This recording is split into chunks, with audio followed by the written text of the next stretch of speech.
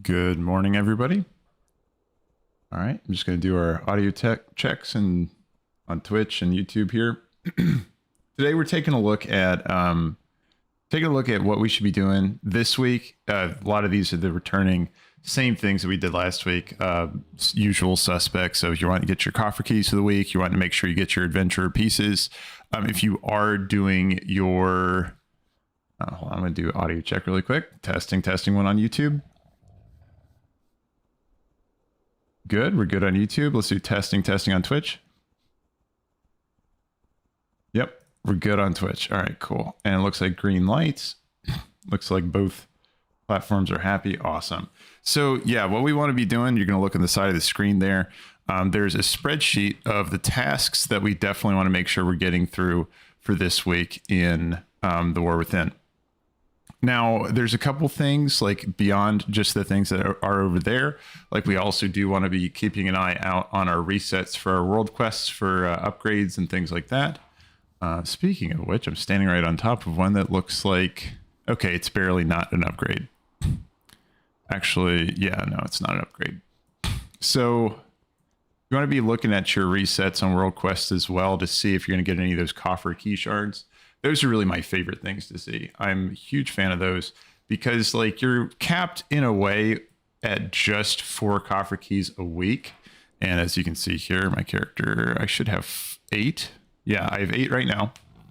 But you can get a little bit more than just those, right? You can get a couple more just by picking up the coffer key shards. If you take a look at over here, I just realized I never went public on Twitch over here. Give me just a second, everybody. Getting things together. Let's go ahead and say,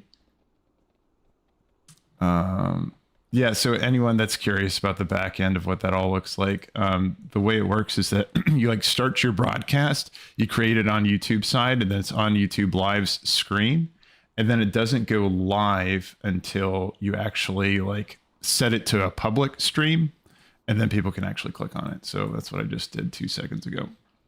It's also just a huge laundry list of things to fill out in there about what the stream's about and like all this kind of stuff. So anyway, so like I was saying, something that we want to be mindful of as we're looking at our world quest is just trying to keep an eye out for these coffer key shards. Those are the only ways to kind of beat that cap.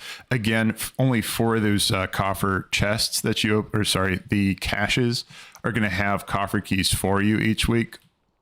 So these are kind of your way of beating that, doing your extra tasks, your extra work to see if you can go ahead and get a little bit more. To be honest with you, I've been really bad about doing these. So the fact that I have 50 of these tells me I have only done 2 world quests that had coffer key shards. And actually, I think I remember both of them. One was in Ashkahet and then one of them was in the Hollowfall. Oh, it looks like there is another one going on right now for anyone that is in the game or tuning in or coming over. You probably want to pick up this one over here, Mineral Buildup. It's going to be over next to the Waterworks Delv. And I'm just going to go ahead and check for other ones first before I head that direction.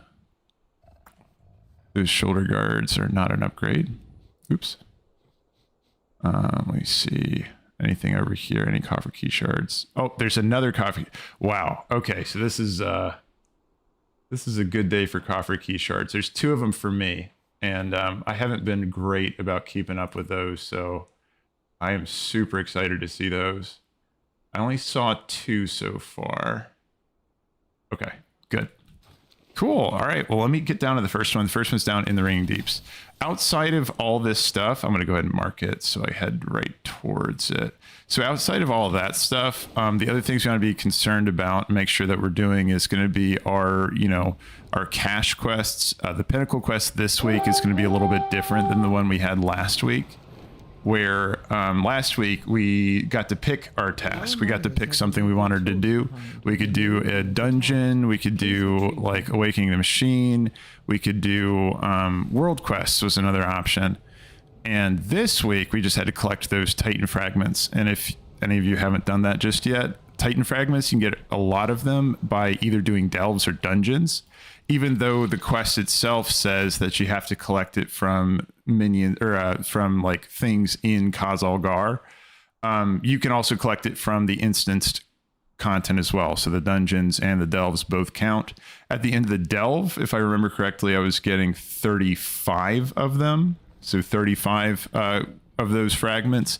And then at the end of the dungeon, no, not at the end of the dungeon. I think it was each dungeon boss. People were saying they were getting like, I can't remember. Was it 40? That sounds too strong. That sounds way too strong, but I thought it was 40 or so. So yeah, just a summary of those. Like, you definitely want to do like the Thespian event, the one that's up in there in Dornegal. You're going to want to go to Nobbles first. Nobbles is like your NPC weekly guy that's inside of the Gundargaz place. So this is like the Ringing Deep's like capital city. You want to go over there first so you can go ahead and collect your weekly reset for... why are the text on these so big?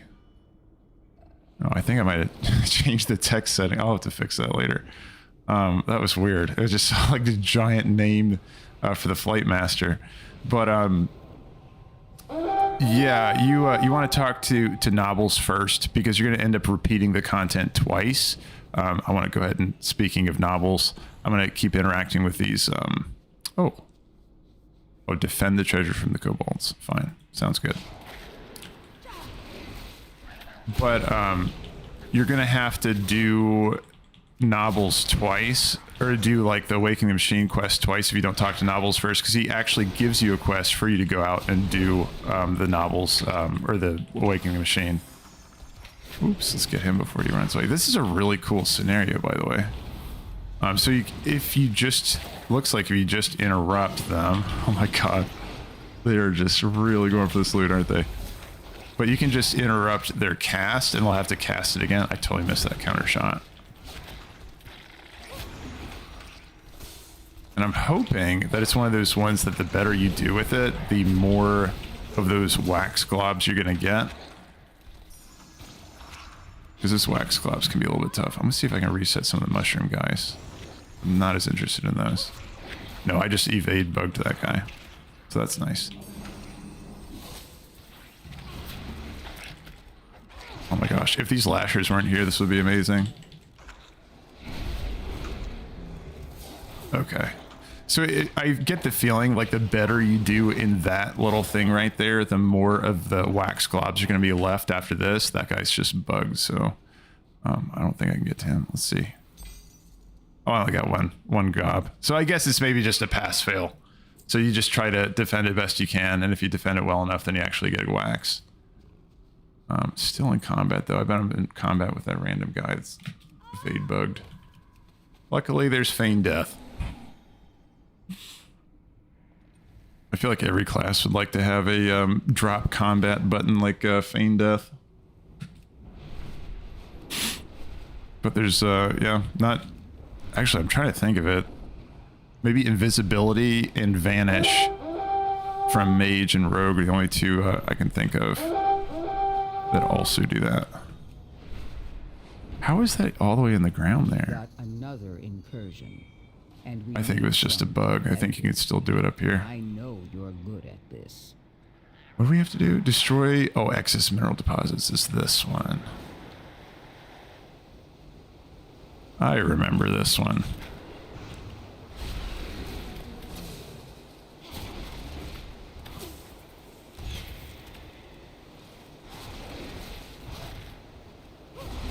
Yeah, this one, it's like as soon as you crack these rocks, like more elementals spawn on you.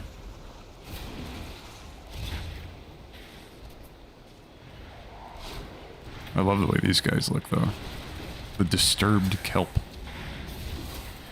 Actually, on a pretty cool news, too, I finally got my Lore Master achievement for Delvs. Anyone that didn't know, you can get your Lore Master right now on Delvs. Just make sure each day you're checking your Delvs and what storylines are available.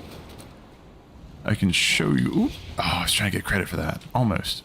But make sure each day you just walk up to the door on your Delvs. If you're trying to get Lore Master, and you need that for Glory of the Delver anyway. If you just walk up and then you just interact with it and check what story's in the top right hand corner. If that's one of the ones you don't have, sorry for hitting the mic, you can just do that really quick and you'll get credit. Each Delve is going to have 3 to 4 stories on it, so probably want to start that sooner than later. This never gives good loot. Let's see if it does. Yeah. God, I already have enough garbage in my bags.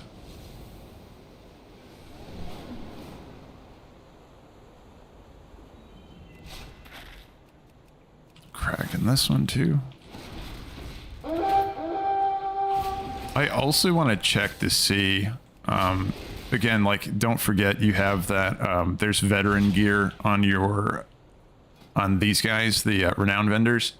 All you got to do is get to, actually, I might have already unlocked, I think level 8 was the veteran piece for Council Dornagal. I'll head up there and grab that. The only issue you're going to run into is that they do, I mean, first of all, you have to get that renown level, right? And there's several ways to do that. But also you're going to need a bunch of resonance crystals. Credit. Let me get a credit. Maybe. Wait. Okay. That was a weird hitbox. I was trying to get a kill shot off. But even when I saw it, it's like it was, I needed to go all the way around the pipe for whatever reason. But okay, so if you're trying to get resonance crystals, let's say you're in that situation where you wanted to get that veteran piece, like you just got the renown for it, you would want to just do all of the sky rating missions. Okay, so if you do all of them first completion on a character, you get a bunch of resonance crystals. So I've heard. Actually, I'll probably double check that today. I'll do that myself because I'm going to need a bunch of resonance crystals for buying if I wanted to get that piece of veteran gear that I just unlocked. Kelpmeyer, I think he's the rare right over here, yeah.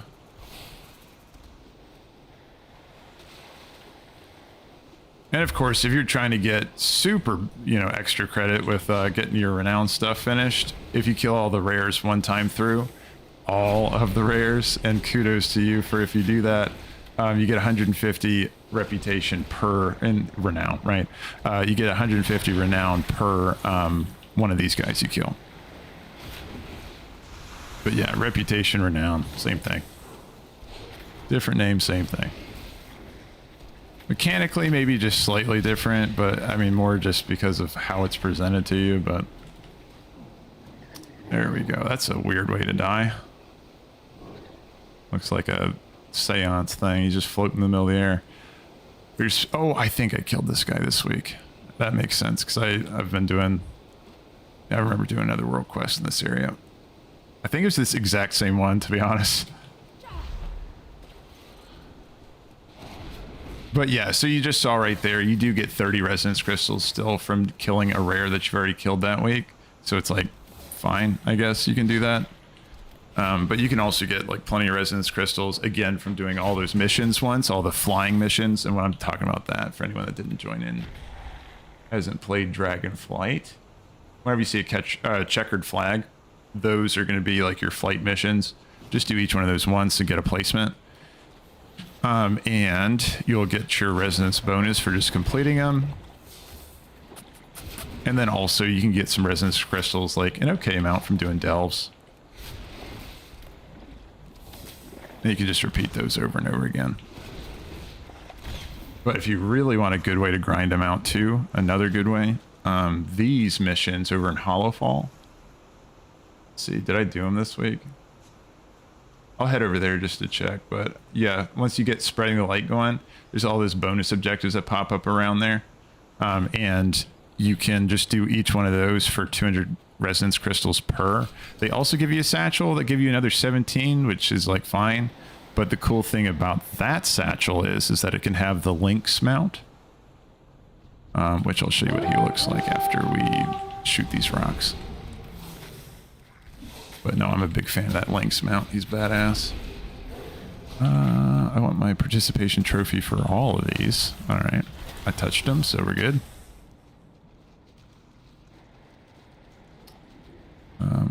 Also, don't forget to, oh my gosh, there's so many things to do each week. Picking your flowers or mining your ore, all that kind of stuff. You want to make sure you're doing your gathering for the week to try to get your epic knowledge point. And what I mean by that is like when you're mining or when ever you're gathering, whatever it is. This includes also, oh, am I going to reach it? I didn't reach it. Let me see if I can get this one. maybe? Yeah. That also includes enchanting too, believe it or not. And I got to do this on my enchanter this week. I totally forgot about that. But while you're disenchanting things, you're actually going to find blue and also epics. And the way it works, just for anyone that's like new to like gathering professions and trying to get your knowledge points for the week on those, is that each time you mine a node, or let's say do your gathering thing for just at any time, right? You're going to have a chance of finding blue items that are going to increase your knowledge by X amount. For like, it could be like 3. It just depends on your profession. They get different amounts for each. And then eventually you're going to get a purple one to drop, which is going to have more for you, more knowledge points. And once you get that purple one, you know you've hit the max. You've hit as many knowledge points as you can get from just doing your gathering profession for that week. That's a really important one just to keep up with. Because again, it resets weekly, on top of the fact that you do want to do your quests as well. Hey, Bamson, you said, did you train? Let's see, did you train the matching links rare for your mount? No, Bamson, I haven't gotten the mount just yet, but I want to know about the what's the links you can train to. That sounds badass. Is it also in Hollowfall, kind of like around the same area? I think I just finished this one. I'll go ahead and scoop up the gathering node over here too. See if I can start getting those. I don't think I've gotten a single one of my knowledge points so far, so I got to do a lot of flower picking today. Southwest corner of the zone. Oh shit, Bamson, I'm gonna have to do that. Southwest corner of Hollowfall, right? So actually, I'll be over there anyway, because I got to do that next. I have another coffer key shard quest. And yeah, just a reminder to anyone that's like maybe playing right now looking for coffer key shards. There's one in Ringing Deeps. There's also one in Hollowfall right now, so you might want to go grab that. And then you said Hollowfall. Yes, I'm trying to get a second one for a 3 set. That'd be badass, dude. So you're talking about like two pets side by side along with the mount that you're riding as well. That would be great. Yeah, very nice. I like that. I saw people did that with oh shoot, what's the oh, that was an imperfect nullstone? Hell yes. Eventually, like if you spec like I'm speccing, you're gonna start, instead of like when you do find an imperfect nullstone, it's just gonna be a nullstone, right? So that's it's nice to find those, but I'm excited about just finding nullstones straight, because you won't have to you know, find 5 of them. Oh, it's still chucking out dynamite over there. But what I was saying, Bamson, is that I remember seeing people in the Hunters, you know, True Shot Lodge Discord, they were posting where they had, what was the rare that has like the seat on it, has a throne, and it's like a raptor?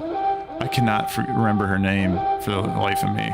It's like Treylock or something. But yeah, they had 2 of them tamed, and then they also had the mount associated with it as well. Just that looks pretty cool as well. I just think, yeah, matching your mount to your pets is a badass thing to do, I think. Where was it? Oh, I was going to Hollowfall, that's right.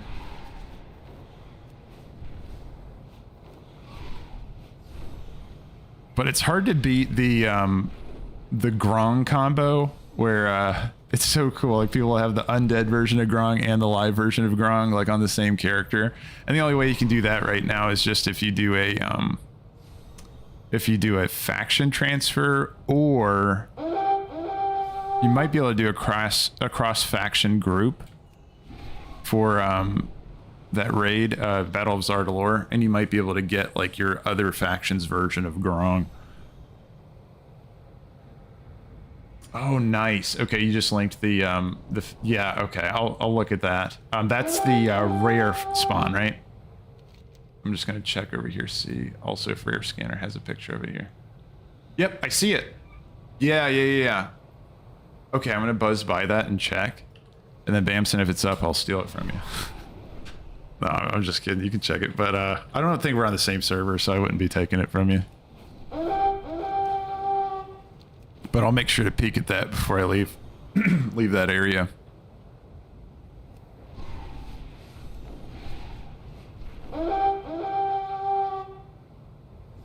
So right now, oh, there we go. Yeah, so I couldn't actually see the bonus objectives until we're in the zone, like the same zone. And I also noticed they changed the lamplighter supply satchel from a epic to a green, which I'm super glad they did that. I think that makes a lot more sense because you only get 17 resonance crystals in that, so I don't think it's really like worthy of an epic, you know, tag. Where do I have to go for this? What do I have to do for this? This is where I have to like train the lynx, I think. Oh no, I have to. Let's see, where are the orphans? There they are. These little mini games are kind of cool. Have you seen any spooky stuff? Okay, so we gotta find the hidden treasure. Is it in the same spot it was? Okay, this kid is terrible at this game. It's literally in the same spot, right?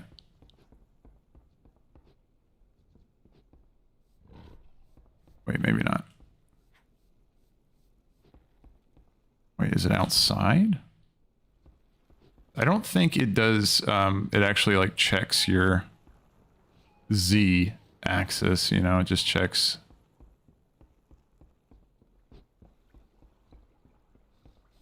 It might be outside. Hold on. It does seem to light. Hold on. Let's see. Let me check one up again. It might be checking your Z axis because, yeah, it's giving me way more now.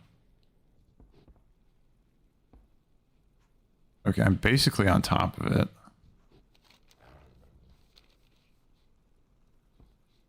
And, okay, I am here. What am I supposed to be finding? Was it a... I think I'm supposed to find, like... It's like hide and seek. Why are monsters mean? Don't want Oh, there we go. into the dark. Know what to do during curfew. Grown-ups say be careful in the dark. Oh, I have no idea. I think there was supposed to be a kid right here, but I don't see it. Like you're supposed to be playing hide and seek or something. I think that mini game might be bugged. But what's nice too is that you just can do any of these. You don't have to do that one specifically. Like you can just jump to a different like mini game.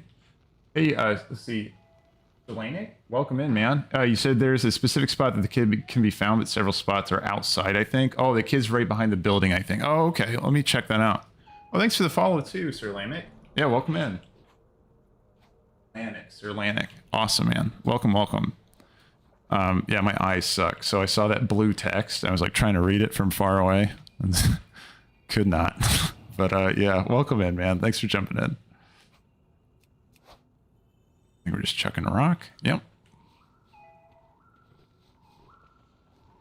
And then I'll check behind, you said behind the building.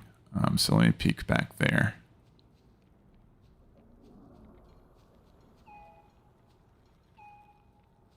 Yeah, so it should be like somewhere around here because I'm like really close to X marks the spot. Yeah, I think mine might be bugged, but that's a good tip, man, that they could just spawn like right behind the building over there. Why are monsters mean? Okay, what's her game she wants?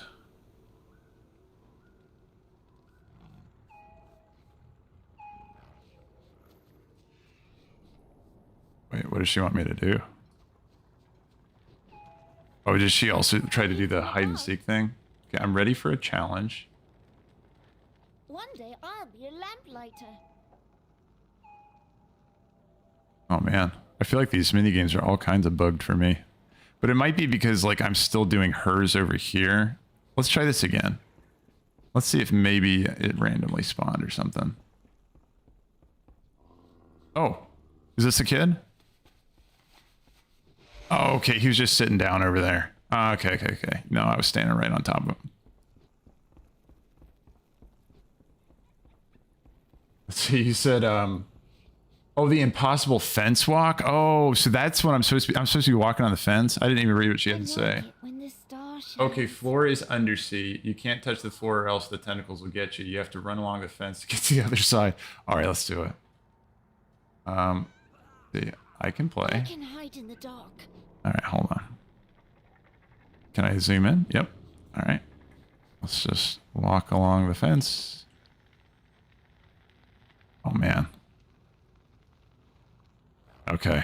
Yeah, that is a bit of a challenge. So you have to start on this side. Do you have to talk to her each time you want to start? Be careful in the dark. Okay, let's see. Let's get right along the wall. Then go like that. Oh, yeah. Okay. Oh, man. Really? Oh, man.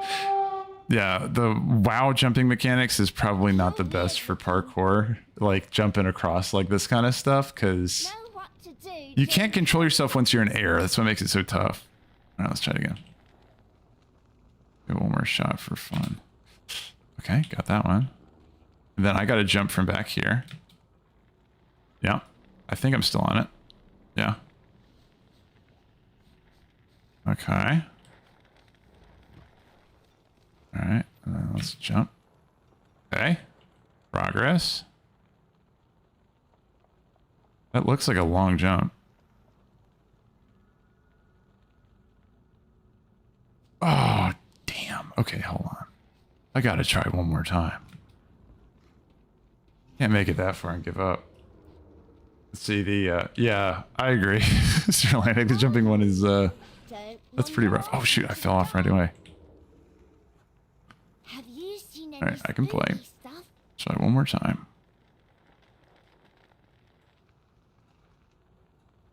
Okay, and then this one, you just gotta jump right before. Okay, just making sure I'm still on. I am. Okay, and then I do think first person mode like helps a lot with this. But yeah, I don't know. I overshot it last time, right? So maybe I'll just do it from... Oh, hell yeah. Okay.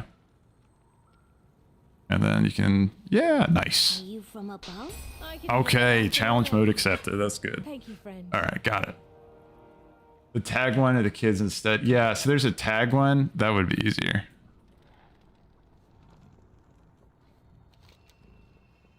Wait, was that for the key shards? I think it was. Easy enough. Now, I'm wondering why I'm seeing these circles right now.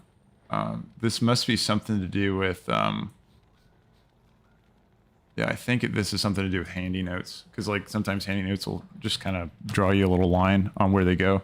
Oh, yeah, like over here. I think this is like a pathing thing. What is this item? Oh, it's the rare. I think it's the rare that swims like this way and around that corner. Again, rare scanner, badass add-on. Love this thing. That's how I was able to see the links over here.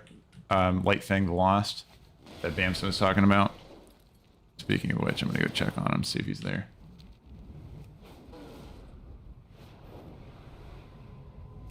Nothing beats the rock throw. You know, just talking about the games that are quickest for them. Just throwing the rock, like one rock at the target and you're done.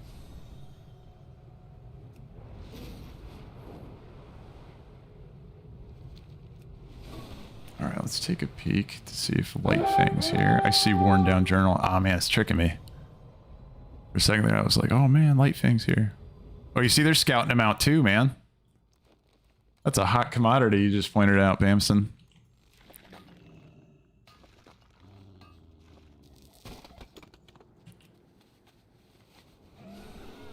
Let's see, and...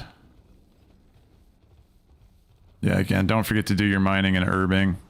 If you're like me, you put it off until now, and now you just have a shit ton of it to do. I have to find all 5 of those rare tokens, well, and the epic one today before reset tomorrow.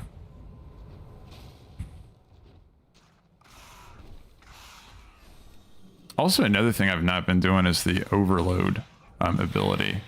Make sure you're doing that too. Oh my god, he's just eating them? Worms are just eating the stag over there.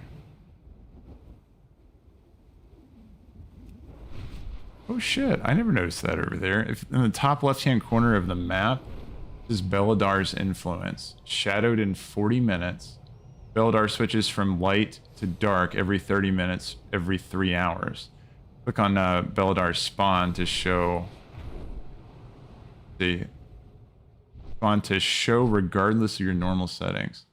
That's really interesting. I never noticed that. Does the mechanics in the zone change when Belladar changes? Or is it just like, you know, night to dark, dark to night? Oh yeah, Bamsy said thieves. Yeah, they're trying to steal your links, man. They're hunting it down for you. Let's see, Daniel. Daniel said good morning. Good morning, Daniel. How are you doing? Oh shit, sorry about that, Daniel. Yeah, that's tough. You said my son caught COVID at school last Friday and Sunday. Yeah, that's tough, man. Yeah, well, that's the thing, that it just starts getting passed around when somebody gets it, you know? It's hard to avoid it at that point once it's in the house. But yeah, Daniel, I hope everyone feels better there soon. Oh, and it passed to you too? I'm just catching up the rest of your messages, so you also got it as well.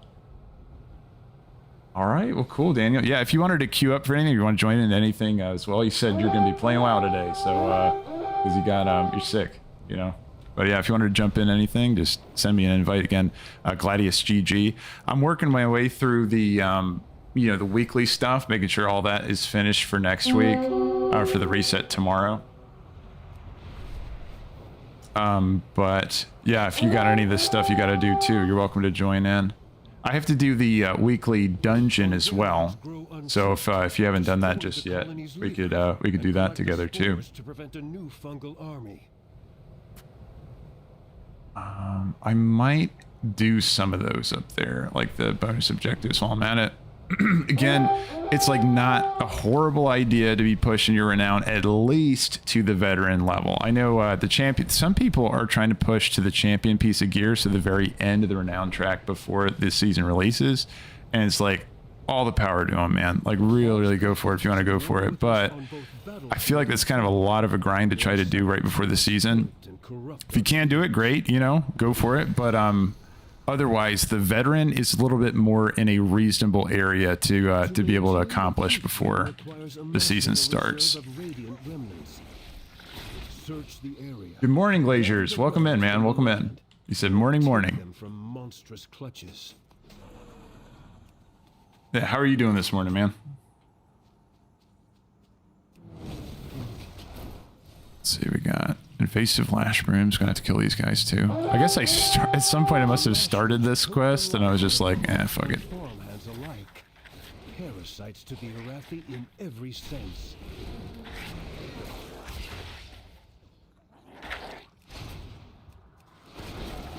Doing pretty good. Early morning renown before work. How are you doing today? I'm doing great, man. I'm doing great. Yeah, I'm gonna do a little bit of renown stuff. Just as it comes and goes. I've been at war with renown, like where I'm just like, nah, I'm just not gonna do it. I'm just not gonna do it. But I don't know. It does sound pretty nice to at least have those veteran pieces equipped. And like, I have not been forcing it, and I'm pretty damn close. You know what I mean? So I'm like, all right, fine. I'll go ahead and finish it off. But yeah, no, I've been trying to push my Earthen Hunter up to max as well, so I've been like away from the War Within stuff for like a hot minute, and it's like, it's just crazy like coming back into all the expansion content after playing like the past few past week. Like I've just been doing more like leveling stuff. So the Glaciers, he said, yeah, I got 8 first week, and then I saw that Carl, welcome in, thanks for subscribing to the YouTube channel there. Welcome in, man. Welcome in. So yeah, I got 8 first week, and then tapered back, and then now 12 in all. Nice, dude. That's awesome. Yeah, no, you're chugging. You're chugging along. Do you have any tips, Glaziers, on like big things you want to do for renown? I mean, I can say from my perspective, these are the things I should do at some point. Like I've avoided like the plague all of my side missions, but it's been strategic. What I'm trying to do is on my Earthen, once he gets up to 70, I'm just going to pump through all of the side missions and get those first time renown completion bonuses for doing side missions. And then, of course, like the big weekly. Oh yeah, there you go, Glaziers. You said, honestly, it's all in the quests. Well, there you go, man. How much, like, if you just had just a complete ballpark, just hip fire, you know, blind shot in the dark, like what percentage would you say is coming from your just like your side quests, versus your resettable stuff. You know, like the weekly. Oh, I gotta kill this guy. I just walked right past this guy. Would you say the bulk of it at least would, okay, so 500 per chain, so I'd say 5 to 8 renown levels from quests. Holy shit, Glaciers. Yeah, that's a nice data point to have. Yeah, thanks for pointing that out. That's crazy. You said DMF helped a lot with the 10% too. DMF. Glaciers, what is... Oh, no, Dark Moon Fair, right? Yeah. Okay. So you're talking about the Wii buff or the top hat. Yeah, no, that's true. It's easy to miss that, you know, when it's up. Just like forget the Dark Moon Fair. That 10% bonus, that really adds up, like big time. For sure. Shoot, what am I supposed to be doing over here? I gotta go do... Oh, this one. This is one I almost had finished. I think I already got one of the satchels. I'm gonna get the satchels, crack them all open, and then hopefully loot the Lynx mount. Yeah, I gotta collect more satchels over here. So yeah, the Wii buff, yeah, and then 5 80s and 2 questing, and then I'll do all the side quests with them. Yeah. No, that's a good tip. Yeah, I mean, anybody else that's in a similar situation that I am, where you've just kind of like put off doing the renowned stuff because like, I just don't really like it.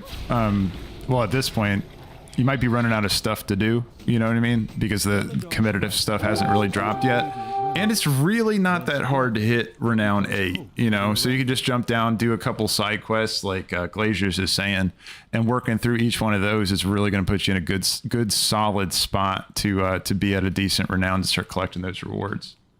But yeah, maybe start with if you're coming back into it, do those side missions. If you're just talking about bang for your buck, if you're trying to maximize min-max, make sure your character's at like the peak shape it could possibly be at with renown.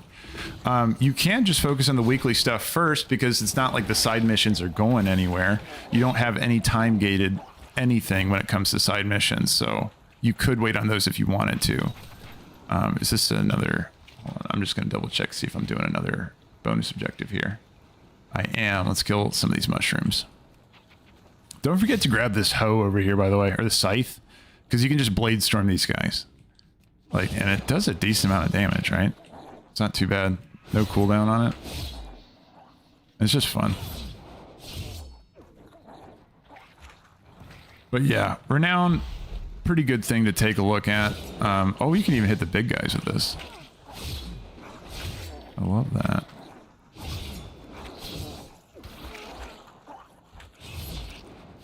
You can do the entire quest this way. That's fantastic. Oh, I can't. Can I not do this? Oh, no. It was on cooldown.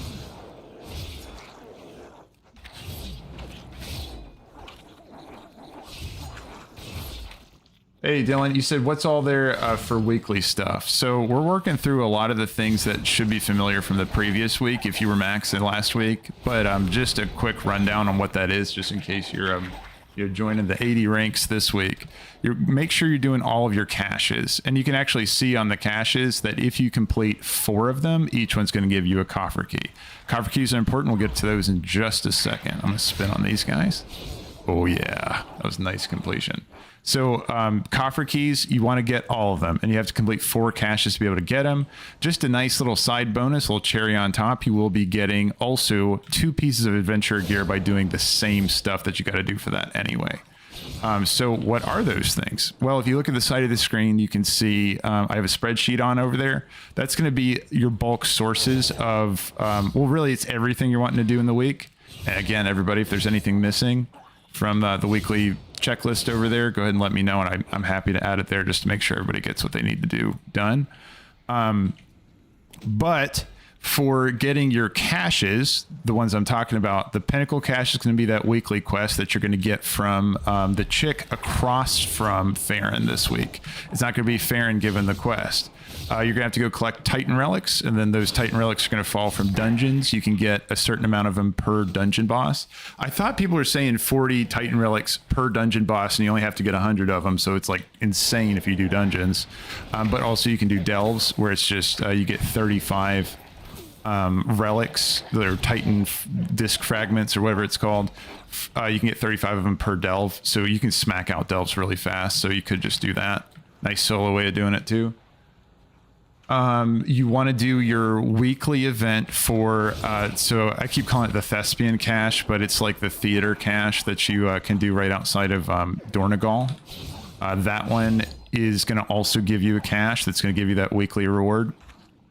And I haven't done any of them this week because I did other stuff instead.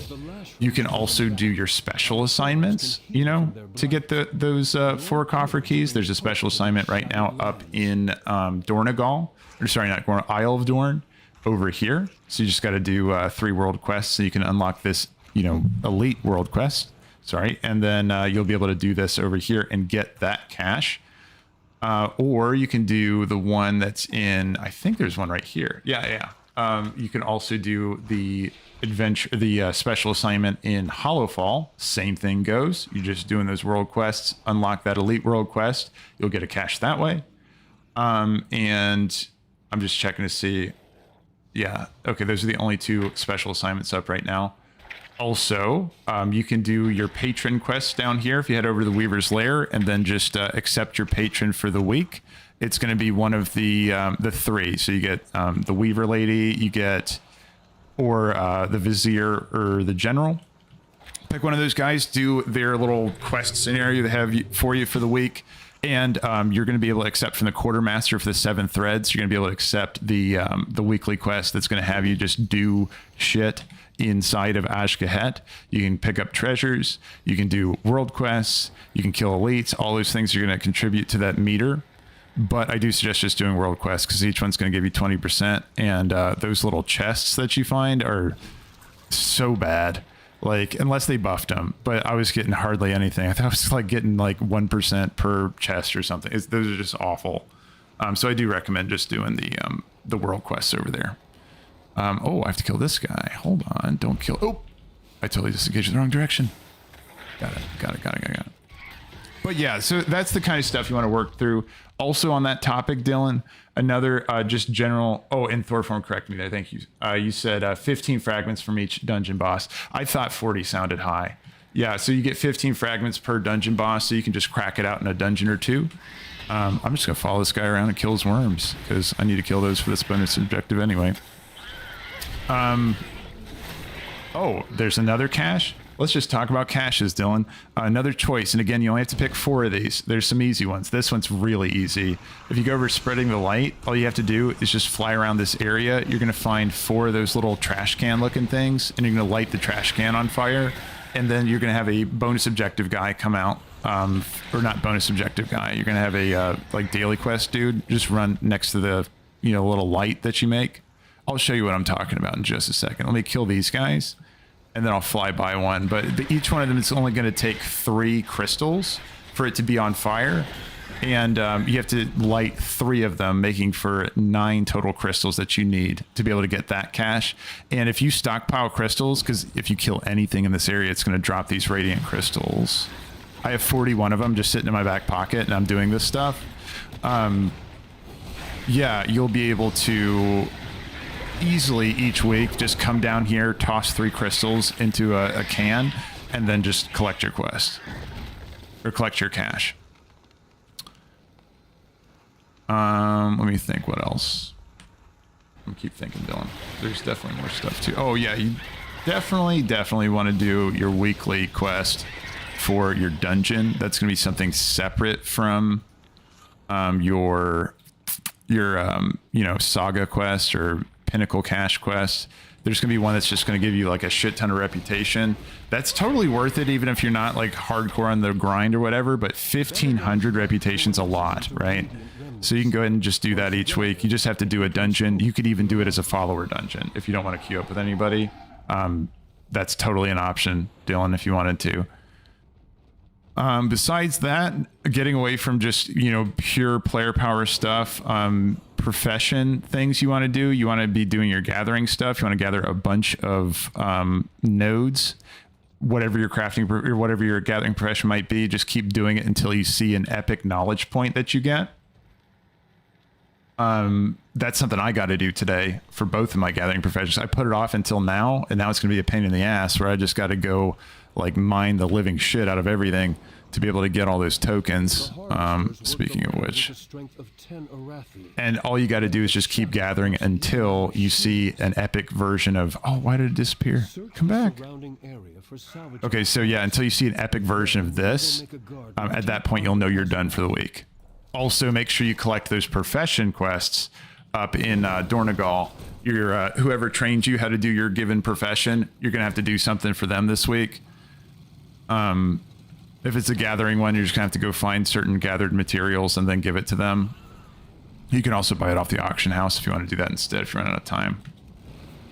Which could happen to me, but I'm gonna try to just gather them because yeah, I don't want to spend gold on stuff I got to give away anyway. So I'm gonna grab this rare. But yeah, Dylan, I think that's the bulk of it.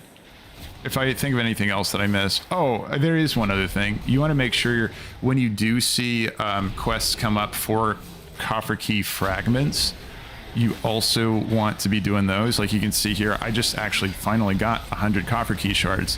If I right click on this, I'm going to go ahead and make a key, a coffer key. And then that's just going to add to my weekly cap or not my weekly cap. It's just going to add to the amount of coffer keys I have, which just reminded me of something else. Talking about coffer keys, this is something all of us need to know. Apparently, and this hasn't happened to me, so this is just me telling you what I've heard from other people, is that there's a hidden cap on how many coffer keys we can hold on our character. It doesn't say it on here, but apparently you can only hold up to 10 of these on your character. So, especially on the reset tomorrow, you need to be aware of this because we're going to get another 4 coffer keys that week from caches. And apparently, if you do your thing, like do the cache and you have 10 coffer keys, you will just not get that coffer key and you can't get it later. So it's just going to consume it basically, and you're going to overcap yourself. So that's something to be aware of because I know I think most of us are just hanging on these coffer keys for once delves finally unlock and we get to do more with them and do higher tiers. Oop, there's a flower. I got to pick it.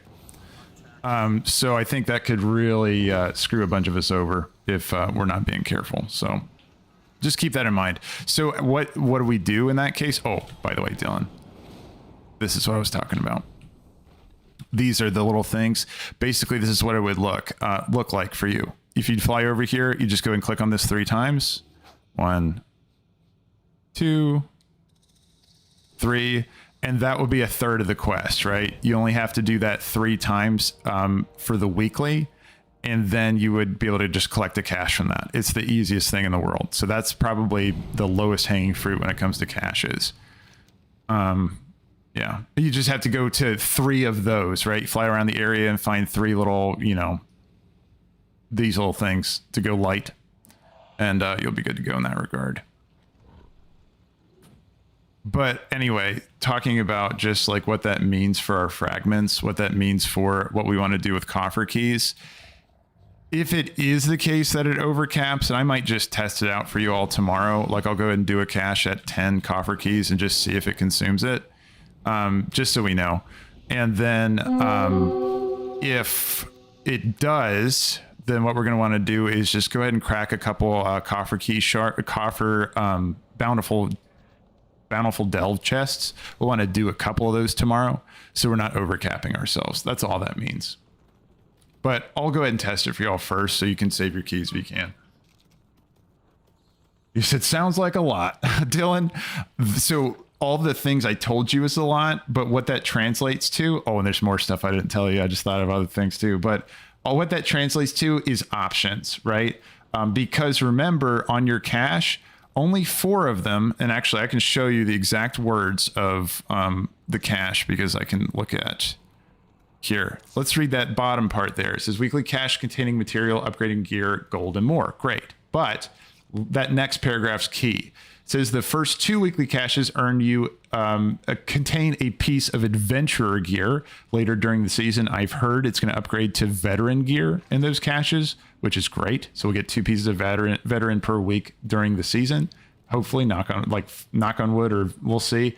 And then the first 4 caches will earn us a restored coffer key. So right there, it defines what we should be doing each week. 4 caches at max. You know what I mean? Anything else beyond that is going to be bonus points, like just the slightest bit. But if you just want to do like 20% effort for 80% of the result kind of thing, just do your 4 caches and you get to pick your adventure on that one. You get to choose like which activities you want to do for it. And you're not really missing out on much. So yeah, Dylan, there's a lot of options for you, but not a lot of requirements, if that makes sense. That's what I'm trying to tell you. Oh, thanks for the follow there. I can't see it because of my nose. Bert, welcome in, man. Thanks for jumping here on Twitch. I really appreciate it. Thanks for joining in. But yeah, Dylan, don't stress about it. You don't have to do all those things. Unless you just are having fun with it, then yeah, go for it. Do all those things. But one more thing I did want to mention to you, you can go over here to Gundargaz. This is another easy, low-hanging fruit option for a cache. If you do Awakening the Machine, you can head over here and talk to Nobbles. He's going to be a little kobold guy that has weeklies for you in Gundargaz. Actually, I do recommend doing him each week. And you can go ahead and talk to him. He's going to give you a quest to go over to do Awakening the Machine. You just have to talk to the speaker guy that's just chilling inside of the town there. Here, hold on. I'll show you what I'm talking about, Dylan. 1 second. Some of this stuff doesn't really make sense until you like actually see it. So I'll go ahead and jump over there and show you really quick. And actually, this is the first thing I do like each weekly reset. I like the event personally. It's a lot of fun. But also, it's pretty quick too. Quick way of getting a cache. Okay, let's go to Gundargaz over here. Okay, so basically, let's say it's a new week, right? And I'm coming over to Gundargaz. I want to make sure I get to do my Awakening the Machine event. There's going to be a stack of boxes over here that I'm going to be able to open once I do my Awakening the Machine event by talking to this guy. This guy is going to put me into this scenario. I have to fight 20 waves of monsters, and then once I get to the 20th wave without him dying, then I get to loot all 4 of these little boxes. And they give like, just like upgrade materials and then renown and also a cache. No, not a cache. Sorry, not a cache from this. The cache before, so don't talk to him first, right? We're going to come here and we're going to go talk to our kobold friend who's over here, because we would just have to do the same thing 2 times if we didn't talk to the kobold friend first. We're going to jump over into this little hovel and we're going to talk to Nobbles. And Nobbles is going to have a weekly quest for us that says, go do the Awakening the Machine. We accept that quest, and we can also do this one. Every day I'm snuffling. It's another like little minor cache we can get each week. And doesn't seem to be on the same level of like the same reward track as like the other 4 caches. I've been getting stuff that like I shouldn't out of those that normally here. I'll do this quest and I'll show you what I'm talking about. But anyway, so we go collect that Awakening the Machine quest, and then we walk back over, and then we'll find that little speaker guy again. He's just over here next to the stairs, just to the left. Talk to him, and he'll shoot you into the scenario. Kill all the bots, don't let them die, and you'll be good to go. Get to wave 20, and you'll be fine. So yeah, that's how that whole thing works. But make sure you talk to Nobbles first. It's a little bit backwards, because I was doing that event over and over again trying to get the cache, and it never dropped. And then I finally realized, I got to talk to Nobbles first. So there you go. Perform, you said, let's see. Oh, okay. You said the other Delv info. I'm just seeing this now. The other Delv info I saw was that the empowered Delvs are once a day. So to get to the higher Delv, we will need Brann to level. We'll need to level Brann a little bit more. So do the ones that are not empowered first. Okay, gotcha. So do non-empowered Delvs first. Level that up because Brann is going to help us get through that empowered Delv. Great, really good tip on that, Thorform. I appreciate it. I said if you do the the empowered are one and done. So it's basically you do it, you fail it, you're done. Like you can't go back and do it again. Don't use the key. You can come back that day and use it. The chest will not be available. I don't understand that part, Thorform. That's the last part I don't get. You said don't use the key. You can't come back that day and use it. The chest will not be available. Are you talking about a bountiful chest on that, Thorform? Just to make sure I'm understanding that correctly.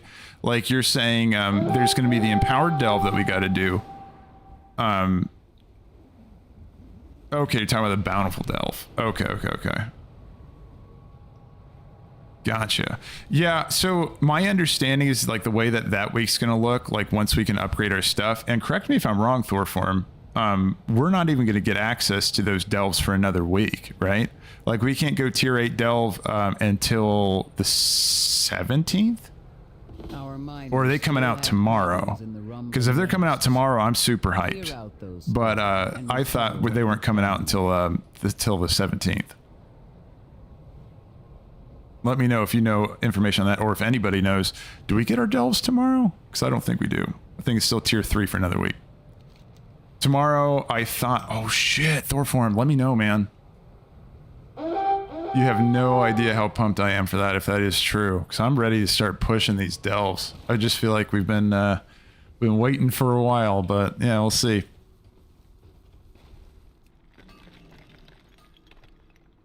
That is so exciting if that's true, though. Let me know if you find out. Let's see. So, I still gotta go ahead and gather a couple of these things. A couple more tokens. Yeah, don't forget your gathering, everybody. That's an easy one to forget because there's no tracker for it. All you got to do is just remember if you saw the epic version of your knowledge points that week or not.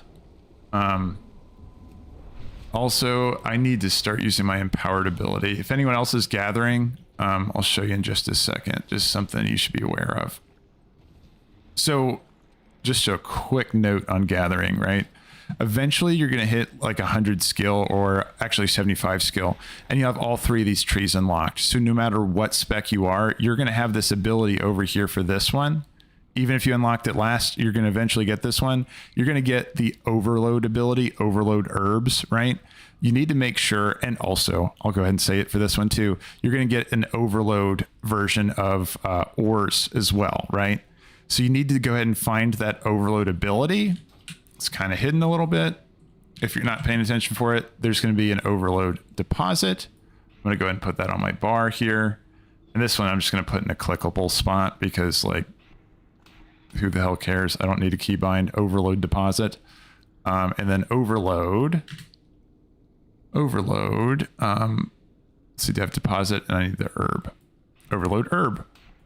These are going to go on a 2-hour cooldown once you use them. And I was going to show you on that one, but never mind. You want to use it on one of the glowy herb or glowy ore nodes. And I'll show you what I'm talking about once we run into another one, but oops. Yeah, like for example, this one, if I look, okay, deposit, it's not going to let me use it on it because it's not an enhanced version. We got to go find one of the enhanced versions. So it's like the easy mine, crystallized, webbed, any of those you can go ahead and empower and you'll get additional resources out of it. Here we go. This one is a crystallized. So if I head on over here and then I go ahead and pump it, I'm going to juice it up by doing empowered herb. You can see I'm going to channel a spell and then it's going to make it into, overload crystallized herb. I'm going to go ahead and mine it. And then you can see I got like the crystalline, extra crystalline there, I guess. I kind of want to compare it against like not having it empowered versus empowered. So let's remember it was 2 and 2. So 2 of the actual Orbinid, and then I got 2 crystalline powder as well. And I'll check to see how much more it is than a normal loot. And so now you see it's on a 12-hour cooldown. Sorry, not 2 hours. 12-hour cooldown. You want to do that every 12 hours when you have it up, and you're just going to get extra materials over time. The lowest level version of it is not like incredible, but if you do end up speccing out your tree, You're good at this. so if you start speccing out your overload tree over here, first of all, you're going to get that cooldown up a lot faster, and then you're also going to make your overload just like a lot stronger too. But it's not the spec I'm going, but that is an option if you're trying to make your overloads just more powerful. Okay, September 10th, Delv's Tiers 4+ unlocked. Awesome, sir. Let's see. Panic? Awesome, man. Thank you for linking that. And then you said, isn't the tracker in your journal, like my herbalism, has an entry for the rows, and it tells me how many I still have to find? Oh, shit. Okay, hold on. I think you're right, Sir Lanik. I'm like vaguely remembering that from Dragonflight now. So it should be in this too. So if we go to our journal, yeah, so yeah, okay, there you go. Awesome. Yeah, good call out there for sure, Sir Lanik. So just like Sir Lanik said there, if you're curious about how many you have left, go to your journal page, scroll all the way down to the end. There's gonna be Appendix 1, Boundless Knowledge, and then you might see the overload thing here too for both, if as long as you've unlocked it. But the Deep Grove Rose, I can see I can collect 4 more samples this week. I don't know what the epic one is called. Should be in the appendix, but I don't see that here. Yeah, I'm just looking. Yeah, I don't see it. But yeah, so you can go over here and then look at the bottom. You'll see you have 4 however many samples you can do this week. It'll say 0 if you've already done all of them. Mining's going to have the same thing, I bet. If I go down to the appendix, erosion polished slate, see, I can find 5 more of those this week. So yeah, I got quite a bit of mining to do, apparently. The rose is the epic one. Got you. Yeah, my understanding is you can only find 1 of the epic ones, and then you can find 5 of the rare ones. That was my understanding with Sir Lanik. And then Bamson, you said it will drop, see the retime, the more you mine it. Oh yeah, it'll drop in time. Gotcha. So it's going to recharge the more, yeah, you're going to see that cooldown decrease the more you're actually mining and stuff. I didn't realize you got that baseline. I thought that was something you had to get from the spec tree, but no, yeah, I think you're totally right. Let me see what it says. Cooldown of this ability is reduced whenever you gather herbs native to Khazalgar. There you go. Exactly what Bamson said there. Great call out, man. Oh, and we got a 2-for-1 special here with a flower and also a node. That's so great. The nice thing too, when you're unlocking your trees, by the way, I highly suggest you, if you're doing gathering for herbing and also mining, unlock mining fundamentals first at level 50, and also botany for herbing at level 50 as well. I'm just going to show you really quick because this is the biggest pain in the ass if you don't have it. So every 25 skill points, you're going to be able to unlock a new tree, right? And if your specialization, if there is a 4th tree over here, you'll be able to unlock all of them by the time you get to 100. But you're going to pick one at level 25. So for me, I picked this one. This is the one I'm saying to pick up second, because what it's going to do is give you 1 vigor or 1 dragon skywriting recharge every time you mine or every time you gather. And that's going to keep it so that you can keep landing, taking off as you're going from node to node. So that's a really just quality of life, like so wonderful, like amazing thing to get. Otherwise it can just be kind of a pain in the ass. I'm going to go ahead and overcharge this one. Now I'm going to use my overcharge for, you know, my mining version, right? Oh, and there we go. I don't think I did this one and the other one. You can click on a portal that should take you to another node. Hell yes. Yeah, I forgot that about empowering that node in particular. It's really cool. It'll shoot you over just to immediately to another. Oh, there's a forgotten treasure. Does anyone know what's in the Forgotten Treasures? I don't think I've cracked one of these open just yet. I see it requires a forgotten key. Yeah, but now I'm curious. I'll make a note that there's a forgotten treasure over here. And it requires a forgotten key. Actually, it might have just told me on my add-on here. Okay, so it's plus 150, the assembly of... Oh, that's just what I get in it. So I'm going to get a rep token and then also a toy out of that. Open a buried treasure nearby to be able to get the key. So what you're seeing there, this is Handy Notes. Handy Notes is fantastic. Yeah, it'll just kind of tell you what you got to do to be able to get like these items.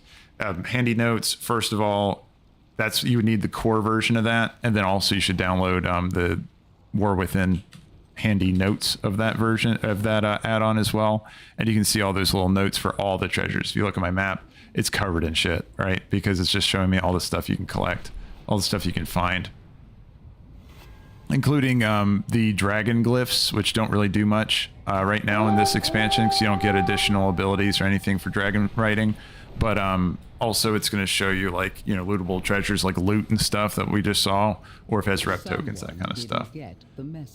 Fig Leaf, you said, I'd recommend getting the Vigor recharge ASAP at 25. You'll probably be level 50 in like 20 to 30 minutes later anyway. That's a good point, Fig Leaf.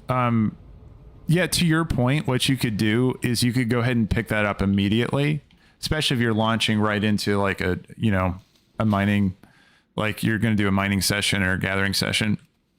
You could get that immediately, and say you were planning on doing a different tree that you want to spec into, you can just save your knowledge points until you reach skill level 50 then, and then go ahead and at that point start allocating your knowledge points in the place you actually want to put them. That's a really good call out, Fig Leaf. I like that. See that guy just leveled by mining there. That's awesome. Let's see. And Thorform, you had a question over here. You said, did you see that YouTube where he leveled the earthen from 10 to 70 in less than 3 hours just by exploring, like we were talking about? Yeah. Did he? So Thorform, I'm curious about that. Did they have a like a path that they found that was like hyper efficient, or was it just a wandering thing? Because when I was just wandering all around the map, like and what really sucked. Okay, so here I'm gonna catch anybody else up that's been leveling in earthen. First of all, like you have that amazing wide-eyed explorer. Oh, thanks for the follow there, Automatize. It's the Atomize 101. Thanks for following. I appreciate it, man. Welcome in here. So they have this explorer buff, right? It's like one of their racial bonuses where they get an extra 200% experience from exploring. So the exploration XP, so which is like wild, right? But you can also stack a bunch of multipliers on top of that. Like, you know, like you can put war mode on, you can pick up your draft of the 10 lands. You can just stack, you know, additional percentages on there.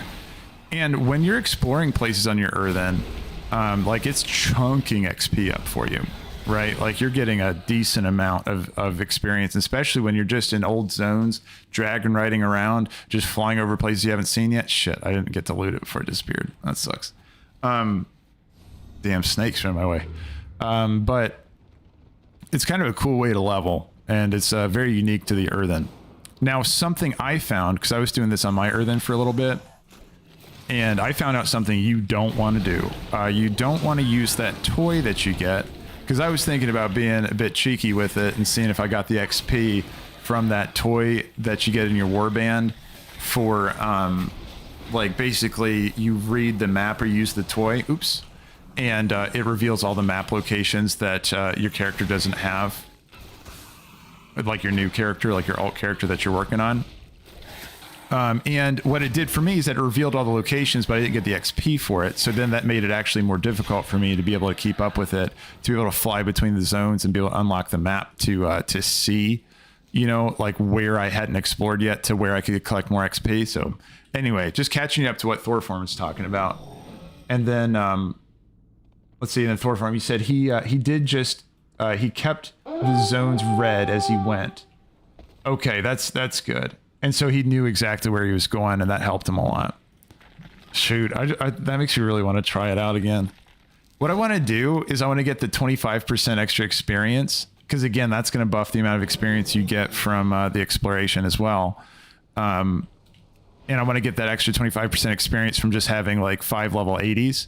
And then I want to go back and make an earthen and just level through exploring. I just think that sounds so chill. That sounds like a lot of fun. Okay, that guy's just evade bugging, which means now I'll be stuck in combat until Feign Death. Yeah, dude, Feign Death is just like such a wonderful spell. Holy shit. If I was playing my warrior or any other class, I'd be stuck standing there for like a good not 5 minutes, but like a good minute or so. Oop.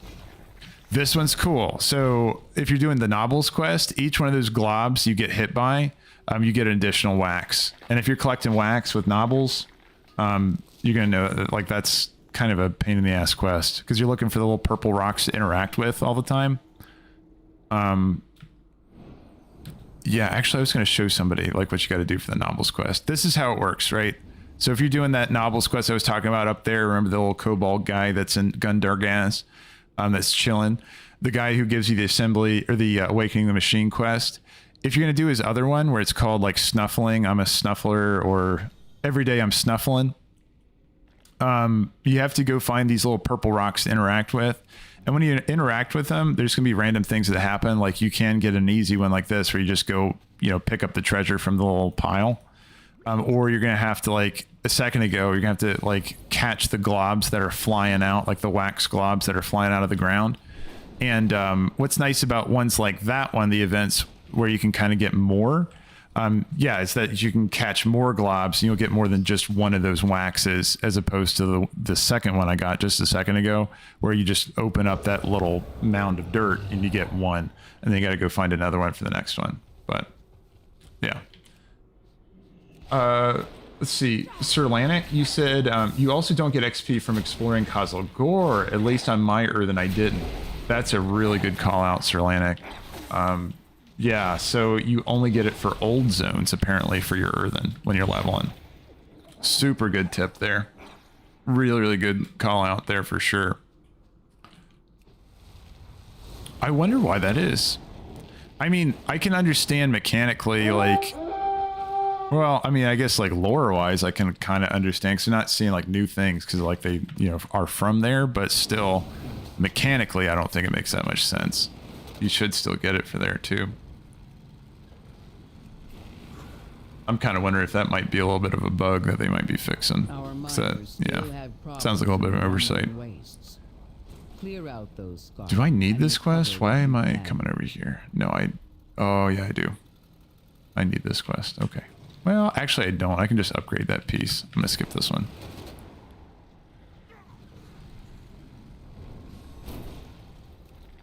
So yeah, I mean, as far as that, like, oh yeah, also too, so we've talked a lot about gathering professions and like what you want to do for gathering professions each week, but there's also, of course, stuff you want to do for your crafting professions, right? So your crafting weeklies, they're going to ask you to do a certain number of crafting orders, which again, you can do patron orders for those. You don't have to do them from players, but just keep in mind the patron orders, sometimes they can be a little bit of a ripoff. I mean, player ones can be too. But yeah, you just want to be really mindful about which ones you're clicking on. Some of them, however, will give you knowledge points, which are a great way, which is wonderful, right? Like, I don't mind being in the red when it comes to a crafting order.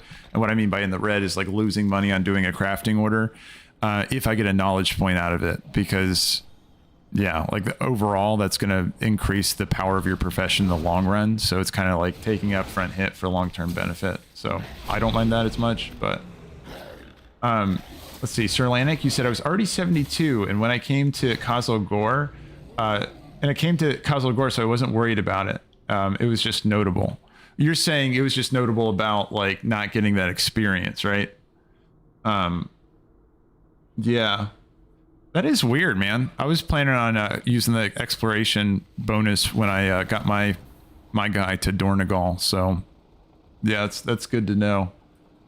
Maybe I'll I'll take advantage of it while I can. Maybe try to reveal the most of the map that I can back in the old world, and then I'll just wait until all that's revealed to come over and start doing side missions and stuff in Dornegal, or in Khazalgar, I should say. Really good call on that. All right, so we're just banging rocks. I'm gonna try to get the rest of these knowledge points, but where are they? I also have to do the dungeon weekly as well. If anyone else is looking to do the dungeon weekly, you're welcome to jump in here. More than welcome.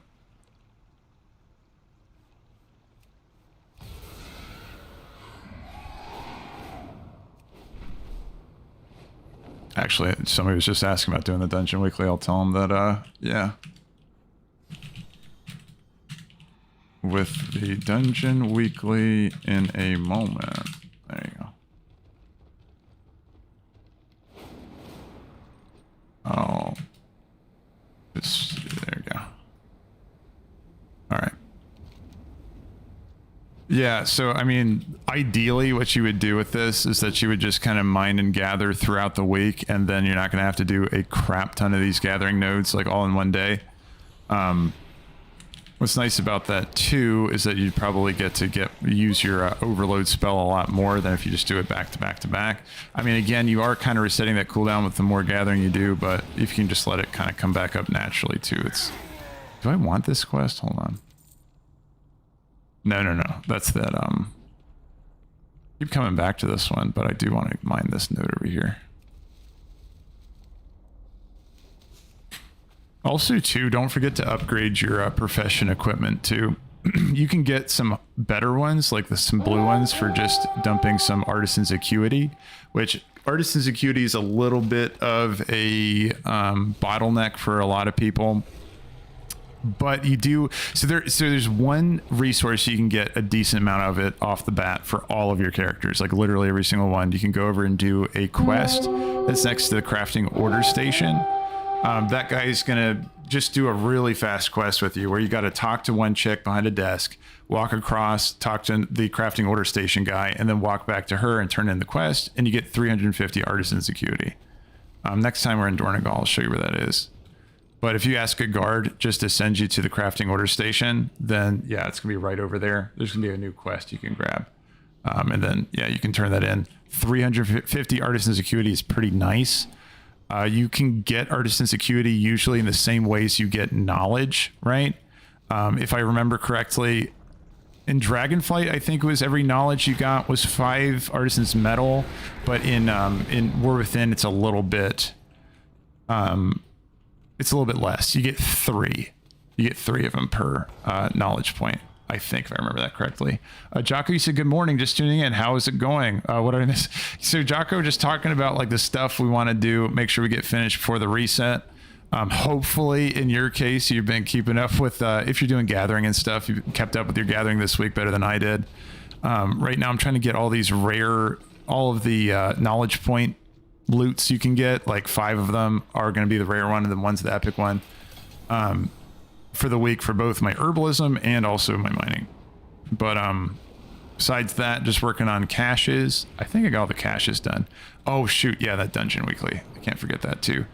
Dungeon weekly is like amazing. Like 1500x renown is like pretty badass. And we don't have the... I was just thinking, we don't have the Dark Moon Fair anymore, I don't think. So I can't get that bonus from the Wii buff, right? Yeah, that ended on Saturday.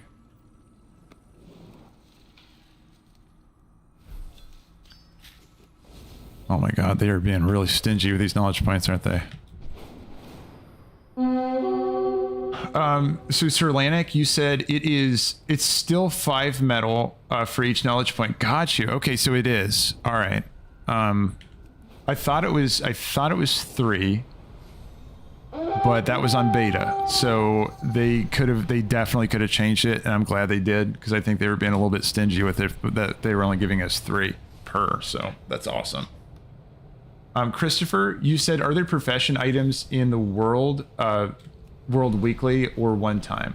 Oh, okay, the profession, I know what you're talking about, the profession treasures. The profession treasures are going to be a one-time bonus. So yeah, anyone else that's wondering about like what Christopher's talking about, and great call out there, Christopher. The treasures are going to be things that we find out in the world. They're just going to be randomly strewn around. Like you'll be talking to an NPC and you'll see like a hedge trimmers just like chilling like right next to the NPC sitting on the countertop. You can interact with those, pick them up, and they turn into like little lootable thing, like little knowledge point usable things. Speaking of which, let me see if I can. Yeah, I'm going to use some of these. They'll just turn into one of these little tokens kind of thing. You right click on them and then you'll be able to consume it. And then, oh, here we go. Actually, there's another thing we can do here. Notice, I'm going to put this dream petal over here. Here's my artisan's acuity. And you can see that totally Sir Lanix, right? We can see it right here. So when I right click on my Deep Grove petal, notice when I get the knowledge point, I'm going to get another 5 artisan's acuity. Okay, so it's the same amount we were getting back in Dragonflight. So that's pretty badass. Each time you get a knowledge point, you are going to get 5 artisan's acuity. That's just kind of the relationship there. It just pops into your inventory. And then you can use this stuff to be able to make some better tools for you. And actually, I'll go through that with you guys next time I'm in Dornigal. Just because it's a little bit confusing at first for anybody that's new to like crafting order station and all that kind of stuff. It's kind of a pain in the butt, but I'll walk you through it really quick. It's not too bad. It's like a reverse auction house. That's the way I think about it. All right, let's see. Let's crack this one open. Yeah, no worries, Christopher. I just want to make sure I fully answer your question. I'm checking it again. He said, are the items? Oh, yeah. Those are just the one-time ones. Christopher, actually, while we're at it, let's talk about a couple other... Oh, my God. I almost blew up there. This is a pain in the ass. Anyone that's not mining, the way this one works is that you're trying to mine this thing, and it's just going to toss, like, dynamite down. And so, like, I'm in that hitbox. I got to scoot over and start my mine over again. And I just got to hope that it doesn't chuck dynamite right on top of me before I complete that... It's an evil design. Oh my God, it's so annoying. But yeah, Christopher, just a couple other places you can get those knowledge points from. Go down to Ashkahet. In Ashkahet, there are some vendors, and actually I'll find the link on Wowhead in just a second, but you can look it up on Wowhead.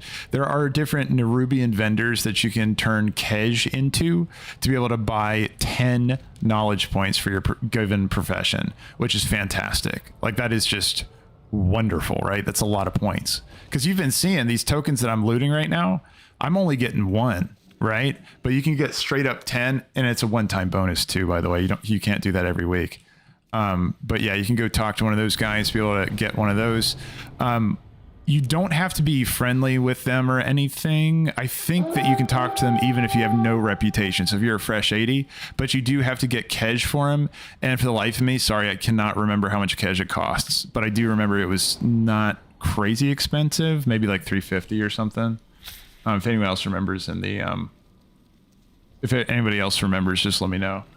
And Christopher, you said stand on top of the node and you should mine it fast. Oh, good tip. Do you really mine it faster if you're on top of the node? That's amazing.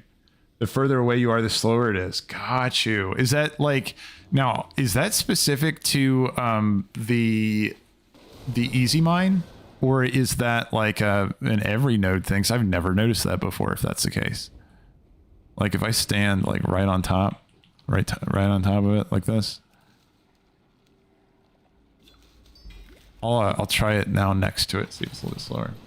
Just the easy mines. Oh, okay. But I haven't noticed the others. Yeah, I've never heard of that before. But the easy mine's new, so that would totally explain it. But that's a great tip, man. Solid tip.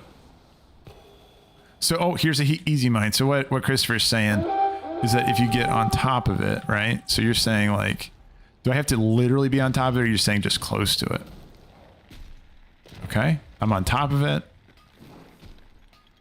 Okay, it's hard to know if that's more or not, but what is really nice is that I don't think I'm in the blast radius, right? I think I'm above where it explodes, so that I can just go ahead and finish, without being interrupted. But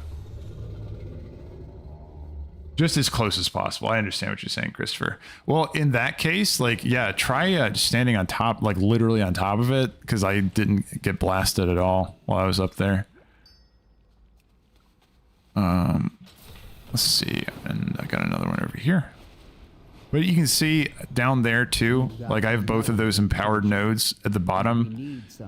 It's already, they're coming up again, like really quick. I've gotten down from 12 to 4 hours already just by mining stuff like back to back to back. So just don't forget to use it. I think that's an easy one to forget about. But yeah, solid call out on that, Christopher.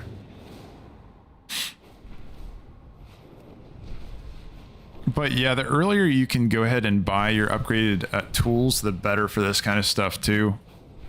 I still have the green ones, I think. Hold on. What do I have for my professions? You can go to your journal to be able to see it. And, oh my god. Oof. Okay, I'm still using the dragonflight ones.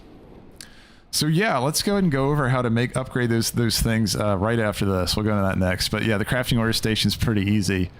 All you got to do is just fill out an order form for like the item you're looking for. And for example, the Artisan's Acuity is a required reagent that you have to attach to your crafting order. Some of them you can like have the, if you wanted to, you could give a better commission and then just have the profession player provide the materials.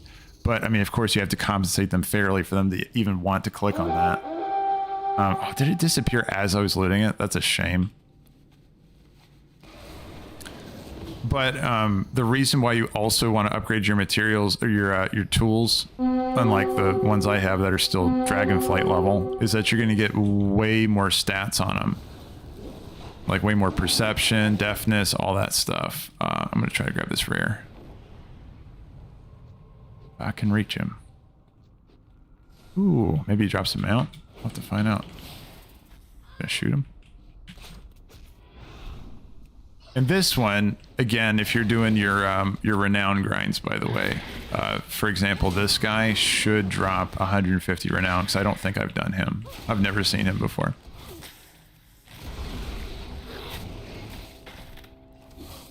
But he is tanky as all hell, apparently. I know sometimes they'll come through and do a pass on rares and like just make them have more health. This guy seems to hit really hard too. Oh my god, he just murdered my Kodo. Yeah, this guy's a beast. But sometimes they'll come through and buff rares a bit, especially health, just to make sure other people can get there in time before he goes down. Not saying that they did this in this case, but this guy feels just like meaty.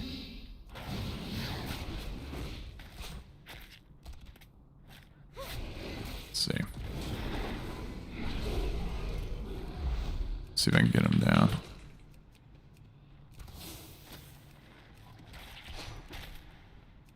Man, this reminds. So I found when I was leveling my earthen. Did my pet really die again? Jeez, old Pete. I'm getting ripped apart by this guy. Feign death. I was fighting Pound Fist, like the rare in Draenor. Oh my god, I'm just watching my Cleftup just get eviscerated. And the fight took so fucking long because of wonky scaling and stuff. I don't know if I can... I'm just going to keep resummoning over and over and over again. And as long as I'm using my healing cooldown, just to keep my health up. Because I'm going to take one punch to the face every time. Oh, there we go. We got somebody else doing this guy too, I think. That's going to help. Yeah, I haven't really had troubles with rares at all until this guy. This guy's a nut. I mean, my gear's not amazing. Like, I've been leveling my earthen instead of gearing out. But we got the season coming up, so there's going to be a lot of options. Especially now that Thorform mentioned in the chat there, apparently we're going to be getting Delvs tomorrow, which is so fucking exciting. I am pumped as hell for that. So actually talking about Delv specifically, strategy on that, like Thorform touched on it a little bit earlier in chat over there on Twitch. We probably want to not die to this rare. Oh my god. Feign death? Can he tank for a second? Yeah, let me summon my pet. Hold on, dude. Just kite. Don't reset him, though. Just don't reset him, dude. So I'm glad I'm not the only one that's having trouble with this guy. Like, that rogue was just getting slapped. Okay. On the Delv front, though, we don't want to use our charges of the empowered Delvs. Like, they're going to appear like world quests almost. You know what I mean? Like, you're going to see, hover over it, like your bountiful Delvs. You're going to see that they're empowered. I haven't seen those just yet because they haven't been in the game just yet, so we'll have to see how that mechanic works. But Thorform is talking about it, that we don't want to go into those first, right? We want to level up to tier 8 using the other Delvs, and there you go. That's what I was talking about, by the way, 150 reputation. We want to level up to tier 8 on our other Delvs and our non-empowered Delvs so we can keep that token for later, right? And we want to get to tier 8 before we use any of our...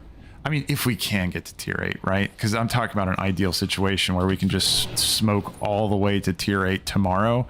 That's not going to happen. But we're going to want to push it as far as we can until, like, our character hits a wall where it's like we're not strong enough to go farther. And then ideally we would start cracking our bountiful chests at that point to be able to get stronger gear for our character to be able to handle some of those, you know, higher level delves. But yeah, so like that's going to be kind of like our one thing we want to keep in mind is that we don't want to go into the empowered delve first. We do want to do that before the day expires or however often those empowered delves are going to come up. Crack this guy open. Shoot. Wow, that high mountain guy, like he just like mined that so fast. Perfect. Oof. I'm gonna have to sell stuff in my bags. I cannot stand all the junk in here right now. There we go. So much better. And actually, on that note, too, I want to figure out a good, efficient route for leveling those delves, too. Because if we wanted to try to push as high as we can, again, remember, the same thing that happened when we leveled up to tier 3, we can level up all of our delves at the same time by just completing the higher level delve, any delve.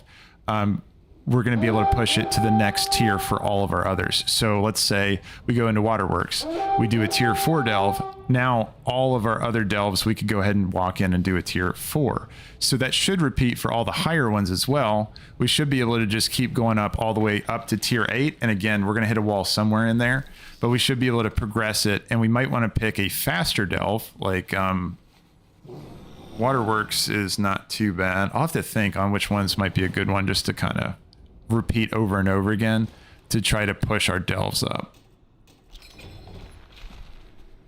But yeah, I'm just like thinking my way back through it. Yeah, any of the water ones might not be too bad, but because like you got the bubble and the speed bursts, and I might do a couple delves actually just to experiment with them, see which ones might be faster. Thorform said I was going to run my alts to get the delves and Brann leveled up, and then once I'm comfortable, bust out into the mains. Yeah, that's another thing you mentioned too, Thorform. That's a good tip. That's a really good tip. Use your alts for sure. But also, yeah, you mentioned about Brann earlier when you're talking about before we do the empowered delve. That's going to make the delve a lot easier, is if we walk in there with a stronger Brann. And remember, everybody, our Branns have been stuck at level 15 for a while. And so at the very least, if we wanted to just bust out like a quick little burst of Brann experience before we head into that delve, there's two things we got to keep in mind. First of all, we have our daily reset on our companion XP, and that's going to be the epic level of companion XP that we get from doing our first level delve, our first delve of any level. It's going to give us that XP, right? That purple level. Here, I'm going to show you what I'm talking about. I'm going to stand in front of a delve just for a second. It's just way easier to see it than just hear me describe it. But if you're looking at the door, you're going to see exactly how much experience you're going to get. Like this here. So, like, let's look at this. When you walk into the delve, there are actually two things. I remember I was talking about this earlier. This is going to be your storyline, right? So we know this is the story that we have for today, Captured Engineers. So if you're wanting to work towards your Glory of the Delver, which is something we're going to start really pushing tomorrow, We actually could do a little bit of head start on this, but I'll show you. So if you look at your Glory of the Delver, we do have Lore Master as one of those things. And so if we go into Lore Master, we can see that if we click on any one of these, like let's just talk Fungal Folly, or I should have picked this one. What's this one called? Waterworks. Hold on, where's Waterworks? Let's go back Glory of the Delver. Let's go Lore Master. Let's click on Waterworks stories. So you can see Captured Engineers is the one that's up today. We're going to need to get the other two for us to be able to unlock Lore Master. So these are going to reset daily. Okay, so every day when your dailies reset, you're also going to get a reset on the storyline that's available. So if you right click on it again, storyline's right there up in the right hand corner. You can start shopping around to see which one that you haven't done yet and make sure you do it before the day expires. There's no way to see it, at least as far as I know, to see it before you walk up to the door. I'm sure there's some website out there that's tracking it. I just don't know what it is. But for now, you got to walk all the way to the Delv gate to be able to see even what it is for the day. Every day at 11. Every day EST it's going to reset for there. Normal reset times. Okay, next, like we can see, this is a Bountiful Coffer. We know this is a Bountiful Delv. And again, we can see Bountiful Delves actually through our mini map. We can see the little fire on the door. Let me move away so you can actually see what the hell I'm talking about. So you can see fire on the door. Fire means it's bountiful. That means there's good stuff on the inside of that Delv. And you will need a coffer key to be able to open up that Bountiful Coffer at the end. And right now you can see the item level is 571, which is pretty meh. That's not really great. And oh, it actually shows you the adventurer track too. That's cool. We want to wait to use our keys. Again, we're almost there, guys. Just hold those keys at least until tomorrow and push your delves to the point where you're struggling. And then only once you're struggling, then just start cracking these chests. Crack the chests, get upgrades, and then you'll be able to push into the higher delves as well. So yeah, great. Now let's get to the part that I was talking about before. This is your guaranteed, by the way, this is your guaranteed loot. It's just going to be like basically the basic loot you're going to get. It's 554. It's going to be a lower item level always than the Bountiful Coffer. And it will go up as we increase tiers as well. So we'll be getting upgrades through that tomorrow as well. So this is the important part. So we're talking about Brann. We want Brann to be stronger. We want Brann to be able, because he's a huge part of our power gain when it comes to delves. He just is amazing, right? So what we want to do is we want to level up Brann, and each day we're going to have our first companion experience. That's this reward right here, is going to be the epic quality for the very first delve. And then every delve after that, it's either going to be a blue quality or it's going to be a green quality. Now, what determines if it's a blue or green is going to be simply if it is a empowered delve or if it is just a regular delve. So if I'm doing like the fire door ones, then this is going to turn into a blue experience after I finish it for the first time. And then if I go to any of the other delves, so like this one over here, if I walked over there, let's say in this scenario, I had already completed my delve of the day and I walked over to this one, the Dread Pit is going to reward me a green experience. So what does that mean? We want to make sure that if we're trying to power level Brann up, we're going to want to repeatedly just do our bountiful delves, even if we're not opening that chest afterwards, because we're still going to get that blue quality experience. And again, I always like to show it instead of just talking about it. Let's go ahead and do this delve really quick, and then I'll show you exactly what I'm talking about. And again, we're not going to see real values on this until our brands aren't like literally hamstrung. Like this brand, like I can only take them to 15. I'm stuck at 0-15. Anybody else that's leveling their brands can notice the same thing. He's not going to be able to be leveled up until hopefully tomorrow. It should be tomorrow, but we'll find out. We'll find out tomorrow, I guess. But let's go ahead and move through this really quick and I'll show you what I'm talking about with that XP. Again, like as far as like the values go, like I can't make a spreadsheet for you on how much experience we're going to get from Brann for each one of the different tiers until of course like Brann's not capped anymore. And also just remember guys to move back into picking up those mislaid curiosities after tomorrow as well. They're going to be super valuable. That's going to be a tremendous way to level up Brann as well. Because you can crack open one of those mislaid curiosities and it could just be an epic level Brann experience. Like that's amazing. So yeah, let's push this. I'll show you how the rewards change after your first, reset, your first like delve you do for the day.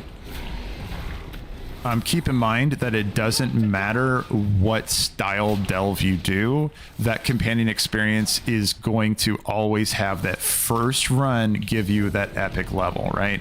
And then afterwards, it's either going to change to blue or green, so like rare or common, depending on like the rules I was talking about just a second ago. But again, I'm going to show you visually in just a second, because I know some people, I'm that way too. It's like way easier to like see it, like just hearing the words, like it's kind of hard sometimes to connect the dots, but visually seeing it in front of you can be really helpful. So I'm going to do that.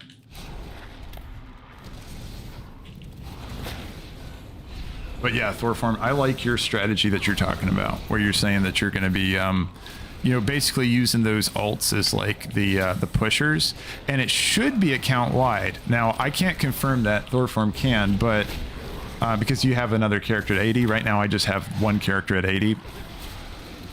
Anybody else, just confirm this in chat, but I suspect that you unlock tier 3 delves on one character, you unlock tier 3 delves on every character. So if I, like on my Earthen, once I get up to level 80, I should be able to just walk into my first delve and just be able to do tier 3. Bamson says yes. Thorform says it is. What? Holy shit, Thorform, you've been hard at work, dude. Damn. You said I have 7 80s now. That's badass, dude. That's awesome. And Sir Landon said, Sir Landon, you said, I was doing 3 delves on my 72 druid today. Cool. Did you find, I'm really curious about that, Sir Landon. Was that decent XP? Was that pretty good XP on your 72 druid as you were doing delves repeatedly back to back? I mean, at the very least, you're leveling your Brann for that character. Okay, another question for the guys with extra characters in the chat. Is Brann XP also shared between characters?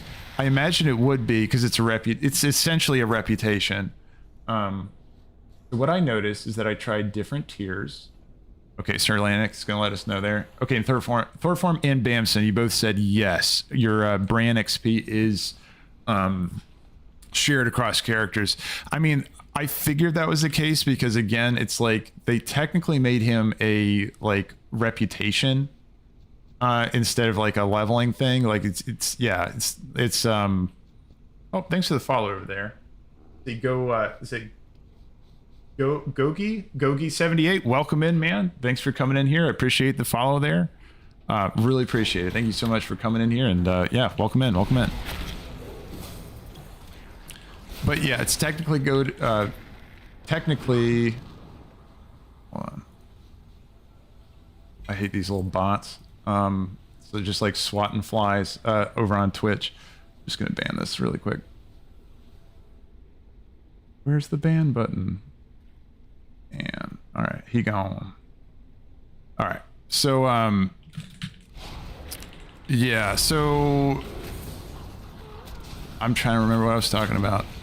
Yeah, no, we were talking about like the fact that he's coded as a reputation. I figured it was probably shared because I think like most all reputations at this point, or all the reputations at least moving forward, are going to be warbound. So all of our characters are going to benefit from it when we do anything on our characters, or get to a higher reputation on our characters, all that kind of stuff. I want to make sure I'm not leaving any of these little dudes behind. I think I'm supposed to, yeah, capture worker. Bloop. Oh yeah, another tip. I just thought of this yesterday, and now that we're moving into more difficult stuff tomorrow, like let's just talk about random strategies and random things we can do to help us in delves. I think that that's going to be beneficial. Let me kill this guy who's just a tanky dude. So you can take the strategy of making like a certain spot into like a little arena for you. Because remember, the way this mechanic works, just to catch anybody up that hasn't really done a whole lot with delves, you have this air totem. It's put in that ring around you, and that ring gets smaller the more you move. You can see I have 71 stacks up there. I'm going to wiggle. And you see, now that number's going down. I'm down to 63 now. But if we wanted to move around, and like as a BM hunter, I love to just jump around randomly while I'm fighting. I can do that if I go ahead and drop, and you can make a macro if you wanted. I can go ahead and drop my totem, and now I can waddle around as much as I want. This thing does not despawn. It stays there for as long as it just sits, right? So you can go ahead and use that as a strategy on boss fights. If you got to evade a bunch of mechanics, it's going to cause you to move. If you don't want to use up your charges, drop that thing on the ground and then just waddle your way all the way around your ring. And the higher level you drop it at, the more of a little arena you're going to make for yourself. And then if you got to move a good distance, there's no like cast time to it. You can pop that on really fast and then move it over here, dodge a mechanic, and then go back to just peppering the guy, and you'll be good to go. Again, right now, tier 3, not really like crazy useful, but we might be able to use that a little bit later once we're pushing higher delves. Just something to keep in mind. But Glacier said, I love this delve, and sorry AFK working. No, I get that, man. You know, you're good, Glacier. No worries. No worries, man. But yeah, no, I like this delve too. It's a lot of fun. You know what it reminds me of is it takes me into the mines of Moria, you know, like I feel like I'm in Lord of the Rings, just like fighting through the mines of Moria. But no, architecture design and just like all that kind of stuff is badass in here. I like the little mechanics of trying to like pick up the totems and the candles to try to maintain that charge until you get to the next place. Gene, thanks for subscribing to the YouTube channel there, man. I really appreciate it. Welcome, welcome. Let's see. Oops. I just lit myself on fire there. No, I guess I did. My disengage actually got me through it. Yeah, before my disengage was not working to get me through on the other side. Jocko, you said I have a disc priest to join and push higher delves. Cool, man. Yeah, that sounds great. That sounds great, Jocko. Let's do it. Yeah, anybody that's curious about that, delves aren't just a solo thing. Like the nice thing is that they can be solo, and that's super cool. I'm just over the moon about Blizzard actually investing in their solo players and giving them some kind of progressive content to do. Like that's fantastic. I'm happy that they're doing that. But you can bring your friends in there too. And that's what makes it great content, is that it is scalable just based on how many people you have. I don't know if any of you had this situation where you have like 2 or 3 dudes to like play WoW with or whatever, and you wish there was just something you could do just as a group, just with them. Well, the great thing about Delvs is that it scales up. It has like flex, where it basically you could go in with 3, you could go with 2, 3, 4, or 5, right? You don't have to have all 5 if you don't have 5 people. So, no, I think it's a really cool little thing. But yeah, all that to say, Jocko, I'm totally down. Sounds great, man. Let's push him tomorrow. Disc Priest would be a perfect setup, I think. Disc Priest and a Hunter pushing through these.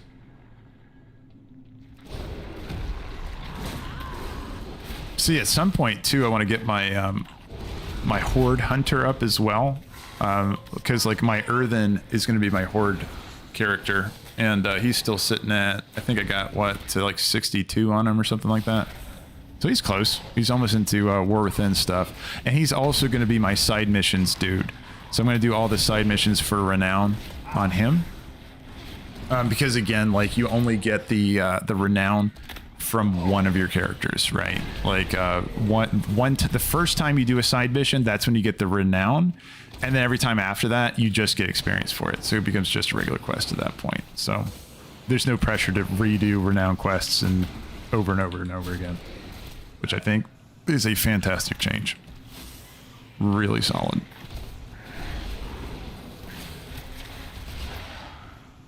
You know, that also explains, now that Thorforn mentioned that we're getting our delves tomorrow, that also explains why we're having such a long reset tomorrow too.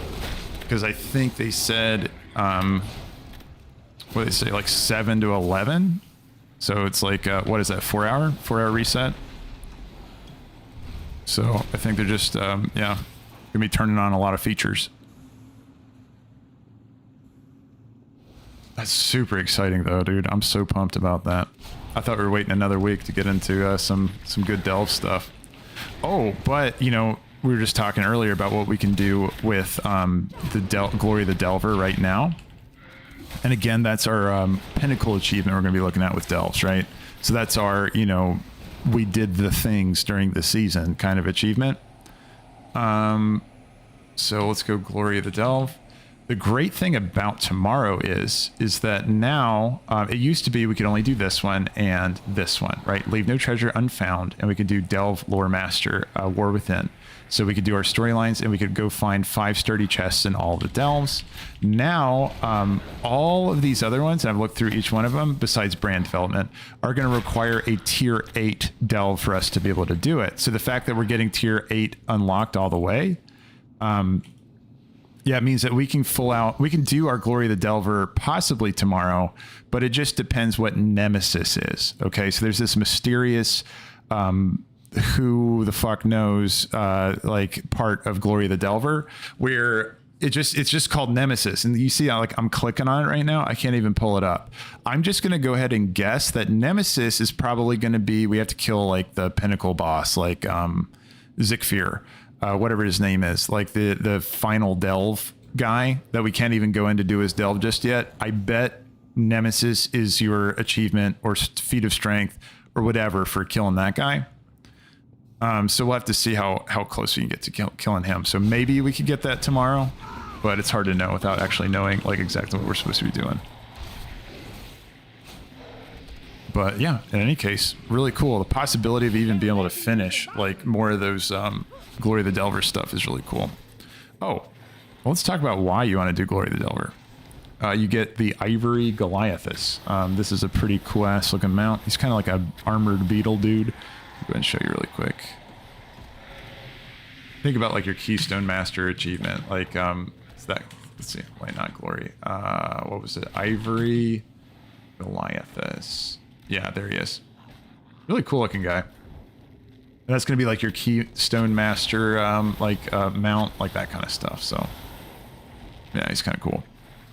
You also get one for doing the challenge part of the delve, right? So if you go and do the resettable delve, the one that's like infinite scaling difficulty, you get the Shadow Delver, right? So you get like a new skin for your Delver that has like the Xalatath, like Shadow Priest shadow effect. Really cool. Really, really cool. So that's like for doing the more difficult stuff. Jocko said, definitely think Disc and Hunter is a good duo to push with. I agree, man. I think any of those classes that are that have like solid off heals and stuff too are just going to be so beneficial in a in a push, like a delving push group. Like Ret Paladins, Prot Paladins, those also. I think any of those are just going to be super strong because you can just do spot heals in addition to what Brann's doing. But yeah, no, that's going to be great. It's going to be awesome, awesome. Okay, now I want to show you guys how the UI changes once we get to the end of this delve. And I go back to the front door. Now I can show you what I'm talking about. I have to remember not to click on that one. Again, these are the coffer cheese. These are the bountiful coffer chests. You don't want to open these just yet. Again, you almost made it, guys. Just hold off one more day. Don't crack any of those. Unless you're at 10 and then hold up for just a second because I want to test to see if you end up losing your key. Actually, anybody else that's been doing a really good job keeping up with your coffer key shards, you probably already hit 10. Does anyone know if you get above 10 keys, is that like a cap? Are we capped at holding 10 keys on our character on our currency page? Or what on that? I don't know if anyone's gotten that far. But I know for me, I've missed a few of these coffer key shard quests, so I haven't been able to make more than 10 keys so far.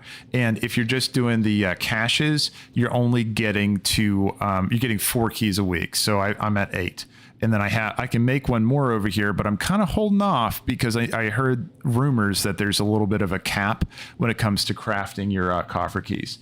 Okay, let's see. Okay. Rexroy, you said I'm at 11. Okay, so that might be the case where it's not true then. I appreciate it, Rexroy. So it looks like somebody was telling me the other day that you can't go above 10, but just according to Rexroy, he said you can. And then Demon 2787, you said, I think I got 12 or 13. Okay, you guys are good then. Sounds like you all are just fine. Awesome. I really appreciate the call out there. So it looks like we can go above 10 delve keys. So you don't feel pressured about using them next week, and you can do your caches right away as long as according to what Rexroy and Demon said there in the chat. Really appreciate that, guys. And I just noticed this too. I think this was a change.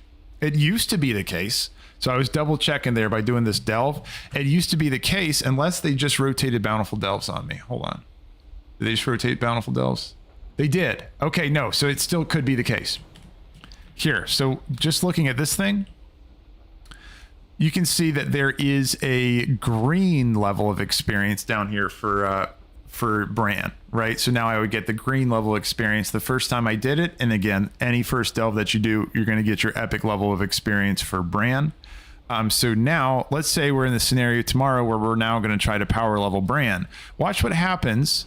You know, now that I've used that epic level experience, I can keep doing this one, a regular delve for green experience. But let's go ahead and walk over to a empowered, or not empowered delve, let's go over to a bountiful delve. And I want to show you the experience difference you get.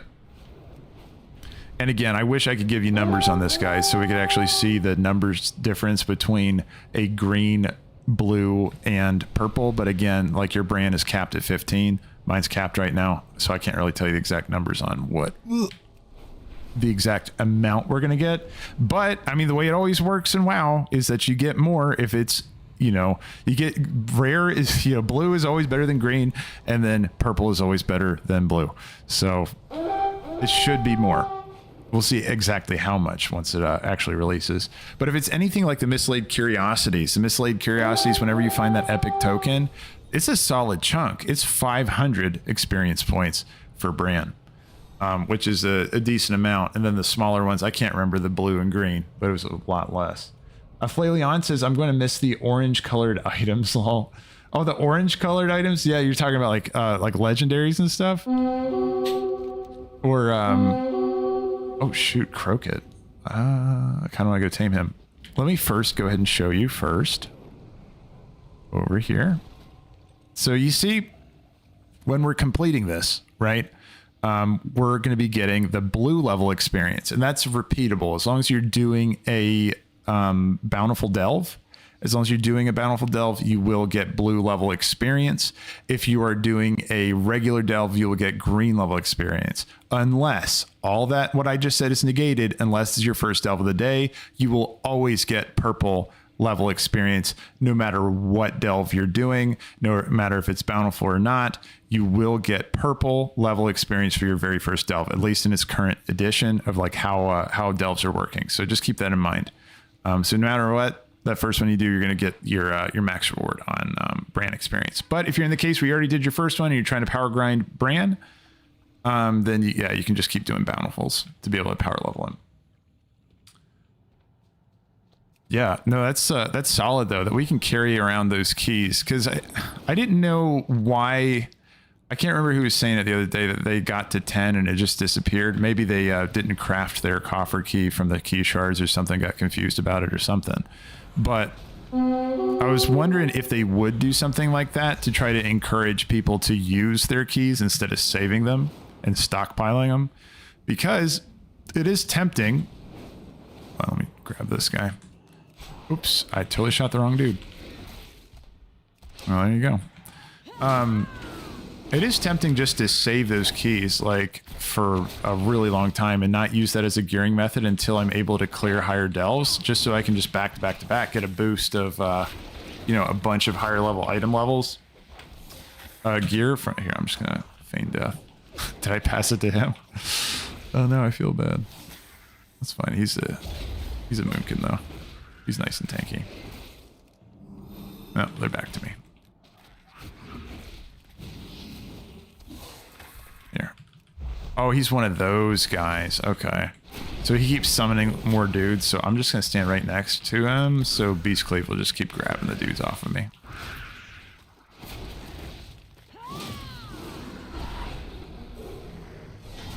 But yeah, there's a couple ways that we can kind of, push the delve system a little bit faster. No pressure to do all of them though. It's like, honestly, you can just work your way through your delves at your own pace. There's no rush to it.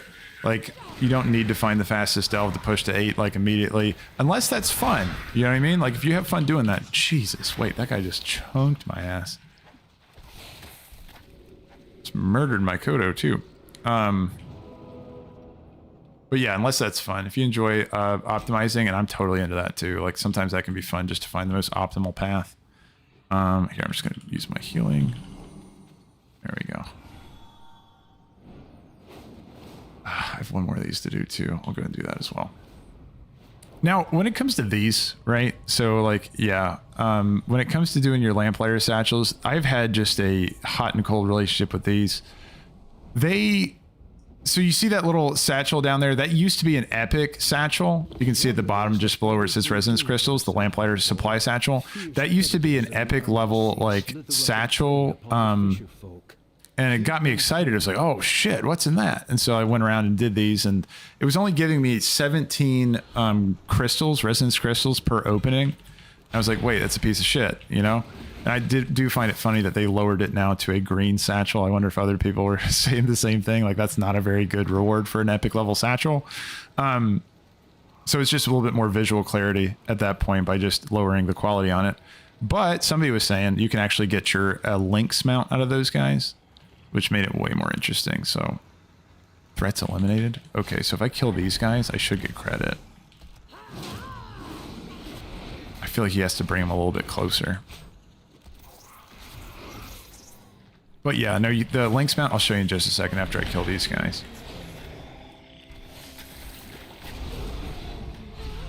Oh, there's a spark bug on me.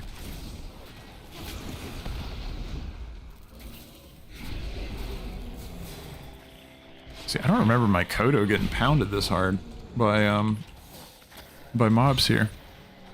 Poor guy.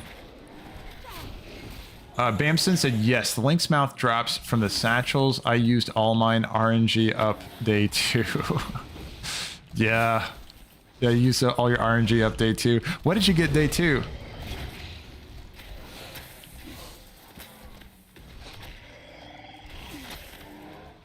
Oh, so I understand. Did you get the Lynx mount? Like from, oh shit. Okay, Bamson. So the Lynx ate up your RNG. Yeah. Hey man, that's not a bad one to use it on. Like, here, I'll show you guys what the Lynx mount that we keep talking about. It's Lynx. Whoop, whoop. There it is. Oh, shoot. What's it called? Is it this one? Oh, this is one you can buy. He's kind of like this one. He just... Is it Dauntless? Yeah, it's this guy. Damn. I actually like this one better than the other one. Yeah, I like him a lot better. I like his coloring. The other one has just like the, you know. I don't know. I like them both. Yeah, I like them both. It's kind of like a dark and light one. It's cool. But yeah, you can get that from just collecting these satchels. Speaking of which, I think I have a couple of the satchels. I'm going to go ahead and crack them just to see. Nope. Nope. Nope. All right. I'll do this one just to see if I get in this one. Jocko's like, I'm not sure if I got that one. Yeah, it's not. I mean, I don't know how much of a grind it is. I mean, obviously I haven't gotten it yet, but like if you wanted to get the one from Renown, that one doesn't seem too bad to work towards slowly over time. Ooh, that was some server lag there. That was juicy. Okay, I'm just gonna pull this little swamp man a little closer over here. Come on, guys, this way. I don't know if there's a range to it, but I might as well get him close just in case there is. And there we go. Nice, right next to it.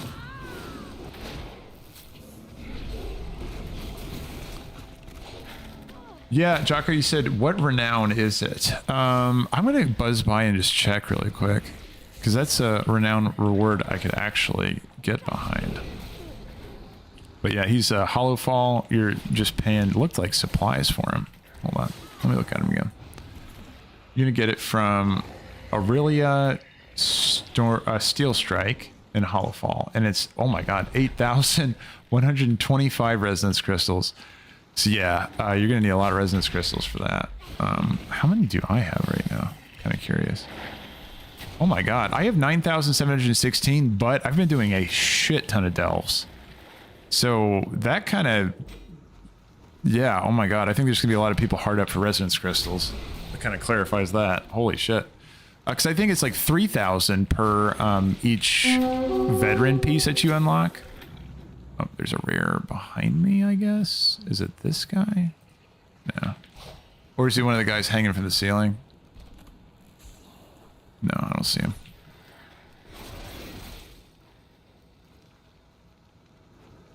There we go. There's a dude. Yeah, I'll check on it, Jocko. But I'll see. Also, too, here in a second, I'm going to do the dungeon daily, if anyone else wants. Or dungeon weekly, just to get that done. What dungeon is it? Let me make sure. I'm going to just double check, make sure I actually have it. Wait, did I do it? Never mind. I guess I'm not going to be doing it. Oh, wait, no, here. I am going to be doing it. Yeah, I have to do Priory of the Sacred Flame. So if anyone else is wanting to run that dungeon, you can come along too. Otherwise, I'm just going to queue up for it.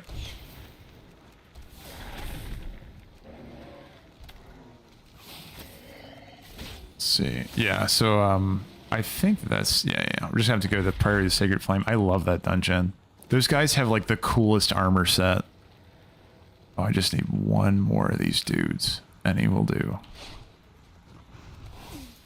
Jocko said, I have all 3 veteran pieces from Renown, so that's cool. Yeah, so yeah, it gives you something else to use your coins on. Oh, Jocko can join in 15? Sounds good, man. Yeah, let's do it in 15 then. See, I got a buddy that's wanting to do it too. I'll message him too, see.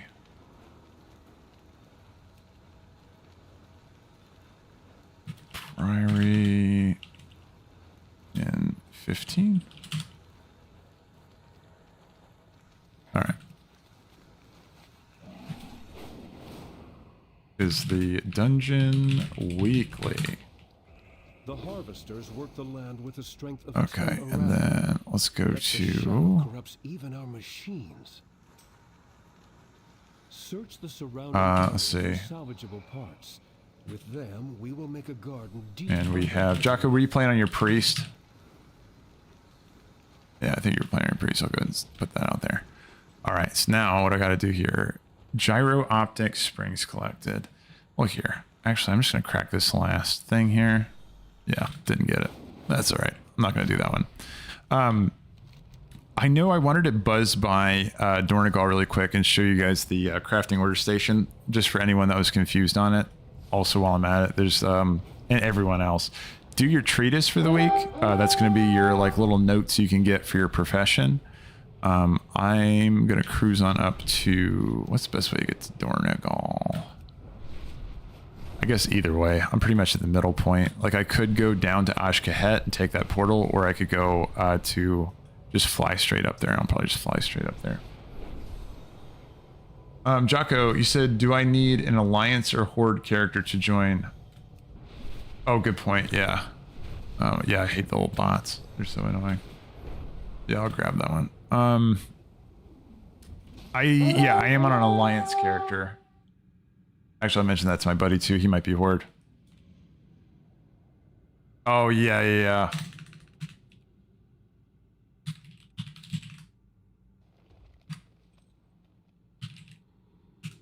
Yeah, actually, he just mentioned it in the chat too. He's like, oh, hey, you're on Alliance and I'm on Horde, so that's not going to work. Like, yeah. I'm going to ban this little bot guy. There we go. I'm sure there's like some little automated thing that could ban dudes like that. All right. Ban the little bots. Like, I hate that shit. It's so annoying. All right. Where do I go? I go over here.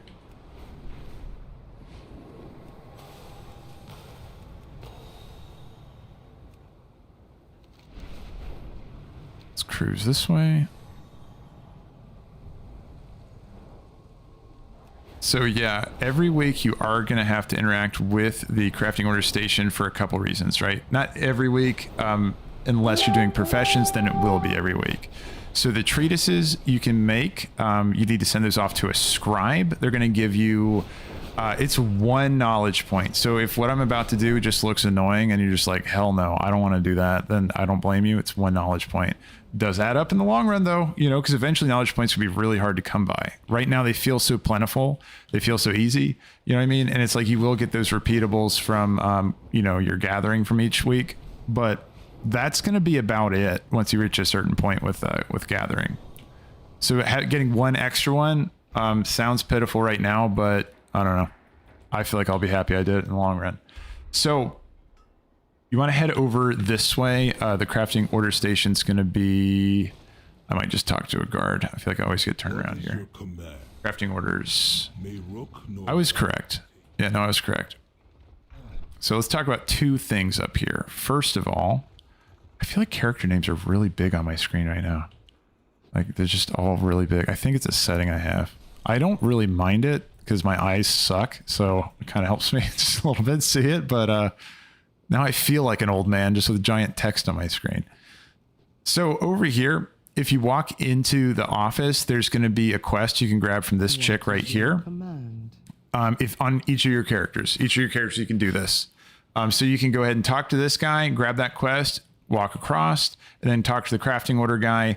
And then you'll complete the quest just by talking to him, walk back over here, turn it in, and then you'll be able to pick up a satchel. It's going to have 350 artisan's acuity in it, which is badass because you can see I've been keeping up for the most part doing all of my profession stuff. I only have 500. So 350 is a big chunk of that. It really sets you up nicely to start off your character. Now, let's go ahead and do a bunch of crafting orders because they're the most fun thing ever. You're going to want to do one of these each week. You can only do that once if you're trying to keep up with professions. Okay, so we'll start with professions and then we'll move into making gear as well. So like, click on this. You can actually make your treatise, which is going to give you 1 knowledge point per week. A scribe's going to make this for you. All you got to do is type in, the treatise of your profession, track recipe. I'm going to go ahead and track both of them really quick. This one too. And then also, while I'm at it, what was I wanting to make? Oh, a profession material. I'll go ahead and do that too. So you can also do profession materials. And instead of clicking on this, I'll show you how you find one of these things. It's, again, reverse auction house, right? So you can go profession equipment, click on like mining, go and get a new mining pick.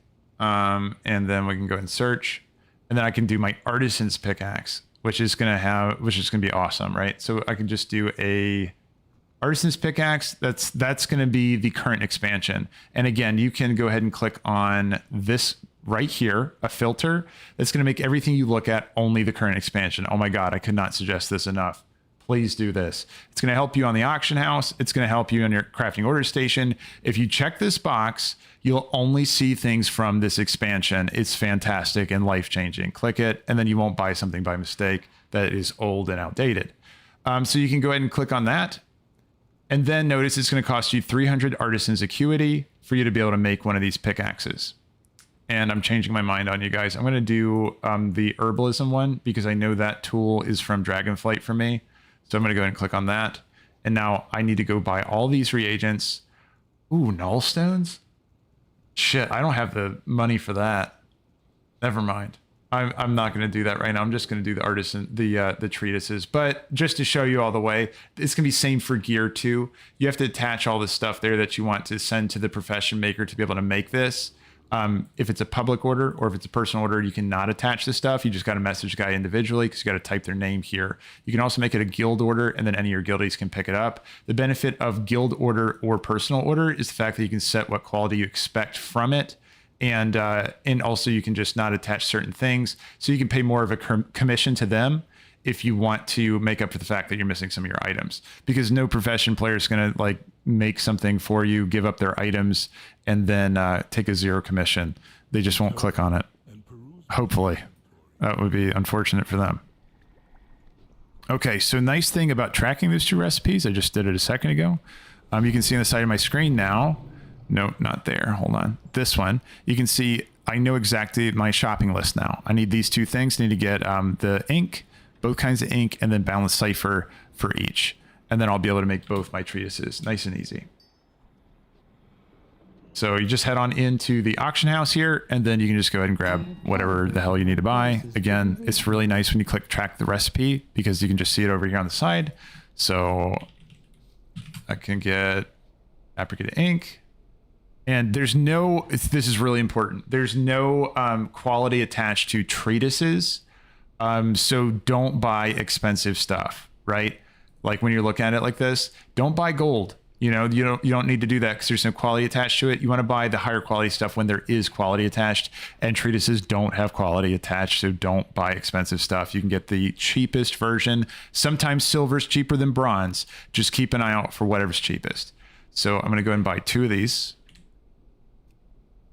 Check. And then I'm going to buy Boundless Cipher. I'm going to need 2 of those. Boundless Cipher. I'm going to buy 2. And again, I'm just checking the price because sometimes silver is cheaper than 2. Because I'm going to need 1 for each of the recipes. And then I have to buy Shadow Ink. Shadow Ink. And how many do I want to buy on that? Just 2 of those as well. Hold on, let me double check myself. Yeah. And you see 38 gold versus 116. Like, it really is. I mean, I know you all probably have a lot more gold than I do, but that's a decent amount. It adds up. Thorform says, click to search. Let's see. Click the search in your tracking quest. Auctioneer will put it in a shopping list. Oh, really? So tracking quest.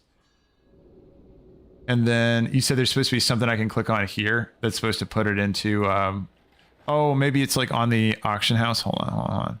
This is a really good tip, Thorform, that works. So you're saying I right click on it. I have my auction house open. And then you're saying that if I go over here, oh, hell yes. Okay. So Thorform just blew my mind.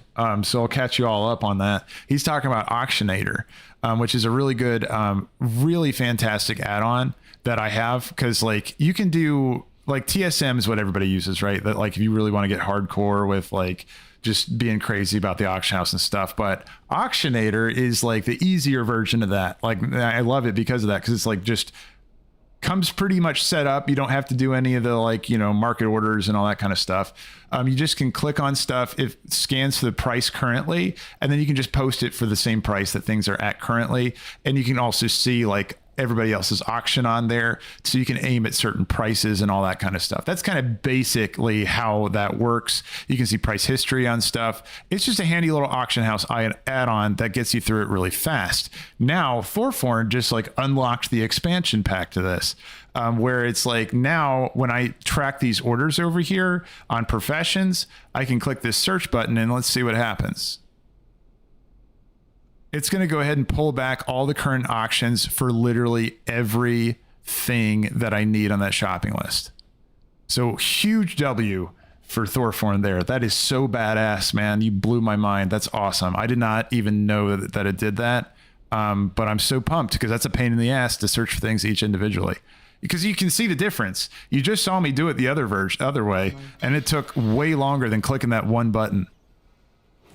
Hell yeah, Thorform. I really appreciate that, man. That's awesome. Super badass.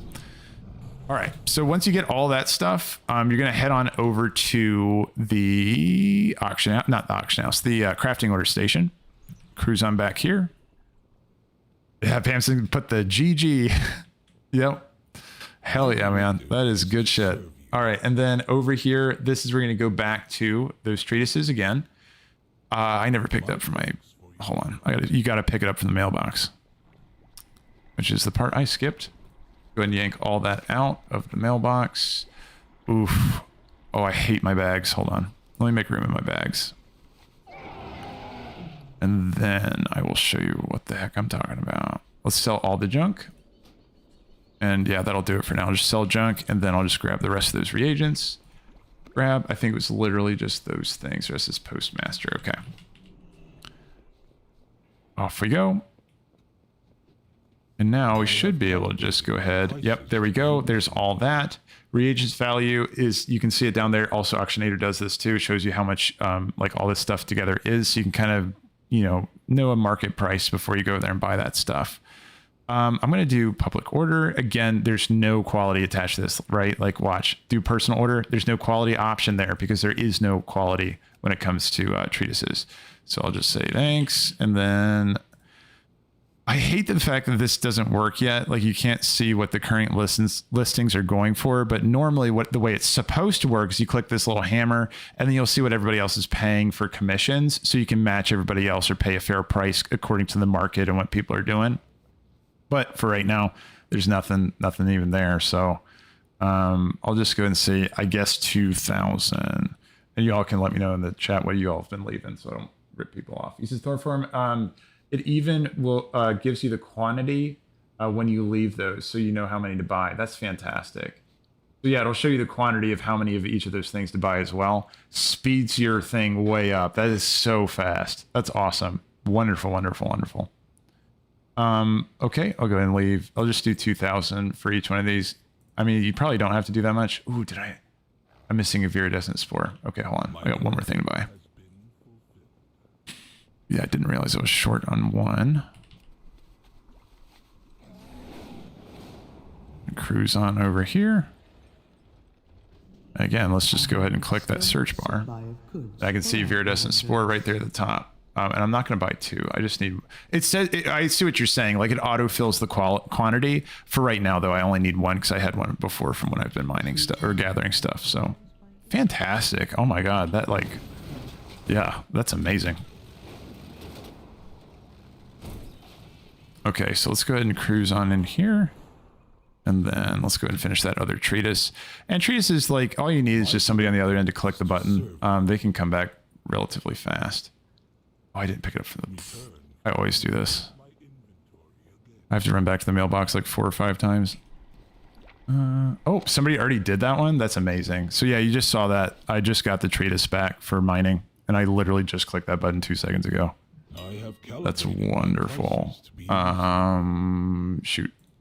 Herbalism is one I didn't do yet. I'll go ahead and leave 2,000 again. Okay, and I'll just write thanks. And we're done. Hopefully I can get that same guy to make that one too. Yeah, and then once you do get them, just make sure you actually use them, because if you don't use them before Tuesday reset, then you will just use next week's reset instead. So it's important just to do it while you can. And then I just had to check just in case. Okay, no, I didn't get that one finished just yet. So yeah, what I normally do is I just come back to it later, check my mailbox. You'll get an indication up here that'll actually have a special icon that shows that you just got something back from the Artisans Consortium, and you'll be able to, yeah, just head back to your mailbox and use it. Water them and help eliminate. Let's see, Stunner FPS, welcome in here, man. Welcome in. You said, hey, do you have a transmuting tune? Yeah, so I have other professions that I'm like catching up on my other guys. I've just been like jamming my hunter and just keeping up with gathering. But no, I have tailor, alchemist, enchanting, and well then mining, herbing. And yeah, I think that's where I'm at right now. Pretty sure that's where I'm at. But really, what I've messed with the most this expansion so far is the gathering stuff. Yeah, and the gathering professions like are awesome for right now. I should be posting myself in the auction house too. You're helping me remember that. But I'm going a build for each one of those on trying to target the null lotuses and the null stones right now. Jocko said, I'm logging in for Alliance. I have an 80 monk and a 78 hunter. Awesome, man. Sounds great. Sounds great. You have characters on both sides. I want to do that same kind of thing, Jocko. I'm going to have my my hunter on Alliance. I'm going to have a hunter also on Horde, and then my warriors on Horde. And then I'll have to figure out maybe something else to put on Alliance. So I'll kind of spread my characters out, you know, across the 2 factions. Especially now that like we have the war bank and everything is so friendly cross faction. Except for, like I was just talking to my buddy a second ago. He was like, oh, let's do a dungeon together. And I was like, oh, wait, well, I'm on Alliance and you're on Horde. For whatever reason, you still can't do queued content together. Like, if we got a full group of 5, then I guess we could walk into a dungeon. Yeah, like Mythic Plus and stuff. Like, you can do cross-faction stuff for that, for example. But when it comes to queuing into, like, heroics and stuff, they don't let you do it yet. Which I think is just really weird.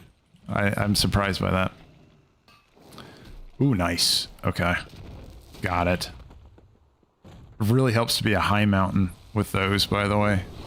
So if you're a high mountain Tauren, then you mine things a little bit faster. I think they get like, what, 25% increased deftness or something? Like, it's wild. They're easy mine pros. Let's see. You said which one do you want me to use for the dungeon you're going to run? Oh, either one, Jocko. It doesn't matter to me in the slightest. It's completely your call. He said, oh, yeah, my bad. You're doing a heroic. I can't do it on my 7800. Oh, yeah, that's true. Yeah, that's fine. Whatever works. I'm also not against doing a normal because, like, you get credit. You could even get credit for this on a follower dungeon, believe it or not. Like, you can do it any way you want to do it. I'm just after the reputation boost. And I'm probably going to use that reputation boost for shooting my character up on whichever was the faction that gives the other veteran piece at level 8. Was it the Assembly of the Machines guys, or was it Hollowfall? I can't remember. I got to check it.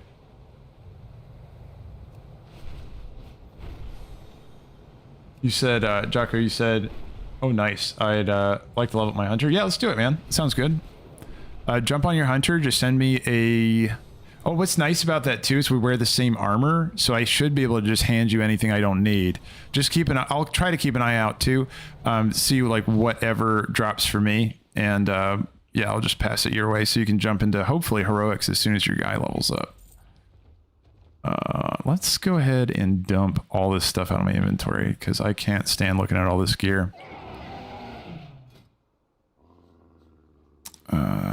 Whoa, what is that? Oh, that is... Wait, what is it saying I have equipped right now? Shard of the Harmonious.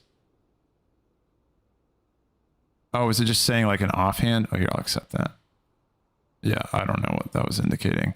But for a second there, I thought I had like a level 60 item level piece equipped.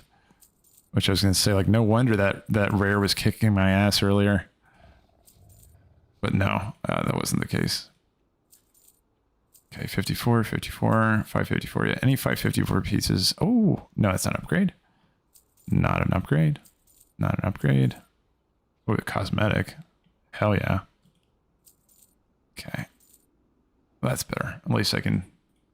Ooh, 5... Hold on. Was that an upgrade? Yes. Why did I not have that equipped? And Jocko, we can start the queue whenever. I'm just... Oh, okay, because it's a duplicate. All right. Yeah, all right. So I keep putting off, like, clearing out my bags, and it drives me nuts. If anybody has a good add-on for that, fuck, I'd be so down for that. Okay. All right, there we go. Machine Warden's Cloak. Nice. Oh, you don't need to do that, Thorform. That's fine. I'll just buy bags eventually. I really appreciate it. Yeah, actually, the other day, Rhino made me bags on my alt character because he got tired of looking at my bags. He's like, that shit's a mess. Here, take these. But no, you're good. You absolutely don't. No, you're good. I'm going to just buy some later today. Or I think you can even get them done for you through the crafting order station. I mean, I might as well just buy them with the auction house. Maybe you can't get them done through the crafting order station. But right now I have 34, and then, yeah, I only need to get 3 more bags. I might just go buy those right now.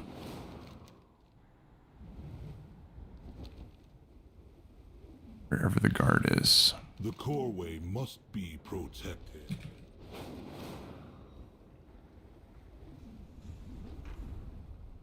See, I don't know if I have war mode on or off, but oh, did you make me lead? You made me lead. Gotcha. I just saw that. So we're doing not random dungeon. We're doing specific dungeon. We're gonna do prairie. Oh, you know what? This sucks, Jocko. Actually, you do need to be on an 80 because it's a heroic only, right? Or it's a hold on, not heroic only. Hold on, you might be fine. You might be fine.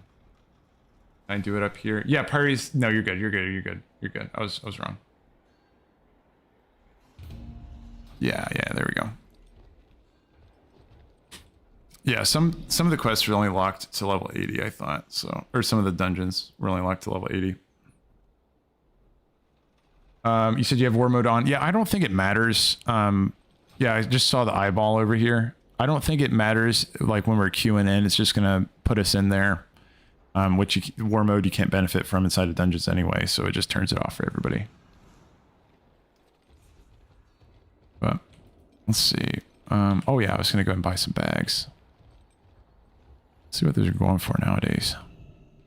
I have calibrated my prices to be reasonable. And also too, if anyone else wants to join in, queuing for Priory of the First Flame, we're just gonna be doing that weekly quest over there. So if anyone else still needs it too, you can jump on in there and join if you want.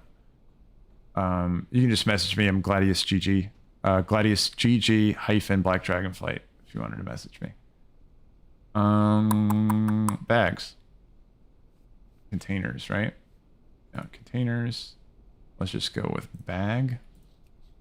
Let's looking for those big old bags. Not too bad. So expedition pack is going for 1,000. What's like this expansion's bag? Anyone remember off the top of their head? Is it a 32 slot or is it the... Oh, Weaver Cloth. It's the Weaver Cloth bags. And they're going for 5,000 per. And I need 3 of them. Totally worth it for 3. What's this one though? This is also 34 slots. And it's 1,650. Why would I not just do this one? Azurweave Expedition Pack. Yeah, the Dawnweave, Duskweave bags. That's true. Why would I not do Azurweave though? It's 34 slots. Oh, I see. 36 slot for... Yeah, I don't have that kind of cash. I'm going to stick with... I'm just going to do the Azurweave Expedition Pack. I'm going to buy 3 of these. And then I'll do that later. I'm going to buy 1. Second. Oh, internal auction error. Item not found. Okay, what about this one? Buy. 1, 2, and I'll do a 3rd one. Yeah. Okay. My thanks for your patronage. And then let's see. There we go. Oh, nice. And then also the Artisans Consortium thing was finished too. Fantastic. While we're waiting on the queue though, guys, I do want to mention that you can pick up your, make sure first of all, you're getting your spark. Like that's super important. Got your spark for this week. You get that from your first cache, your pinnacle cache should be the one that has it. So if you right click on it, it should have, yeah, there's just all kinds of garbage in there, but yeah, it doesn't have the fragment in there because I should already have it. Yeah. So by doing your weekly stuff, you can see this down here, the fragment spark of omens. If you've been doing your weekly stuff, you should have 3 of these in your inventory right now. And all you got to do is just right click on it. You can craft 2 of those into a spark, which is going to look like the thing right above it, the spark of omens up here. These items are going to be what's going to bump our item level up in our crafted gear and that we can use on the crafting order system. Okay. Mostly everybody's holding these until the start. I mean, maybe not everybody, but this is what I'm doing. I'm holding mine until the start of the season because you really want to see like what kind of items you need to fill in first. Everybody's class is going to have a different one you want to focus on first. So I'd really suggest you consult like a class guide for what you want to be building first with those, because the sparks are going to be dropping every week. You're going to get a fragment. We did get a bonus fragment for the first week because of a special quest we had, so we could be able to make our spark in like the first like kind of reset. And then this next week we're going to get one more fragment from doing the pinnacle quest or the pinnacle chest or the pinnacle cache, and we should be able to make our second spark over there. And now why that's a big day, why that's a really big deal, is that we're going to be able to make our 2-handed weapons. And a lot of people like to rush those first. And again, it just depends on your class, but a lot of people do like to go ahead and make their pinnacle or make their 2-handed weapon once they get their second spark, because all of your weapons, your 2-handed weapons take 2 sparks and your 1-handed weapons take 1 spark. Kind of makes sense, right? So warriors and DKs and like any 2-handed characters are going to be benefiting from that this coming reset a lot if they are going to go with their weapon first. Now let's talk about what happened way back in the first you know, when the season started for Dragonflight. We actually, a lot of us did not go for our weapons first. We went for the elemental lariat. I don't know if there's an equivalent, and let me know in the chat if anyone else has been up on like crafting stuff and jewel crafters and all that kind of stuff. Is there a lariat level item that everybody's going right now with their first spark, or are they or is everybody kind of, you know, holding on their sparks, waiting to see what drops, and then just kind of filling in their pieces based on like what didn't drop for them? You know what I mean? Because like your crafting item, you can target something. You can target something specifically, like whatever item that just didn't drop for you randomly. And the worst feeling is when you just crafted like a really good piece and then you get a high item level drop for that exact same armor slot. So that's why I tend to just kind of wait. Is this guy fighting me? Okay. This sheep is just like scratching at my back, not letting me mount up. But yeah, once I figure that out, like I'm going to do some research on, you know, the crafted items a bit. I'll be making a guide video about that here soon, for sure. Probably not just a tier, a non-tier slot. Yeah. So the Dane train, you're saying probably just a non-tier slot. Yeah, because like, on that topic too, everybody, anyone that kind of missed out on like that whole mechanic, because we did have it in like Shadowlands at the end and stuff, and it came in like full force in Dragonflight, the catalyst system. That should be unlocking tomorrow too. We should get our first catalyst charge where we can change a piece of gear into a tier item. And yeah, again, I'll make a guide about that. Like once we actually get our hands on that and I can play with it for a second, I'll make a guide video about like what item we can get from what content to be able to make into a tier piece for the first week. Because often like you'll be able to put, like I'm fully expecting the Delv pieces you'll be able to change into tier. Like I'm fully expecting that to be the case. But I just don't know for sure until I actually like get to, you know, try it out. But I remember in Dragonflight, even some of the world gear you could just turn into tier pieces. Like you could get a piece from like the event cache, like the equivalent of the nice, finally got another slate. Jeez, those are being really stingy today. But yeah, I just, I remember, oh shoot. Hold on. Wait, I need to power. Oh, powered herb. Let's do that. Yeah, but they've been more forgiving with like which items they, oh shit. Hold on. Can I, yeah, nice.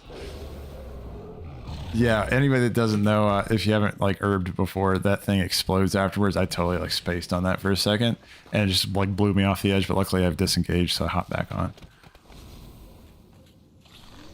Oh, you can empower it after you harvest it now? Ooh, I want to try that. Oh, arcane duplication. Hold on. Hold on. There's more to this surge spell than I remember. I haven't played with it that much since Dragonflight. Out of range? Shoot, I don't remember where I was. I'll have to start paying attention to that more. Yeah, I just didn't realize how much there's going on with that little arcane, or overload spell, I mean. How would that work though? So if you empower it after you already harvest it, I guess, does it create another node for you to grab like right at your feet wherever you overloaded it? Or does it recover it? Does it like come back to life? Oh, let's see. Let's go over here, go down. Let's see. So here, I'm going to try this. I'm going to try harvesting it, or I'm going to mine this, and then I'm going to do exactly what you said there. So I looted it, and then I'm going to try overloading it. Yeah, okay, I see. And so it makes the mini game thing play out even though I already mined that. That's a really good tip. Badass. Badass Dane Train. Oh, okay, here, let me take this guy. You said, like the ones that you turn into a mob when you empower it, you can harvest first, you don't lose the nodes. That's fantastic. So yeah, it makes like whatever the special event is for that particular node, you get to benefit from that. Like even after the fact, like it'll just trigger that thing to start.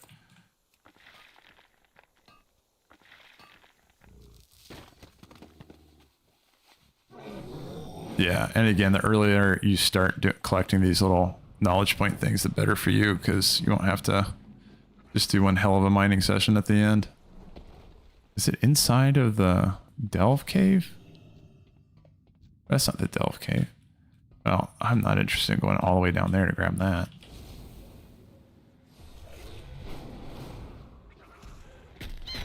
Let's see, and then let's scoot on in here. Oh, no, let's go around the back. Pick this microbloom.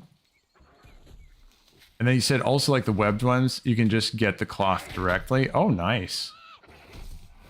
Well, that's fantastic.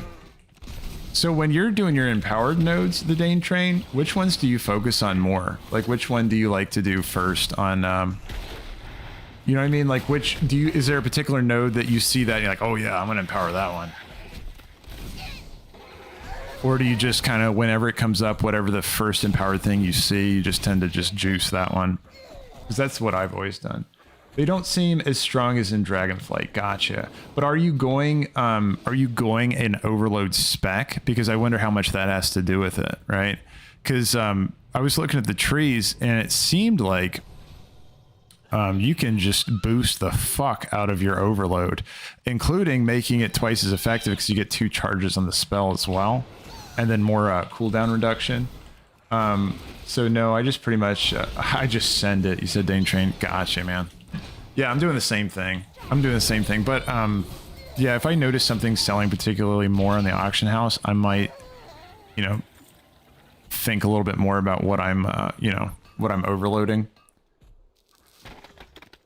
Because like whenever you overload it, you get more of that sub item, like whatever the side item is that you get on there. So think about back when we were doing in Dragonflight, we were mining like for the elemental, oh shit, what are they called? Like the moats.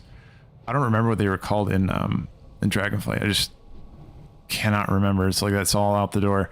But yeah, remember we could like find those on there, and then when you get in power, you'd find like twice or 3 times the amount. It's similar with this, like the crystallized, for example. I found more of the powder, or I would get more of the powder if I overloaded it. I think, right? I don't know. The Dane Train, you've messed more with the overload than I have. But the way it worked in Dragonflight, you would get more rousing elementals. In this one, in this expansion, I'm not sure if you get more loot or not, or if it just plays into the mini game. I gotta upgrade that sickle. I keep forgetting. I'm still using Dragonflight materials. That's a really dumb idea. Not a dumb idea. I think it was good for getting started, but at this point I should have upgraded by now.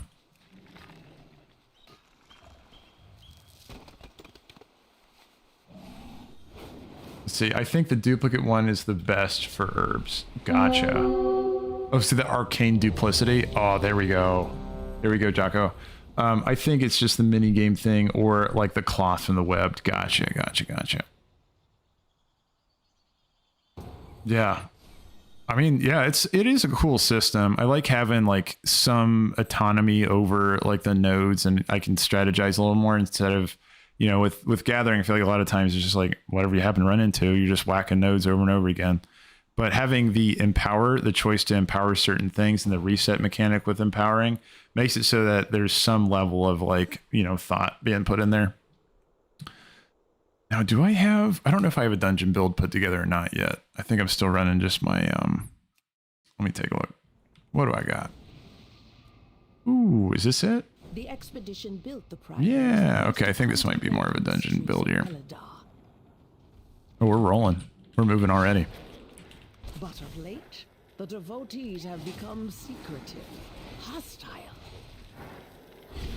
I do love the armor sets of the guys in here. Like, this is such a cool, like, little paladin group over here. Each of his lieutenants bolsters his tactics. It's the, like, they have the decapitator block on there. Oh, damn, nice, Jocko. I just saw your damage on there. Awesome. Well done, man. Let's see, I'm gonna try to find the guy I'm talking about. It's one of the captains, like his armor set. Oh shit, I just pulled some dudes. My bad. Well, we're gonna have one hell of a pull here because of my mistake. But that makes it more fun. Maybe not for the healer. Yeah, we gotta stun that guy that's gotta defend up.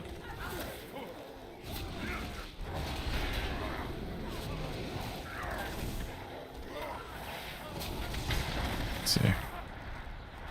Can I stun? No, they're immune to stuns. That sucks. Maybe my... Let me see, I'm gonna try Implosion Trap next time he does it. See if that works.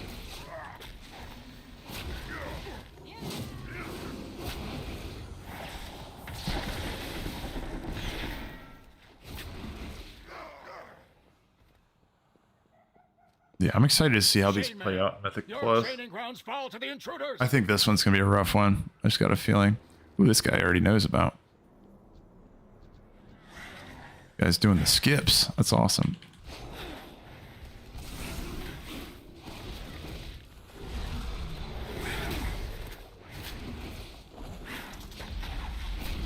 But yeah, for doing your oh, I'm rooted.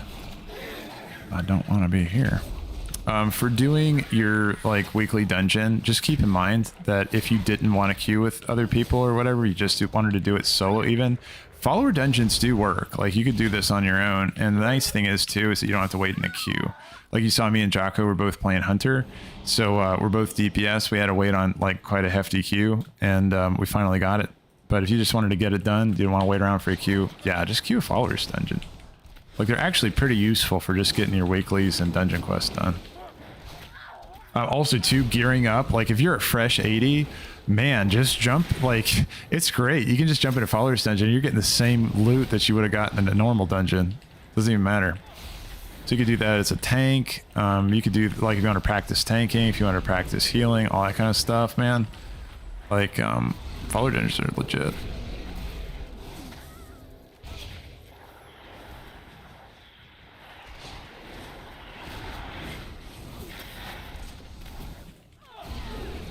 Well, I love Beast Cleave so much. It's that uncapped AoE that's just like so satisfying. And the concept of pack leader is really fun too. You're just summoning like a bunch of beasts, like just one after another. You're making a little zoo of just dudes. And it's always great when you like after you pop like Call of the Wild, and you just have like a bunch of you know, beasts, including your dire beasts and like all that kind of stuff, like surrounding the mob. And then the fight's over and they all come back to you, and you just like, you're just surrounded with an army. It's fun.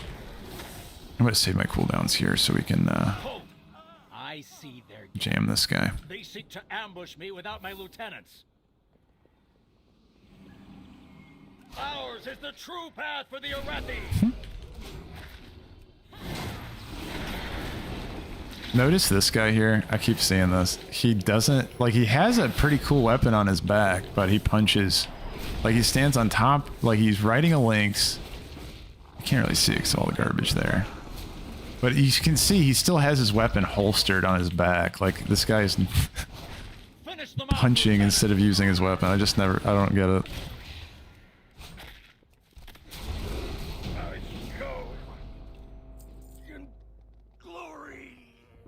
He goes in glory. These guys, that's what I'm talking about. The armor. Like, here, I'll get up closer so you can see them. Like, these guys have, like, awesome armor. Like, their armor set with, yeah, I don't know. Just cool-looking paladin guys. Of course, my pets are all in the way, so you really can't see it, but... No, the Ardent Paladins. I'm just standing in there, consecrate, too. Whoops. Well, you can see him over there on the right. Yeah, just that armor set, like the white with like the golden, you know, not embroidery, but like, yeah, the like golden plates on it, and then just like the flaming flails and shit. No, these guys are the coolest. Oh, this guy is gonna go in an ice trap. I don't want you healing people.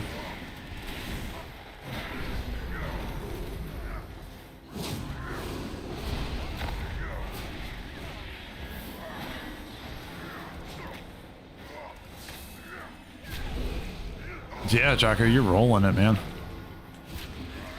No. They belong to that old fool's sister who made her usefulness to the Empire has passed. Let's see. Soon, the true faithful Let's get this will guy. rise, and the Arathi will be mighty. Yeah, voice acting in this dungeon's pretty good too. I like that, the chick at the end. Like, oops, I'm hopping right into some flame there. Whoops.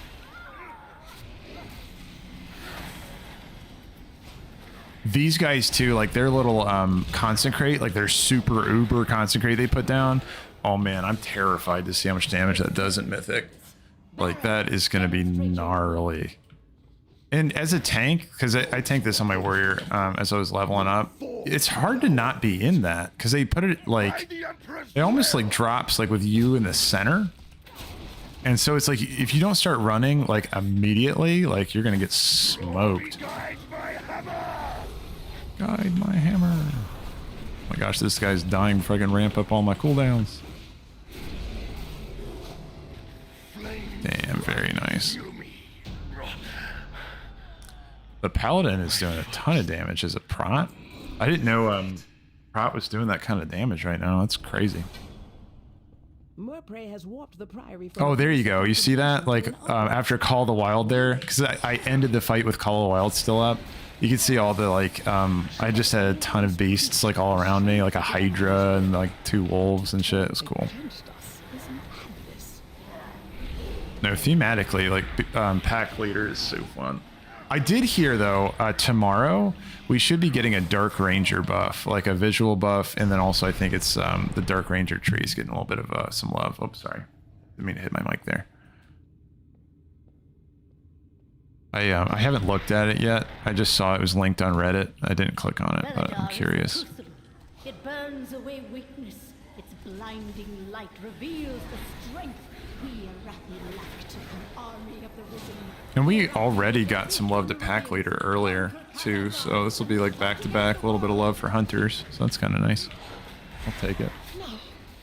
You said, oh, it's on the PDR or the visual. Let's see.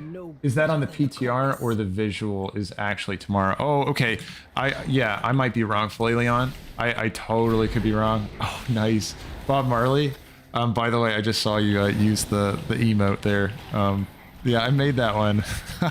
It was my first time trying it. It's like kind of a funny little thing, but that's my cat. It's just like zooming up on his face. You know, he just looks so mad in that picture. I thought it was perfect for it. But no, Flailion, I think, I don't know. I don't know on that. I just saw the post on Reddit. I was like, oh, that's cool. And then I didn't even look at the screenshot. So is it pretty cool? It looks a lot better because I know people were saying it was visually underwhelming. So pretty sure that's a 0.5 coming in November. Gotcha, Thorform. Gotcha. Okay, I thought it was tomorrow. So my mistake. No, everybody. So Dark Ranger stuff is coming in a 0.5 patch that's coming in November is what Thorform is saying. Thank you for that. Bob Marley said, great emote. You like the emote? Awesome, man. I'm glad you like it. Yeah, it's nice and easy. My cat's like, he's just so, like, he's expressive. Like, I swear, that is the most photogenic cat ever. It's like he's always posing. Oops, I see that following me. See him move out of the way. Nice, Jocko. Look at you, man. You're smoking this boss. That's awesome. Yeah, I need to catch up here. Talking about cat emotes instead of shooting this guy. Let's see. Yeah, that one's gonna be crazy too, because like you have to get up on the second platform up here, and then you have to interrupt the ability once you break the barrier. I bet that's gonna be pretty, rough when it comes to some mythic stuff. That thing does decent damage also just here on normal, like but that's pretty easy to avoid though, as long as you don't get hit by the first like blast of it. Okay, now before we leave, let's make sure that the quest is finished. Dornival? Yeah, did it. Okay, so all we had to do was just fight in the prairie. Thanks. Okay, and then we just can jump out of this.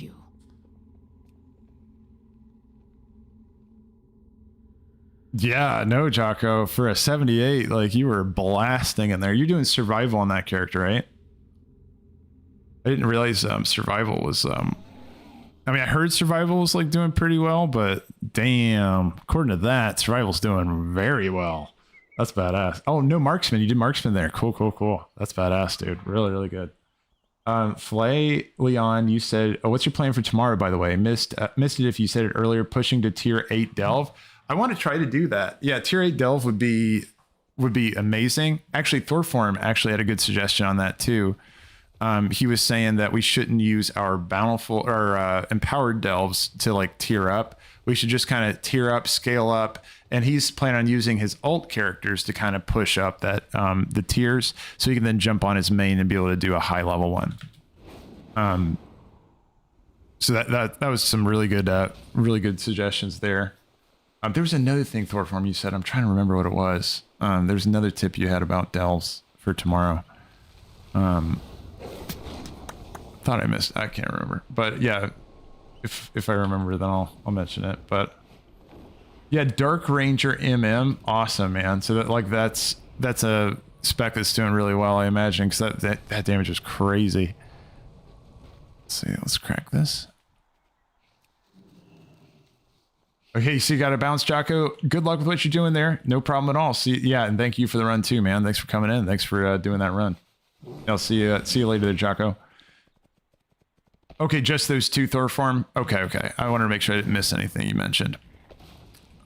Let's see. Where's the... Okay, there it is.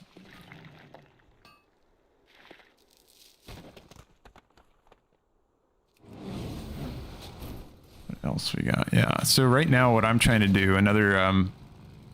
like I'm trying to get those profession things out of the way where it's just like you got to collect all those tokens. Everybody don't forget those. Again, it is super easy just to not do those. Let's grab this one. I love the dirigible. The thing's amazing. Man, are they still not dropping? Are you kidding? Hold on. I'm going to double check. And again, earlier today, can't remember who mentioned this. But you can go to your journal. Maybe it was you, Bamson. You mentioned this, that you can go over here and then click on, in your journal, like whatever your knowledge thing is, and just check how many more you need for this week. So you can see I need 2 more. So I'm still working on that one. And then also over here for herbalism, scrolling down, we can go down here at Deep Grove Herbs. Oh, I only need 1 more this week. Badass. Yes. Okay. So I need 1 more herb, and then I can just focus straight on doing nothing but mining, cram that one out of the way, and then be cruising. That'll be awesome. Oops. I totally shot that sheep by mistake. Didn't even mean to, Mr. Sheep. Okay, Bamson, he said, not me. Today I learned. Yeah, no, you're right. Whoever that was, it was a great reminder on that too. Because I remember that, like, after he had mentioned it from Dragonflight, but I totally spaced on it. I forgot that was a mechanic. And it's so nice just to track your progress so you know how much more you're going to have to do. Flailion says, did you ever unlock all the BM guns back in Legion, by the way? Let's see. I did. So I did get Titan Strike. Yeah, there we go. So you see, once you get that epic one, you are done. So I'm not going to pick any more flowers. No more flowers. Goodbye. Goodbye, flowers. Hell yeah. Also need to make sure I'm allocating my points. But I did get Titan Strike. And actually, that reminds me, Sue... over there on YouTube, Sue, if you're in the chat on YouTube over there, if you would not mind, could you jog my memory on what the quest was where you can tame Hattie? Because I remember you said that there was a quest for it where you can see the vision of Hattie. If I remember correctly, it was like a vision of Mimeron that I'm looking for. And shoot, I just can't remember. Yeah, if you happen to be over there, Sue. Us in chat, or if anyone else knows, if anyone remembers, there's a quest you can do to be able to tame Hattie. What was I doing here? Oh, I was just looking at my knowledge points. What I'm going for, just for anyone else that's on the fence about what the hell they want to do with professions, and if you're doing gathering, and I think a lot of people are, I'm trying to get to the last point in all of these nodes on the Bountiful Harvest tree, because you can start finding Null Lotus more often. Right now, I have this one filled out. So anytime I'm mining a Blessing Blossom, I have a chance of finding Null Lotus. And now I'm going to go into Fungus Forager. So now when I start, eventually, once I get 40 points in, I can start finding Null Lotus when I do Myco Bloom. So I want to hit both of those. And you tend to find Myco Bloom a lot like just everywhere.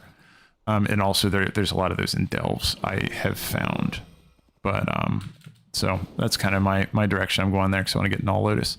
Ooh, I might as well go ahead and spec out my mining too. 1 second. I always I collect all the points and I forget to put them in. Okay, so yeah, finally now I can find, so this is a similar strategy. This one you can actually find full null stones instead of finding the damaged null stones, because the way it works right now, so you can see right there, I can find null stones instead of the damaged ones. The damaged ones look like this. Was it damaged null stones? Or let me just look up null. Yeah, there we go. So you can see instead right now, you can find these by default, just a imperfect null stone, right? Not damaged, imperfect. And then you can combine 5 of them together to be able to make a full null stone. And now instead, once I spec out my tree the way I just did, I can start finding the entire null stone whenever that I would have triggered a imperfect stone. So it's basically like you find 5 imperfects on one node. Oh, I don't need those anymore, which is super nice. But yeah, Flailion, I know I did Titan Strike. You were asking about the Legion weapons. And then I think that might have been the only one I grabbed. Might have to double check though. Were there cool? Oh, were you saying, hopefully, were you talking about the artifact appearances for Titan Strike? Because no, I didn't unlock like the hidden appearance and that kind of stuff. Was there a cool one, Flailion?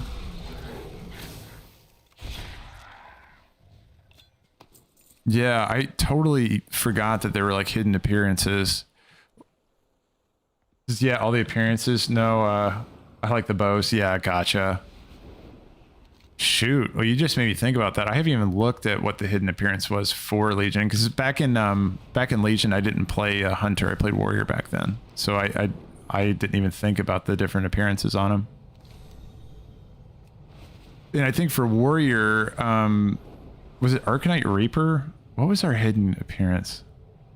I can't remember. But yeah, we had a cool one. I just don't remember what it was for Warrior. Oh yeah, I'm just mining ore, trying to finish this one off. And then I'll check the list, make sure I got through all the stuff. I already have all my caches finished, just did my weekly dungeon quest, just got to turn that in too. Oh yeah, I was going to go ahead and try to buy one of the veteran pieces. Yeah, Renown, like, so today, something you can start doing is just like, if you're able to, maybe get that Renown to level 8 and buy those veteran pieces if you happen to have enough Renown already. No rush though. But like earlier in the chat, I was talking to somebody about Renown, and they were mentioning that a lot of it's locked behind the side quests. So you can just kind of hard level your Renown to 8 just through doing like a bunch of the side quests for that given faction if you're trying to rush it out. No pressure though. I mean, we will have Delvs unlocked tomorrow, which is really exciting, but there's no real rush to it either, because like, remember, as you complete Delvs, you're also going to be getting gear from Delvs too. You get the guaranteed item that's going to be at a certain item level, and then you get like the bountiful stuff. Once you get to Delvs you're really struggling with and you're just like so behind you can't keep up with it, you can go ahead and crack out one of those coffer keys. That's why they're there, to be able to start getting higher item level stuff to equip on your guy. So we'll have to see how difficult the scaling is, and if we can really, you know, jump to level 8 next week. But yeah, I wouldn't feel too pressured to have to save all your keys. If you are just going for a min-maxing strategy, like pushing as hard as you can, you could save those keys and just like try to get a push group together to go all the way up to tier 8, and then only crack those keys on tier 8. That could be an option for you if you're really wanting to min-max. Personally, I'm just going to try to do it like 1 or 2 of us in there. I think Jocko said he wanted to jump in, and anyone else wants to do it too, you can jump in. That was the hardest thing to land on there for a second. Oh, can I not jump up there? What if I do this? Yes. All right. That's going to blow up. I used... Oh, I'm so lucky. I was just thinking, I used my disengage right before it was going to blow up on me. And that would have nothing to save me as I fell.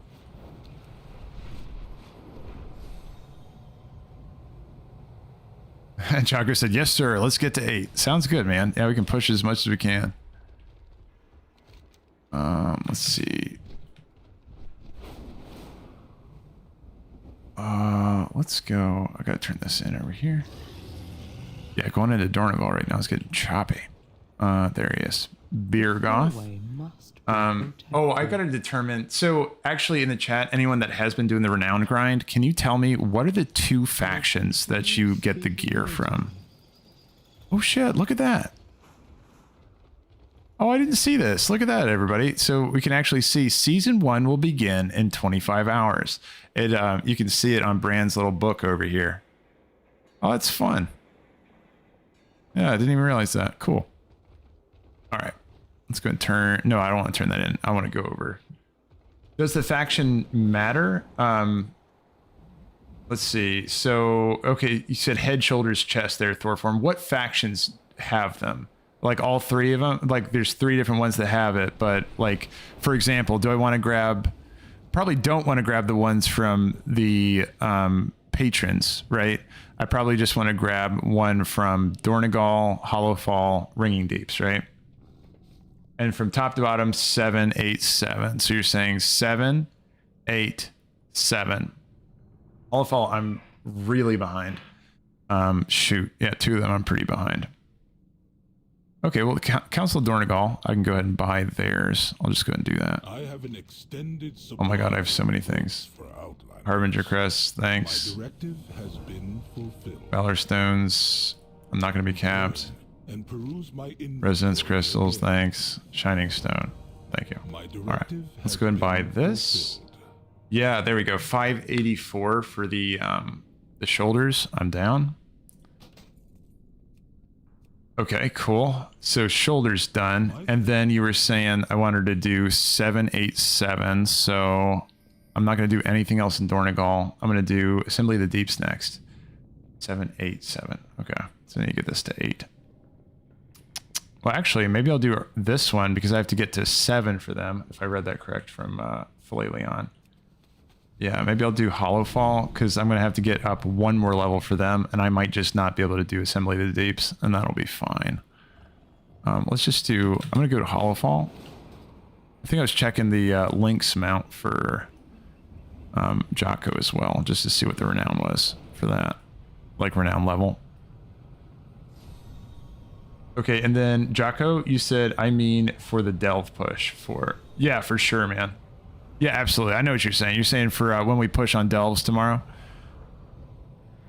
Well, after the reset. So, yeah, Jocko, I might be pushing Delvs. It might be the following day, just depending on how long that reset is. Because I think they did say it's like 4 hours tomorrow. So it's going to go down and then not be up for 4 hours. I don't know if I'll be able to get anything in like afterwards. So I might be pushing on Wednesday. Push without me though, Jocko. Don't wait on me. Like, you're good. Like, you can keep doing your thing. But yeah, the following day, if we want to push, we could. It'd be Wednesday at that point. Yeah, I was just thinking through that reset. That's a long one tomorrow. So it's not going to be up until like, you know, close to the evening tomorrow. What was I doing here? Oh, I was looking for the renown vendor, which is right here. Oh, I was going to Hollowfall instead. Hold on. I'm getting myself all kinds of mixed up. I'm just checking these items really quick, see if anything's good in there. But that's what I'm after here, is I want to get that helm. And that's going to be at Renown 8 with them. So I'm going to jump over to Hollowfall instead. And I'll just go ahead and click on something in there so I can be able to see the door. Okay, and then let's see. Jocko, you're asking if it needs to be the same faction for Delvs. Actually, Delvs are not instanced content. Like, the only time you can't do a cross-faction group as it is right now is you have to click a Q button. If you don't have to click a Q button, then it's okay. Like, you can totally jump in together on opposite factions, and it's no issue. But for some strange reason, yeah, it's just like something clunky that I'm sure they're going to bend on eventually, where you can... I imagine eventually they're going to make it so you can do queued content with opposite factions. Everything else is cross-faction, so I don't know why they're holding out on that, but let's see. Right. Actually, Flailion's literally saying the exact same thing I'm saying. Awesome. Yeah, yeah, no, totally. Exactly what he's saying. Yeah, there you go. What was I doing? Oh, yeah. Okay, I'm going to go to Merlimar, or whatever this place is called. Mireldar, and I'm going to check with the faction person. I've never been to their renowned quartermaster just yet, but I think it's this chick, I imagine. This land was not what we expected. No. The darkness comes. You're prepared. I'm going to have to wowhead their quartermaster, I think. Unless it's over next to Farron in the town square. I'll check that really quick. So, Bob Marley, you're asking what is special assignments and profs? So special assignments is going to be, so when you're looking at your map and you see this thing right here, special assignment, Cinder Bee Surge. This is going to be like one of those caches you can get for the week. And again, if you've done caches and like all 4 of the other caches, you don't need to do these really, because it's just going to give you a little bit of like Valor Stones and upgrade stuff and whatever. It's not really worth the effort put in unless it's one of your 4 caches. Yeah. No, you're good, Bob Marley. But yeah, all you got to do is 3 world quests and you'll be able to unlock this elite world quest, do that and you're good. Anytime I wrote profs over there on the list, that's just going to be talking about profession related stuff. So yeah, I just abbreviated it to profs.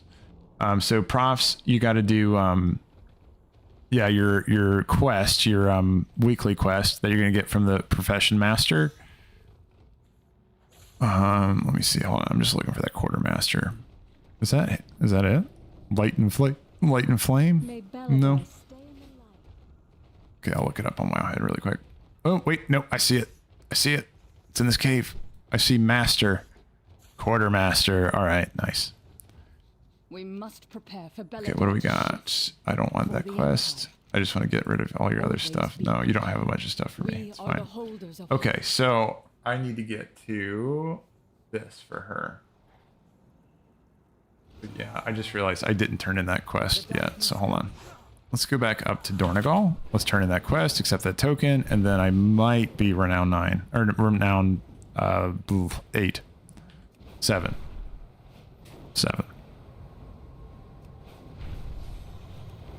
Okay, and then you're saying this to Jocko Flailion. You said, from my understanding, the first 10 to physically... Oh, okay, what are you asking there?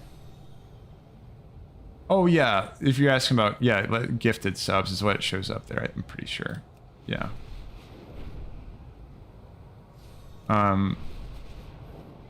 Apparently you can die 5 times before you are locked out of your bountiful delve chest.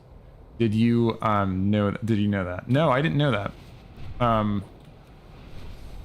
Well, no. Okay, no. Bob Marley, I'm just realizing this. So yeah, you actually can die 5 times, but that only happens on tier 4 and above, right? So like once you're on tier 4 and above, you're going into like the challenge mode. Like the challenge, essentially, that's when the challenge kicks in, where you can, if you die more than 5 times, then you'll forfeit your loot at the end, is my understanding. Right? Yeah. You forfeit the bountiful delve loot, but I also thought you forfeited the other loot too, or maybe you get the other loot, but you just don't tier up your delve, right? Like you can't go to the higher difficulty until you clear it with less than 5 deaths. Yeah, that's my understanding, at least, Bob Marley. We'll know for sure, like once we all get our hands on the actual thing tomorrow, and just to know for sure. But yeah. That's like my current understanding of what's going on with that. Well, that makes sense, but you can't keep your key, I guess. Yeah. Right. Right. Like you don't lose that key until you crack the chest, though. So you're never going to be in a case where you're, it's not like Mythics where you're going to downgrade a key or lose a key or anything. There's not like any real stakes to it besides your time spent. Yeah, you just have to do it again. Like you'd have to do it a second time for you to be able to try to upgrade it again. Let me see. So I was going to do Hollowfall Commendation, 1500. May the Titans. And then let's see where that puts me. So Hollowfall, it's close, right? So now at this point, if I wanted to do some side missions for Hollowfall, that'd probably be a good idea. Or a couple of at least the quests down there would be good. Yeah, and then I can maybe pick up one more veteran piece. Did I ever equip my veteran piece? I should have one epic piece now, right? Oh, I have a couple. Well, I don't think I ever put on my shoulders. Renown? Oh shoot, what are they? Shoulders? Yeah, they're there. Okay, there we go. So now I'm at 572. Not bad. Alright, let's squeeze just a couple things out in Hollowfall. I think we'll be golden. I still have to mine. I don't have to herb, though. So that is a blessing. I am totally down for that. With an empty stomach, Yeah, exactly. a Romalith has one directive. To eat. Yeah, Flayleon, you're exactly right. You'll never lose a key in Delves. It's just, yeah, it's more or less relaxing content. That's true. I mean, the difficulty will spike up, but at the very least, like, it's not like you're going to lose things, like, just by attempting it. So there's no pressure to, like, oh, what's going on up here? Stumbled on some seagulls, snacking on some bread, is that right? Oh, that's funny. They have entire loaves of bread up here. But yeah, no, you'll never really like lose things on Delves, which I like that design a lot more than Mythic Plus, where there's the stress of like the key downgrading and you lose out on all that stuff. And didn't I just say I don't have to herb anymore? I was looking for this. Yeah, the little, yeah, there it is. The mining node. I'm just trying to get that epic mining node, or the epic mining knowledge, and then the mining nodes are dead to me after that.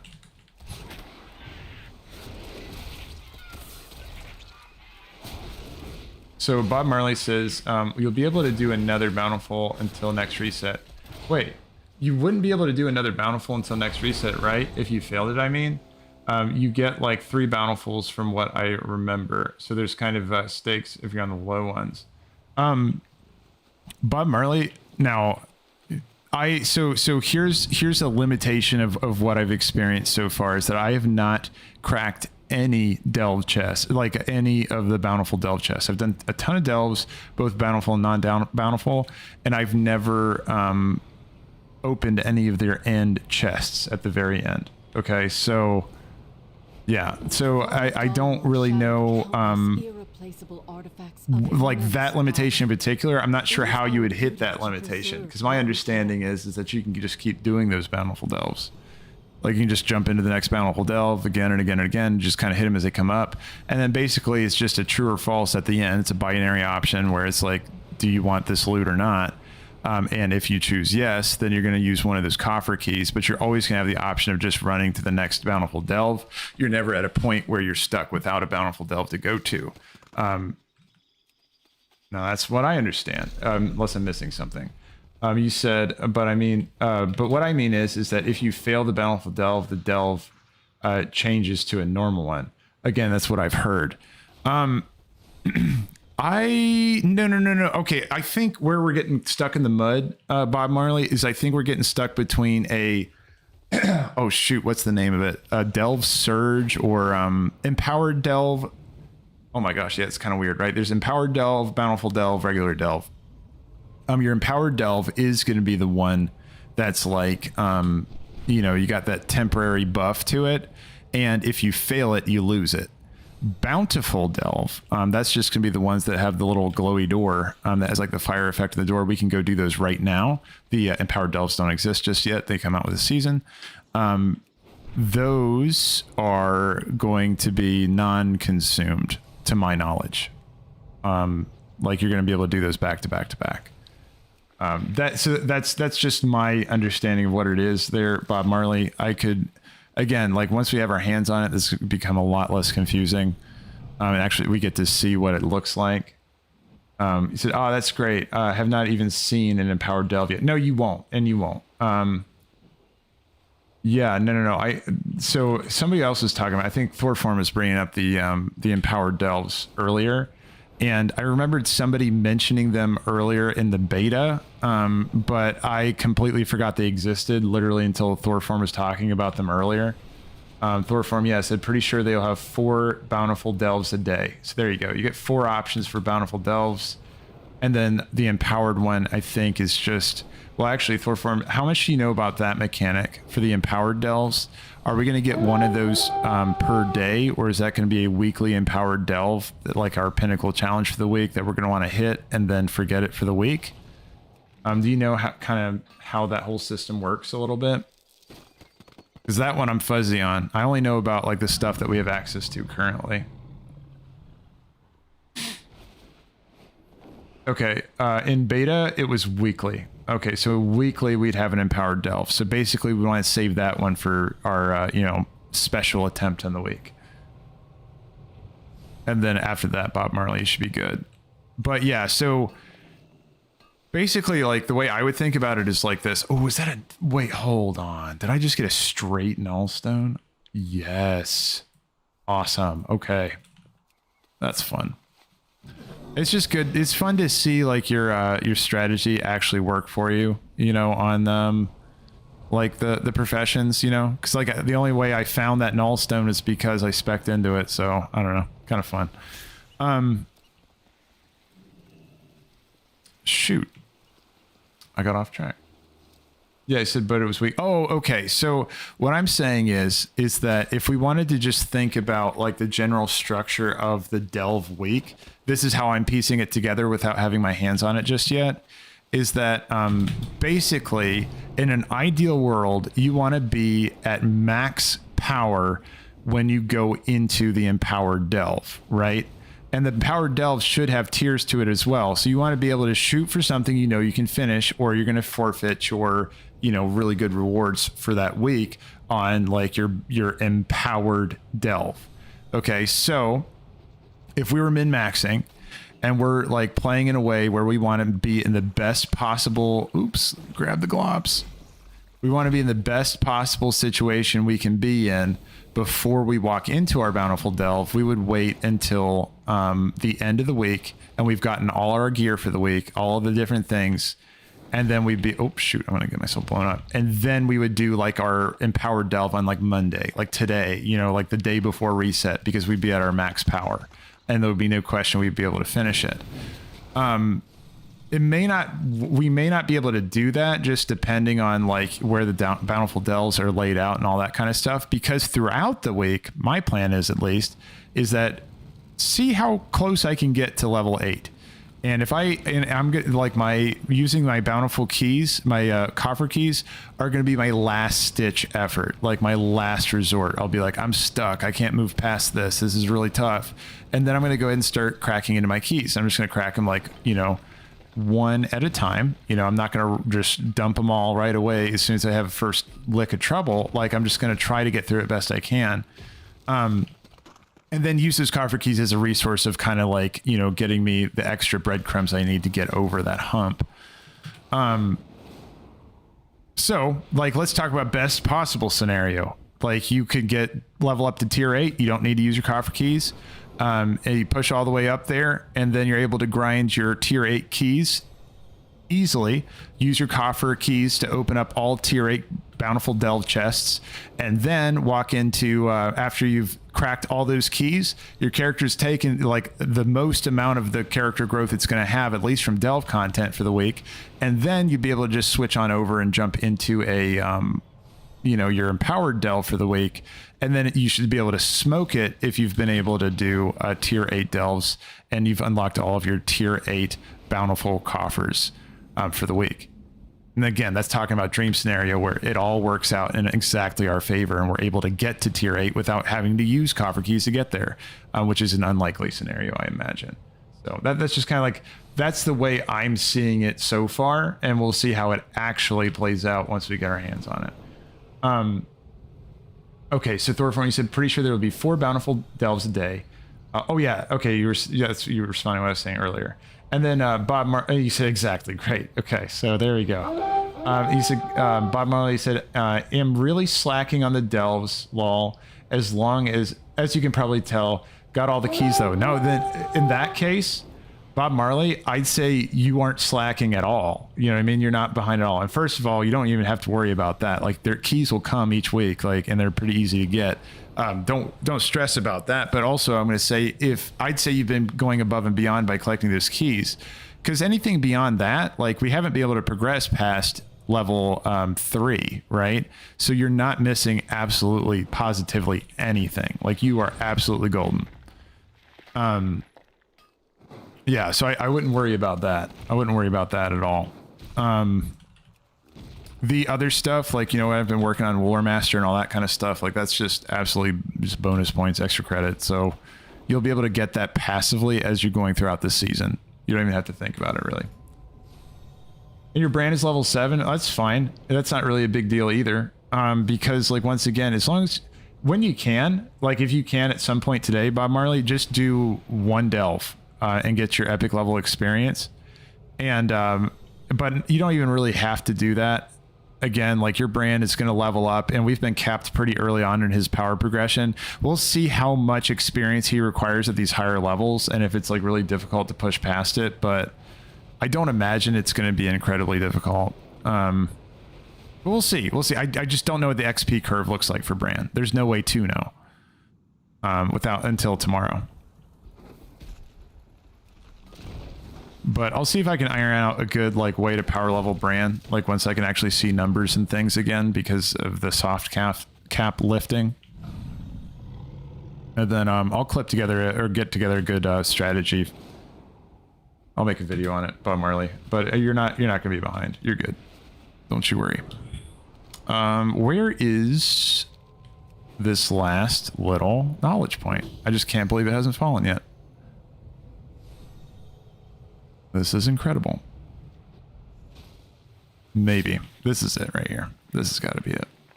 Let's get that epic piece. Ah, shoot. Nuts, man. But after that, I'll have to check the checklist again. I think it should be most of the weekly stuff. I love the way they've designed this weekly stuff where it's like you just get choices on what you do, and really the amount of things you do, like if you wanted to, at the very least, just getting 2 caches done for the week would give you your character a little bit of gear progression and also a couple coffer keys. It's like, I just like how they've done those like tiered unlocks. Oh man, these guys are just cheering. That was weird. Let's see, Jocko, you said, yeah, see, Jocko agrees with you too. Agrees with me on that as well. He's saying you're not slacking. I, on the other hand, have leveled 4 characters to 80. Almost have a 5th. Have been undecided on which domain. And he said I have not leveled Brann or went after the keys.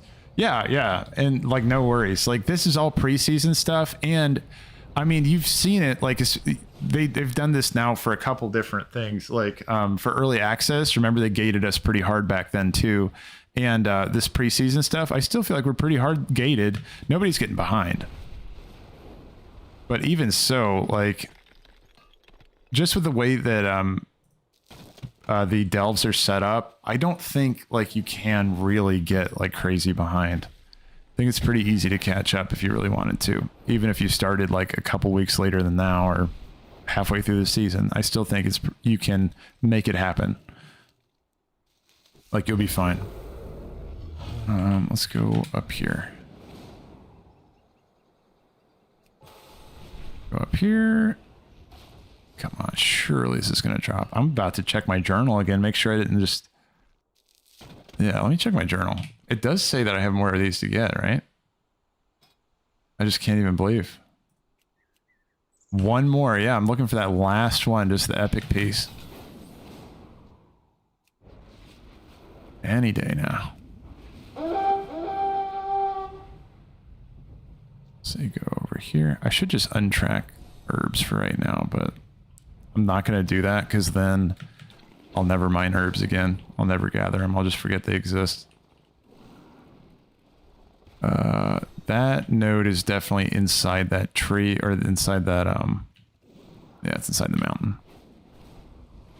That's not going to happen. Let's see, Mathin WYW. Yeah. So you said, welcome in here, by the way. Welcome in there, Mathin. You said, do coffer keys expire on reset? No. Well, so here's the thing, Mathin. There's no way to know for sure. There really is no way to know for sure. I have no reason to suspect that they would. Somebody, I can't remember who it was. Maybe it was Rezik. Was saying that his buddies were saying that like, oh yeah, they're going to reset. Like they're going to reset all the coffer keys once the season starts. They'll be knocked back down to 0. They haven't said anything about that happening, right? Like that I've seen. And correct me if I'm wrong. Drop a link in the chat if they've come out and said like, oh, coffer keys are going to be used up. Because then, man, I'm running a bunch of Bountiful Delves today then. But yeah, my understanding is no, we're going to keep all of our keys and we'll be able to walk into the season with them. But Mathin, the only way to know that for sure is after the reset happens. So I hope that's not the case. That would really suck. And it'd be a big surprise, I think, to a lot of people. Thorfarm, he said, it will be okay because all the tryhards will get 4 pairs of gloves and 2 pairs of boots with their 8 keys already collected. Yeah, I mean, you know, yeah, it's like, it is what it is. Like, people are going to try to game the system best they can. But here's the thing. Why I don't think that that's going to feel as bad as it does maybe for players that are trying to get into Mythic Plus after the season begins. You know, like say, because I've been in this situation, like you're taking a break from the game, you came back and it was like the middle of the season or like 2-3 weeks in the season and everybody's just bulldozed past the lower keys. You know what I mean? It's hard to find a group that's willing to do a lower key. And that's where you need to start if you don't have any gear or a good setup for it or whatever. You know what I mean? So that feels really bad in a Mythic Plus scenario, but where I think Delves kind of solve that issue for a lot of players is that the content is solo, right? Because the main issue with not being able to queue into Mythic Plus is about halfway through the season is that you can't find people to do it. Well, with Delves, you don't need, nice, finally it dropped. You don't need anybody to do it if you don't want to. And again, you can queue with people. It's a flexible piece of content. You can play it however you want. But it's going to give it a way for people to come into the middle of the season and be able to gear up their character in a, you know, pillar of content that's going to give them great quality gear so that if they want to catch up to everybody else in Mythic Plus land, they can walk in with some level of gear so they can start doing the keys that other people are already in the middle of doing. So I see it as a pillar of content that's actually helping other pillars of content like function a little bit smoother for players that you know might have felt like they were behind. You know what I mean? So again, it's helping casual players, it's helping solo players, it's helping players looking for a solo challenge. Like this pillar of content, if they can pull it off, is solving a lot of problems in the game. Let's see. And then Bob Marley, you said, well, at least you can always just be in the meta. That's true. Yeah, if you stick to the meta stuff, then you can help. That could help a lot too. Of course, the meta always exists, but you can feel free to break it. And the thing, okay, again, let's talk about how Delv solves that problem for people. You're playing by yourself. So if you wanted to play a class and play a spec that's underpowered, like I'm going in, I'm playing Beast Mastery Pack Leader. Like that's just, I want to play that spec. I don't really care where it's on like the tier lists and shit. That's just what I want to play. Well, I'm in a Delv, so I'm not hurting anybody by just sticking to the class that I want to play in the spec I want to play. Because it's solo content, so I can do what I want to in that scenario, right? So it's like it lets people go off meta if they want to go off meta because the only person that's there for it is them. So yeah. Or in other cases, like if you link up with a bunch of other people that don't mind that you're doing off meta stuff, then it's fine. You know, it's just about playing with people that are, you know, like to play the way you do. You know, it's the old-fashioned old saying. The ancient text said, like, you know, find like-minded players, play with them the way you want to play, and then you got a chill group that's doing your thing you want to do. But I'm with you, Bob Marley. You mentioned over there, you said that you can't wait for some more of the Drakthir classes. I'm totally with you on that. That's going to be fun. There's a hunter coming. What was it? Hunter, warrior, mage, rogue, right? Am I right? If anybody remembers the list of all the Drakthir classes coming out, let me know. But I'm so excited about that. That'll be fun. It actually makes me want to play because I hated Evoker, right? Evoker just sucks. But having like Glide on Hunter sounds kind of fun. Disengage into Glide, you know what I'm saying? Okay, and then Jocko, you said Zari's reaction to a Drakthir Hunter holding a bow is hilarious. Okay, I haven't seen it yet. Is it a wonky? Does it look weird? Because that's probably what I would play. I'd probably do Drakthir Hunter. I'll have to look that up. let's see. Hold on. I got to figure out what was the next thing I was doing here. So I'm just looking through the checklist, right? So I have to keep checking to see if there's any. Oh shoot, that's right. I was trying to get my renown up for Hollowfall. Okay, I'm gonna go do that. That's what I was doing.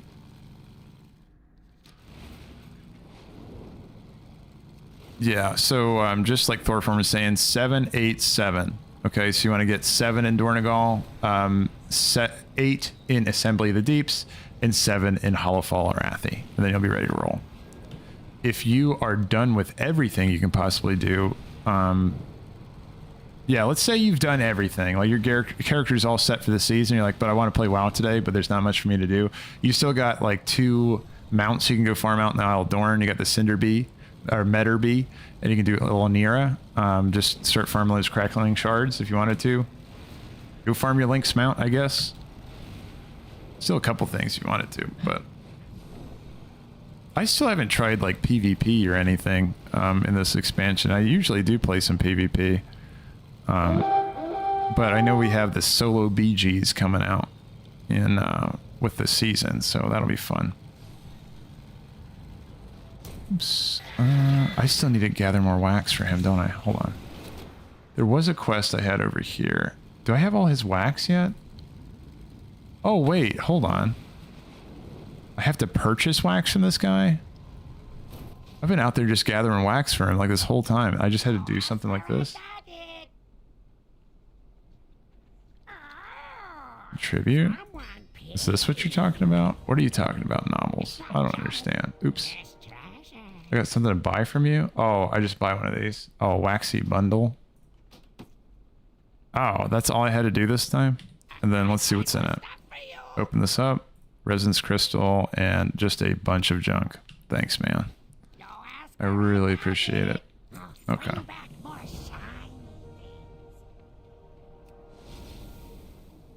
Okay. Back to Hollowfall. So, okay. So, let me see, I'm catching up here. Thorfarm said, MM and BGs is real fun. Oh, I gotta try that. That'd be fun. Just the extra range on it. Just sitting back and sniping from backlines. That would be really cool. Where... Hold on, I always lose the gate. Let's go up here. Oh, there it is. Okay, that is it. That does sound really fun, though, Thorfarm. And then, Bob Marley said, dragons are meant to fight people with bows, not wield them. Oh, that's funny. That's a good quote. I like that. And then Jocko, let's see, you said Drakthir can double jump, imagine hunter. Yes, exactly. That's what I'm talking about. You're saying double jump, disengage, glide. And it's almost a mirror image of Demon Hunter. Exactly. Yeah, that's why I'm excited about it. I mean, just having that that glide ability just sounds fantastic. Let's see. Got a bunch of that stuff. Guess we'll go ahead and get some of that done. This is all stuff I've already done in the past. I just never turned it in. But yeah, side missions sounds like it's the way to go when it comes to trying to get your renown up just a little bit. Do what you can on that. Tidal Charms. That brings me back. Tidal Charm is the name of the that one trinket from Classic, right? That would stun people.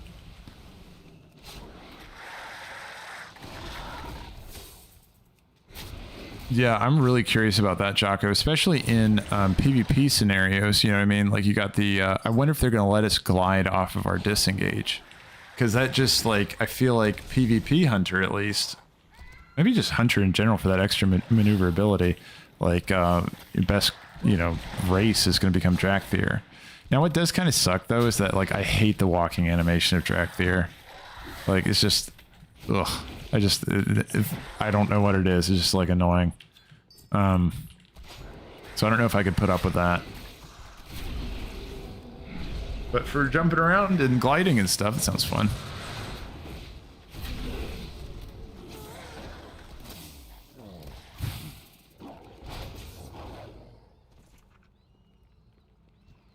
Okay, got another one there.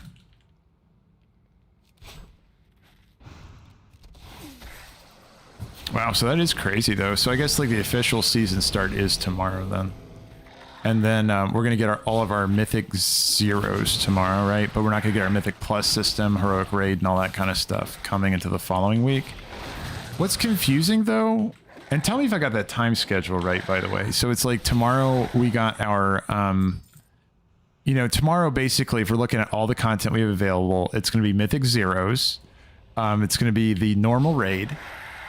And it's going to be tier 8 Delvs. So are you telling me that for a week, Delvs are going to be the highest pinnacle content you can possibly do for the first week of the season? That sounds a little bit off, right? Mythic Plus and Mythic Raid will start next week. Okay, so I guess, but we're sure we get tier 8 dungeons tomorrow, or tier 8 Delvs tomorrow? That sounds crazy to me. I mean, I'm totally down, but yeah. Yeah, okay, so Mythic Plus and Mythic Raid start next week. I mean, that timeline makes sense. That sounds about right, but... Jocko said, of the 5 characters I have, Marksman Hunter is my favorite with Dark Ranger. Cool, man. Yeah, but you're still settling on which one you want to main. But right now, the Hunter, Marksman Hunter is your favorite so far, at least. Let's see. Let me see. Yeah, you said Heroic Raid, LFR, and Delvs tomorrow. Oh, so we do have the Heroic Raid tomorrow. That makes sense. Mythic is coming out the following week, but we have the Heroic Raid. Gotcha. That makes sense. I'll go ahead and try to get these guys off onto my cleft hoof. Go ahead.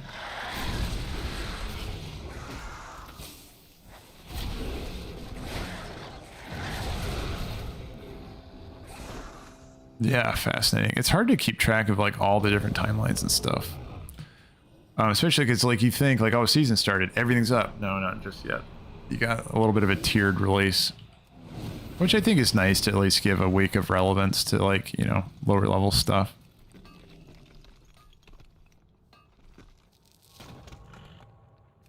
It's also, oh, I just realized I got to turn in my weekly quest for professions. I can't forget that. Ooh, I might go do that right after this quest because I'm going to forget that. Just a reminder to everyone else, though, make sure you do your weekly profession quest. And you can get that from your whoever trained you that profession inside of Dornegal. Just go back to them. They're going to have a weekly quest for you. And I'm going to show you. I'm going to cheat, and I'm just going to go buy the materials off the auction house and hand it to the guy just to complete it. Because I'm like, now I'm like worried that I'm going to forget to do it. And then I'll get behind on my knowledge. Thorforn says, I love... Oh, I was just going to say that. It would be fun to watch the Race to World First. He said, I love watching the Race to World First raids. Echo has a stream up showing the setup. Oh, that's cool. I think it's just fun to see their strategies on that. So, like, they've been crunching, right? Like, getting ready for this raid and all that. Doing the raids tomorrow. I bet they're ready to roll.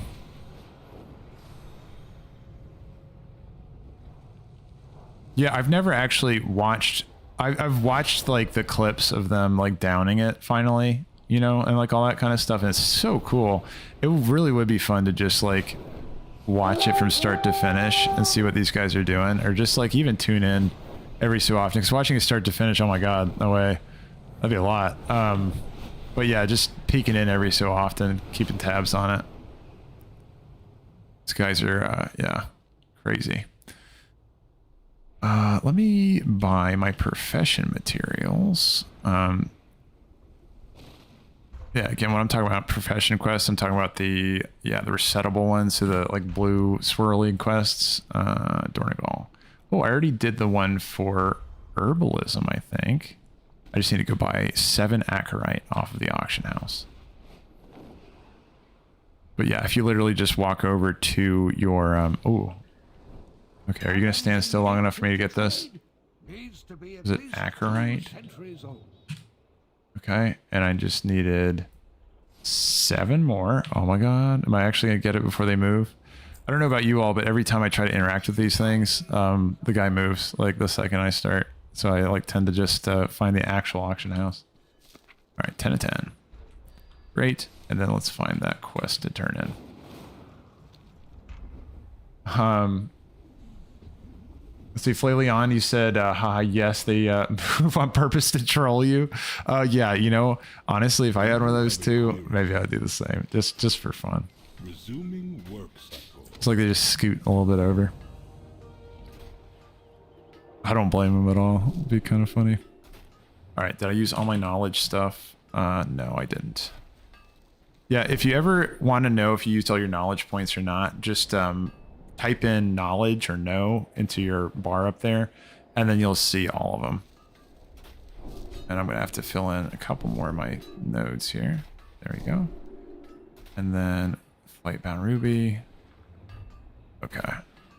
Horn of Declaration. Yeah, I don't need that.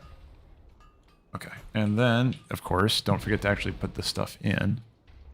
Specializations. Okay. And then I'm going to bump this up. And then let's go to mining, and I want to, oh, I finished that one. So now what I'm going to do next, I want to get that 45 on each of these. So I'm just going to spec enough points to unlock the next specialization. So I'm just going to get more perception for now. Great. There we go.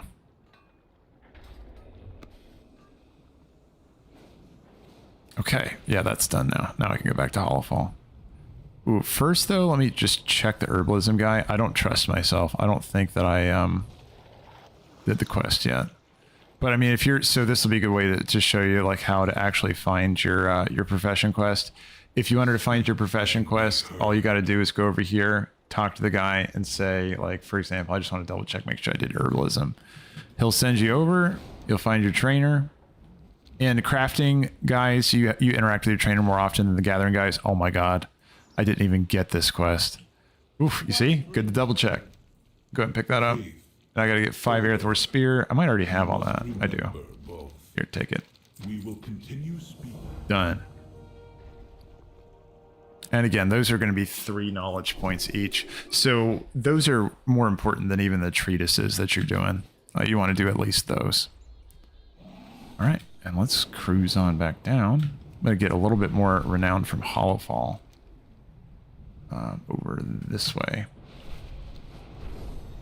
Go down here.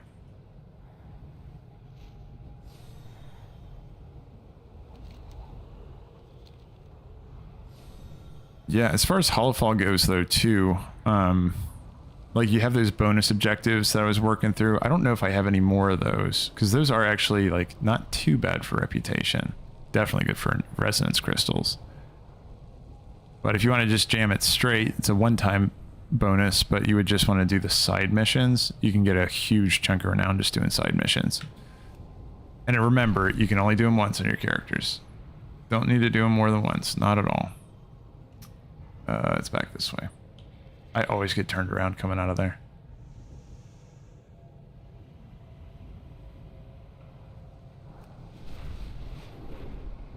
And then up and over. Okay, and we're peeking. I only have one left. I might as well just go ahead and finish that one up there. Go ahead and do it. Nice thing about doing these while they're up too is that you have to light the lamp before they're even available. So if they're already lit up, like over here too, then you can just go and take advantage of it without having to spend your crystals like this guy down here. You can see that it has 20. Had to put 20 crystals to that. Anybody can contribute. But if you need that particular one, then yeah, you'll be spending a lot. Okay, this one, what do I have to do here? Just kill some of these guys. Let us fear the sea. Drive them from our shore, back to their abyssal home. I mean, if I'm already doing this one, I might as well go ahead and light the lesser key flame, because you can kind of stack these together a little bit. Just toss 3 resonance crystals into here. Not resonance crystals, sorry. The radiant light crystals. And then just go ahead and accept the quest.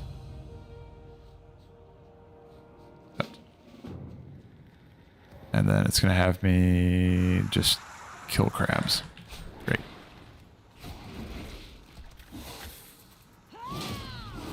These guys remind me of, if any of you ever played Darkest Dungeon. It's like, I don't really, it's a turn-based game. But yeah, it's pretty cool. Like there's a mobs in the in that game, but they look exactly like these. Like the Eldritch Horrors, I think is what they're called in that game. They even sound the same.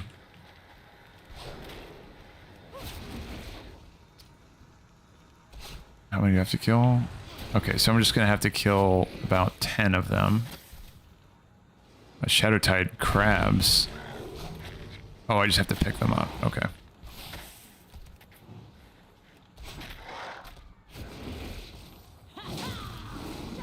Are they just walking on the water? Or it's just shallow? Okay, that was confusing. Very confusing perspective.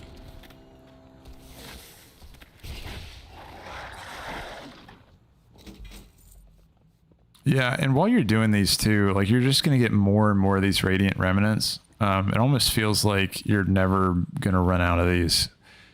Especially if you ever run into a lamp that's already lit, and then all you got to do is just go do the objective over there. You're just going to hang on to those Radiant Crystals, and you won't ever have to really just like do a dedicated farm to keep up with them.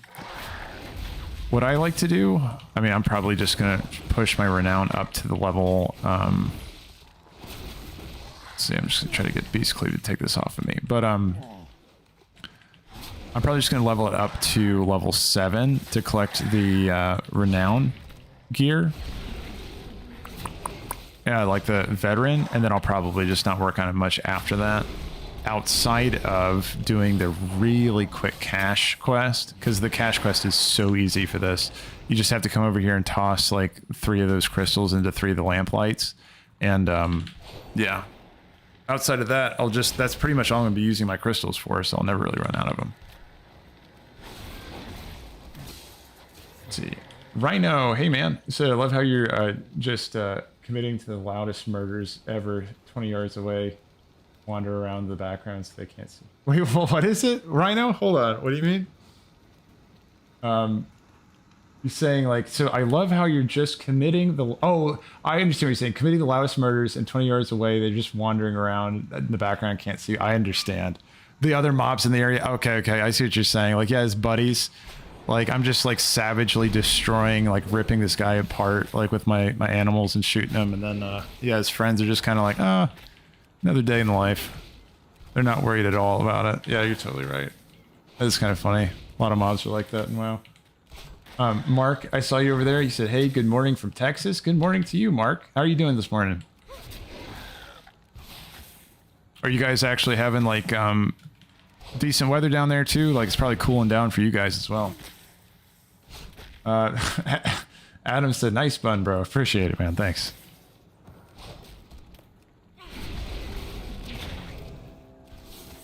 Yeah, the thing about Texas is that it's like you guys get hot down there. Like crazy hot, and it's like just like humid heat, right? Yeah, you said 41 in the high this morning. Yeah, that's chilly.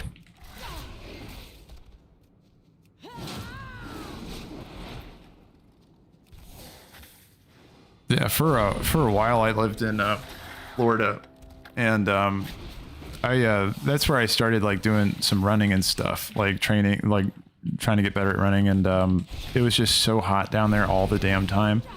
It was like really hard to just run in that shit, and then leaving it. It was just so much fucking easier. Like, yeah, I'm not envious of anybody that lives in just a hot, humid place. Like it gets to you after a while. Mark said, all is well here. Yes, finally dropping down from 90s to 100s. Yeah, all right. That's good stuff, man. You know, I can deal with that kind of heat more if it's dry heat, you know? Like if you go to like Vegas or whatever, where it's just got like just really dry air, but it's hot as hell. I don't mind that as much as I mind like just the humidity, because I feel like you could just get wrapped in just like a cloak of just wet vapor.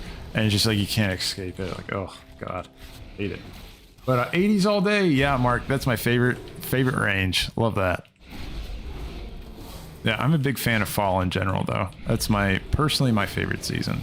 So I'm happy that we're coming up on it.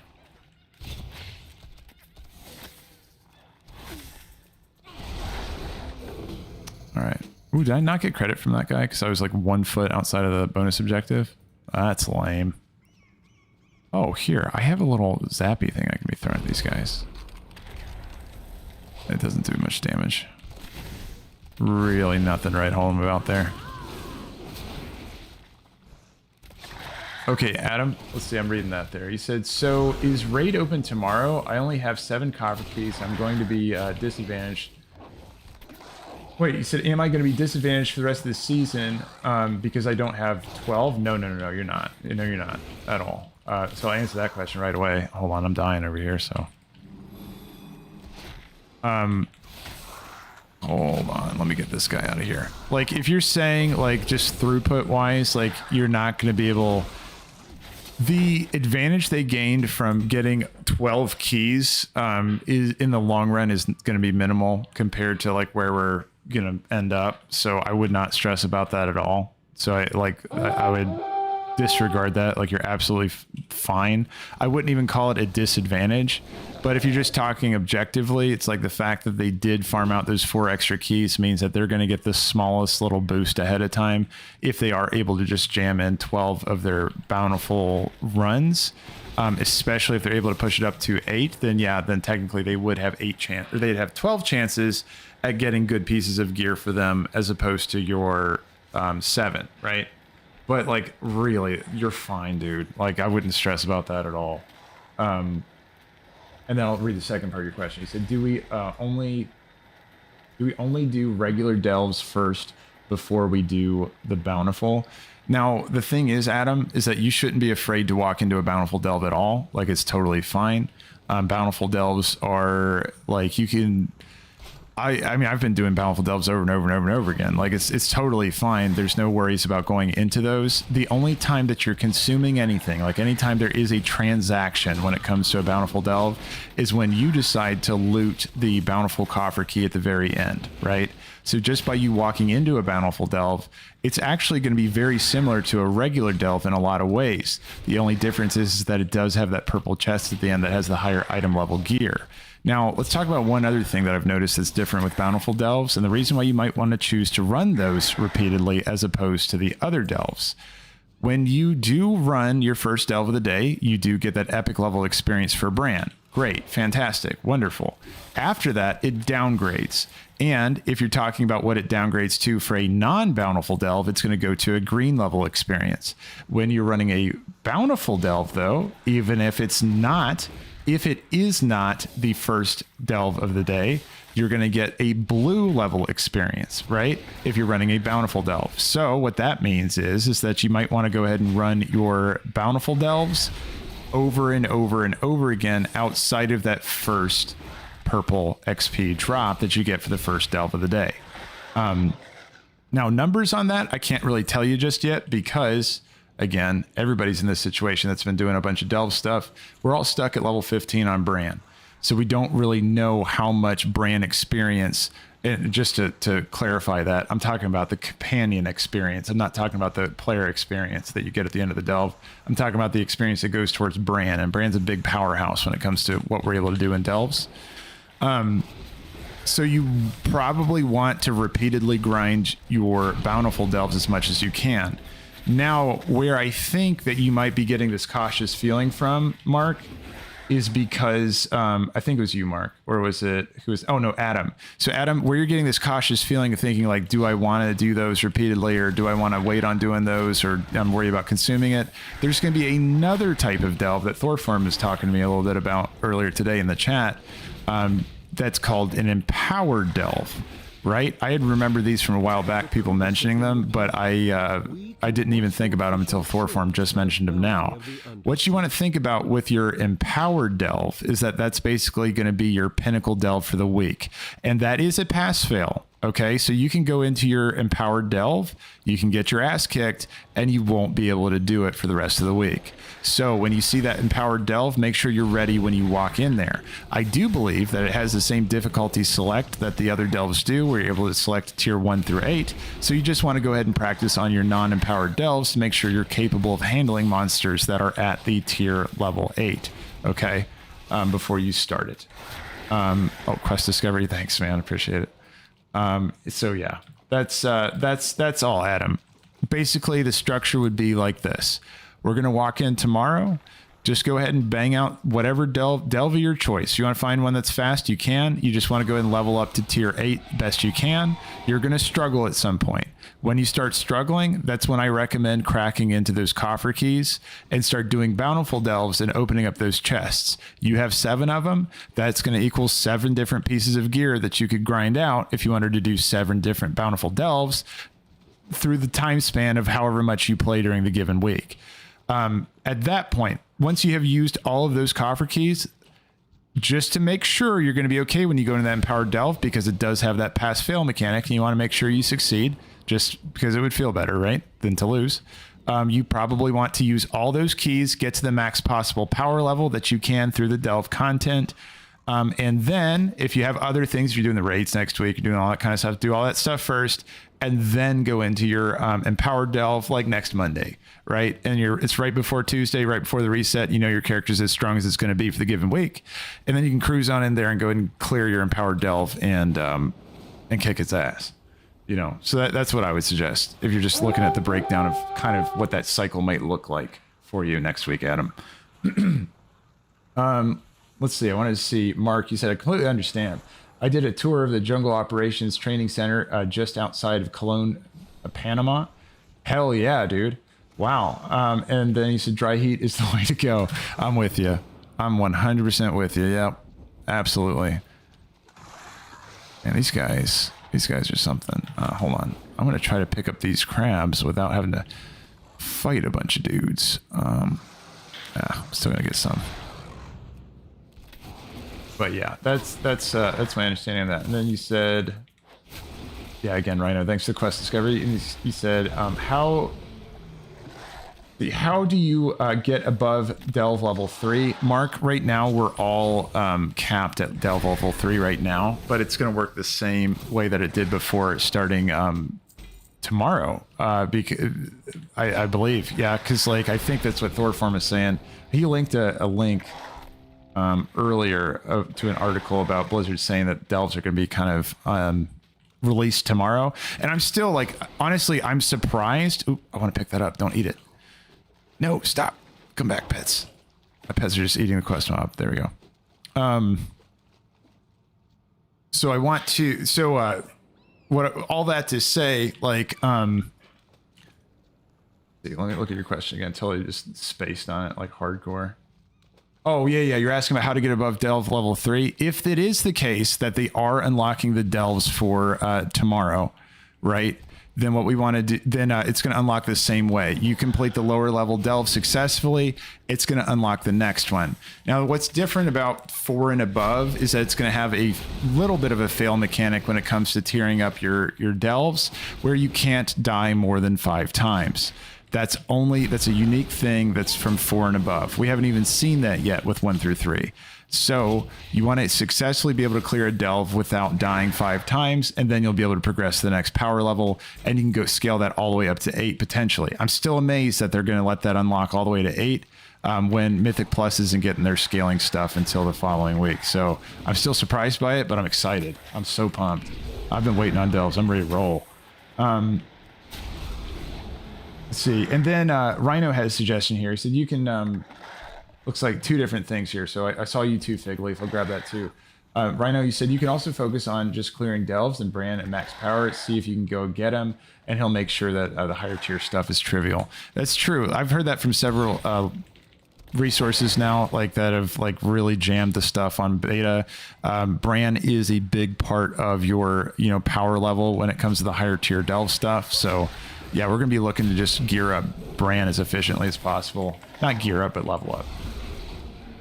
Let's see. And then Mark said, in the words of Yoda, there is no try, only do. Yeah, for sure, man. Hell yeah.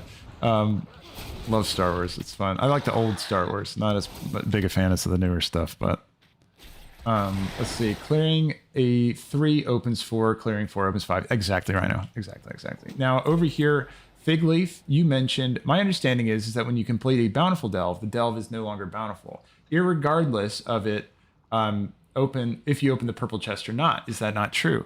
Figleaf, let's try it right now. Because actually, I think there's some credit to what you're saying because earlier when I did do a delve, I noticed that it had cycled off of that and I didn't open up the cache. So I'm going to go ahead and just verify that. You might be correct. Let's go do the Dread Pit really quick and just give it a test for sure, just so we know. But that's going to be something we got to consider if we are consuming our bountiful delves walking into them. Then if there's a rotation, like, so at any given time, are there always going to be 3 bountiful delves that are available? Or is it going to be like on a timer, they just kind of rotate out, and once you consume it, oh, there it is. God, I always get turned around there. I'm telling you, I have the hardest time like working my way through this place. But it's one of those things, the more you fly through it, though, it's just going to be second nature eventually. But yeah, let's give it a test. And then Thorform says, oh, Sir Lannick. That's who was talking about Thorform. Good point. He said he linked it. There it is right there. So yeah, it says Delves begin on September 10th. And what I'm going to do, YouTube guys, 1 second. It was linked over there on Twitch. I'm going to grab that link for YouTube. Oh, YouTube likes to eat links. I'm going to try to link it to you guys on YouTube. And let's see if it eats it. No. Okay, it let it come through. So there you go. So that's you know, that's talking about what's coming out tomorrow. Let's see. Okay, and you said, Thorform, that is true in the Bountiful Delves. So I'm going to test it out here just to see it for myself. I'm kind of curious.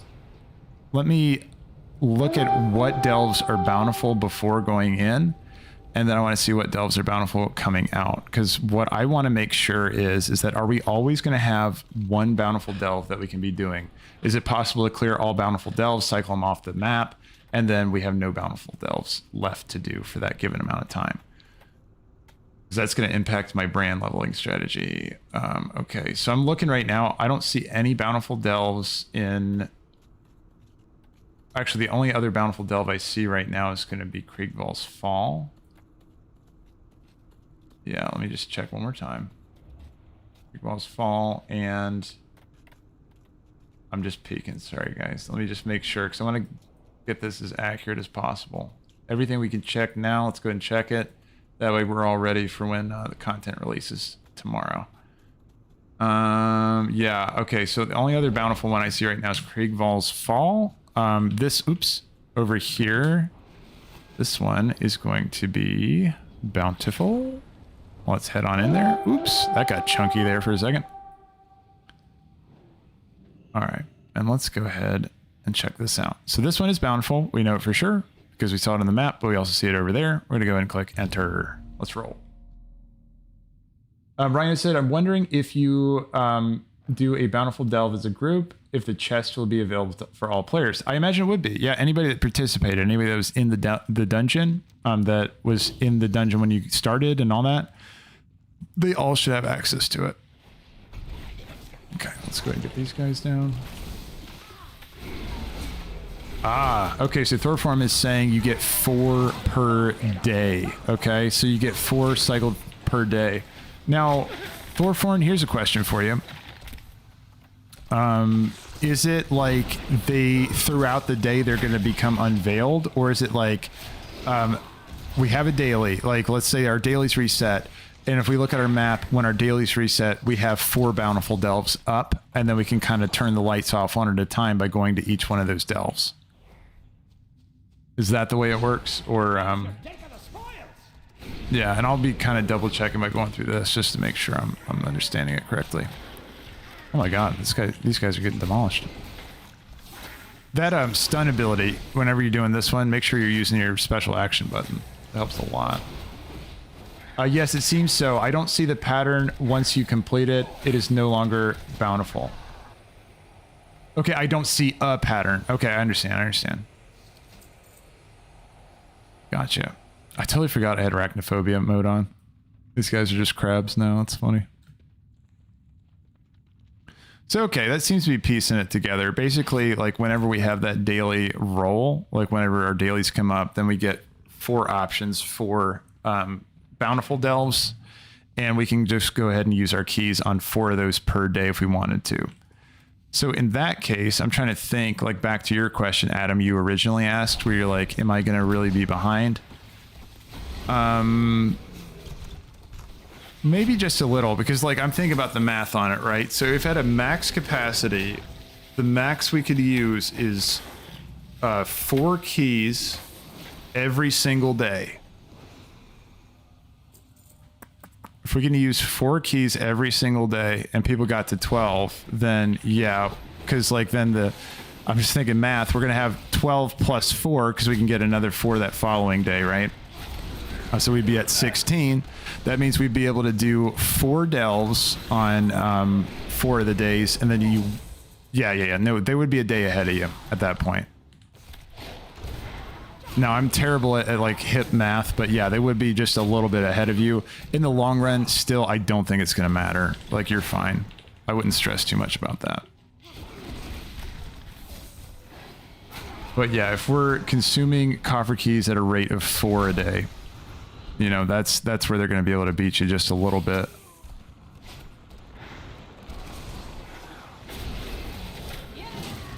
Because it's like we're consuming at 4 a day and our income is 4 a week, right? So we can spend a lot in that first week if we had more, you know, backlogged. Oh my gosh, I feel like I'm getting really weird evade bugs on some of these mobs. It's because of this guy over here. I think he's like resetting him. He's like stuck in the wall. I think I can do this. Yeah, that was what it is. If I get far enough behind, or far enough away from him, I think he'll just go back to being normal. Yeah, Rhino, you mentioned that. So I was going to try that, but I think I haven't tried it since I got a bunch more gear. But yeah, I eventually do want to put Brann as a DPS character because I can heal my pet, you know? So I don't think I really need as much healing out of Brann, especially as my gear gets better. But I'll try that. Actually, let's give it a shot now. I'll just walk back there and see if it works. Let's see. Oh, I had one in the middle of the city threads. Okay, gotcha. Well, Thorform kind of fleshed out the whole strategy for us there, so we kind of got that. Let's try just moving him over to damage and see how, you know, viable that is to just do a damage Brann with a BM Hunter. I feel like I can, for the most part, sustain me and my pet decently well.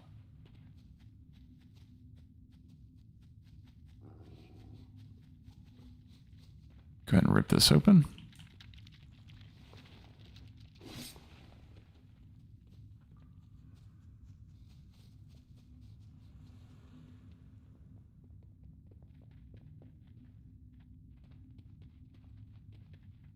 Wish I had cheetah there. I'll just sprint up here. Ooh.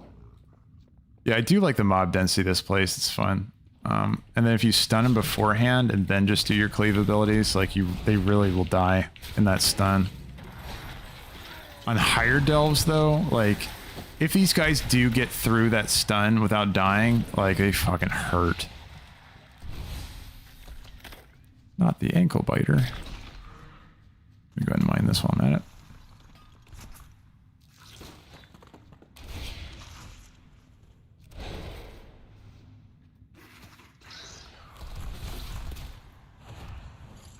Yeah. You said, yeah, shit dies way faster. I'm totally with you. No, it's for sure. Like, Brann is, he's wonderful, man. Like, he does some crazy damage. I wonder if they're going to do any balancing on the curios at all, like, as the season drops. Oh, yeah, there's a curio somebody was talking about. I haven't used it just yet. The one where you, like, go up to him and he throws you up in the air and you, like, come down on him. Like, he'll call you to go stand on him. I want to use that one. Totally forgot about it.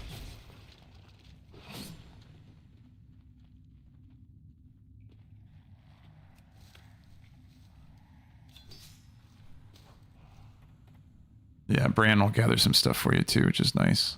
Actually, why don't I go and find that curio really quick? Oops. Wait, what did I do? Okay. Let's do... Sell my junk, first of all. Nice. Sorry, hold on. change this to, I think it was the, no, it was probably the combat. I can't do that on combat. That's okay. I'll worry about this later.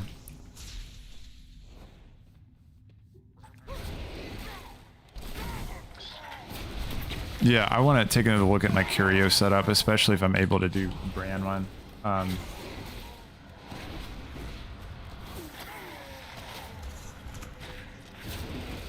Yeah, okay, so Rhino has a suggestion for when to start using. I'm guessing you're talking about the shadow, or the keys, the coffer keys. Doing 7+ might be a good thing to aim for when you're dropping keys. But it really just depends on you individually if you are struggling. Don't forget, though, that there's other ways to gear up, too. So if you are struggling with a particular delve level, you could dip over to do your Mythic Zeros tomorrow first before you start dipping into your keys. Could be an option. But I have a feeling, especially if you're in a group, you'll be able to push like at least a 5 or so if you're really trying to make a push as a group.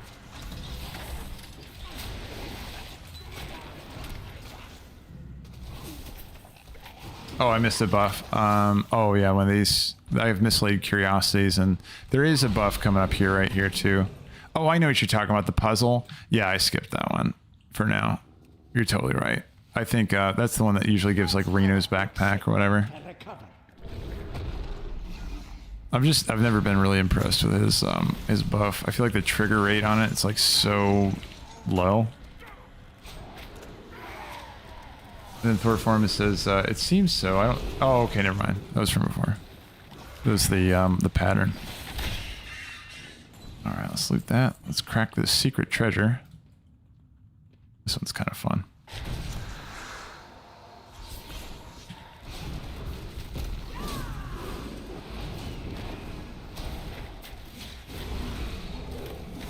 I love the fact that Beast Cleave will trigger Brann's egg as well. It's nice.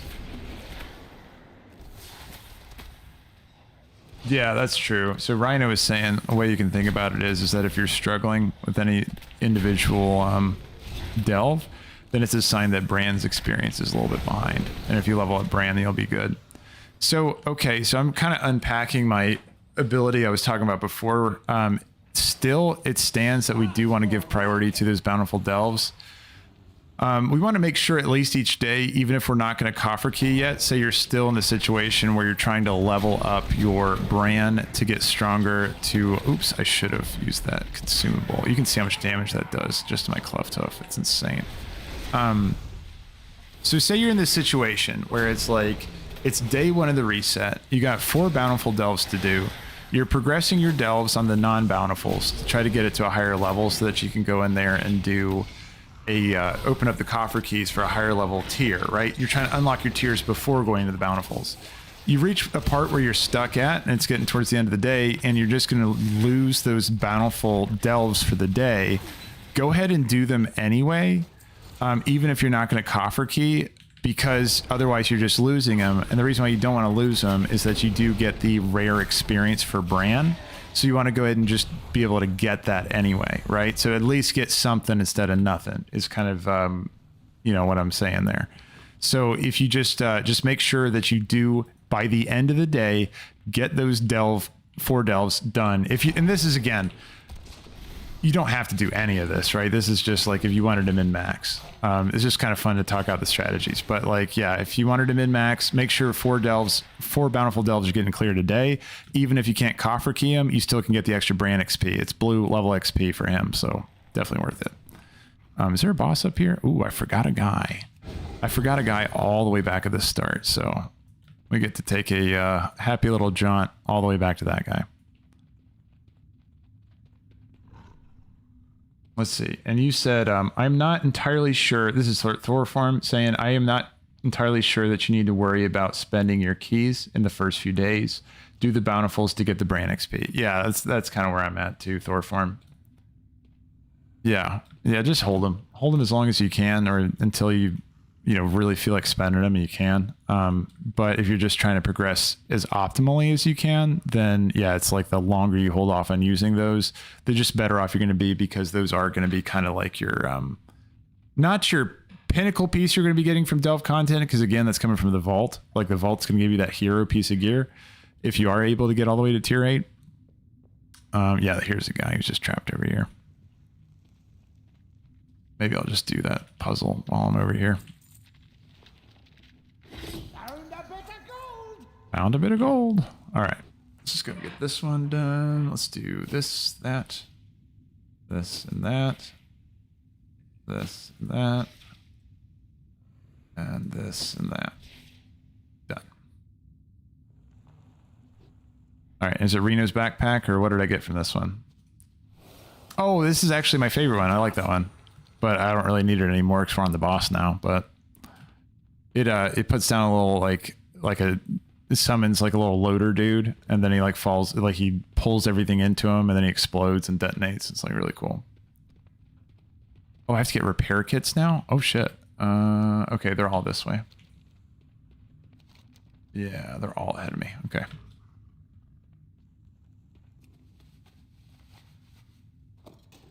Okay. Let's grab each one of these. Oh, there's 3 of them right next to each other. That's fantastic. Yeah, I don't know. I'm just pumped in general though about having like the progression track unlocked for Delvs. It's just such a big shift to WoW. Like, I mean, I'd say that this is as big of a shift as like, and this is just my opinion, but I feel like it's as big of a shift as like when Mythic Plus was introduced. You know, it's like this new pillar of content we've never had before.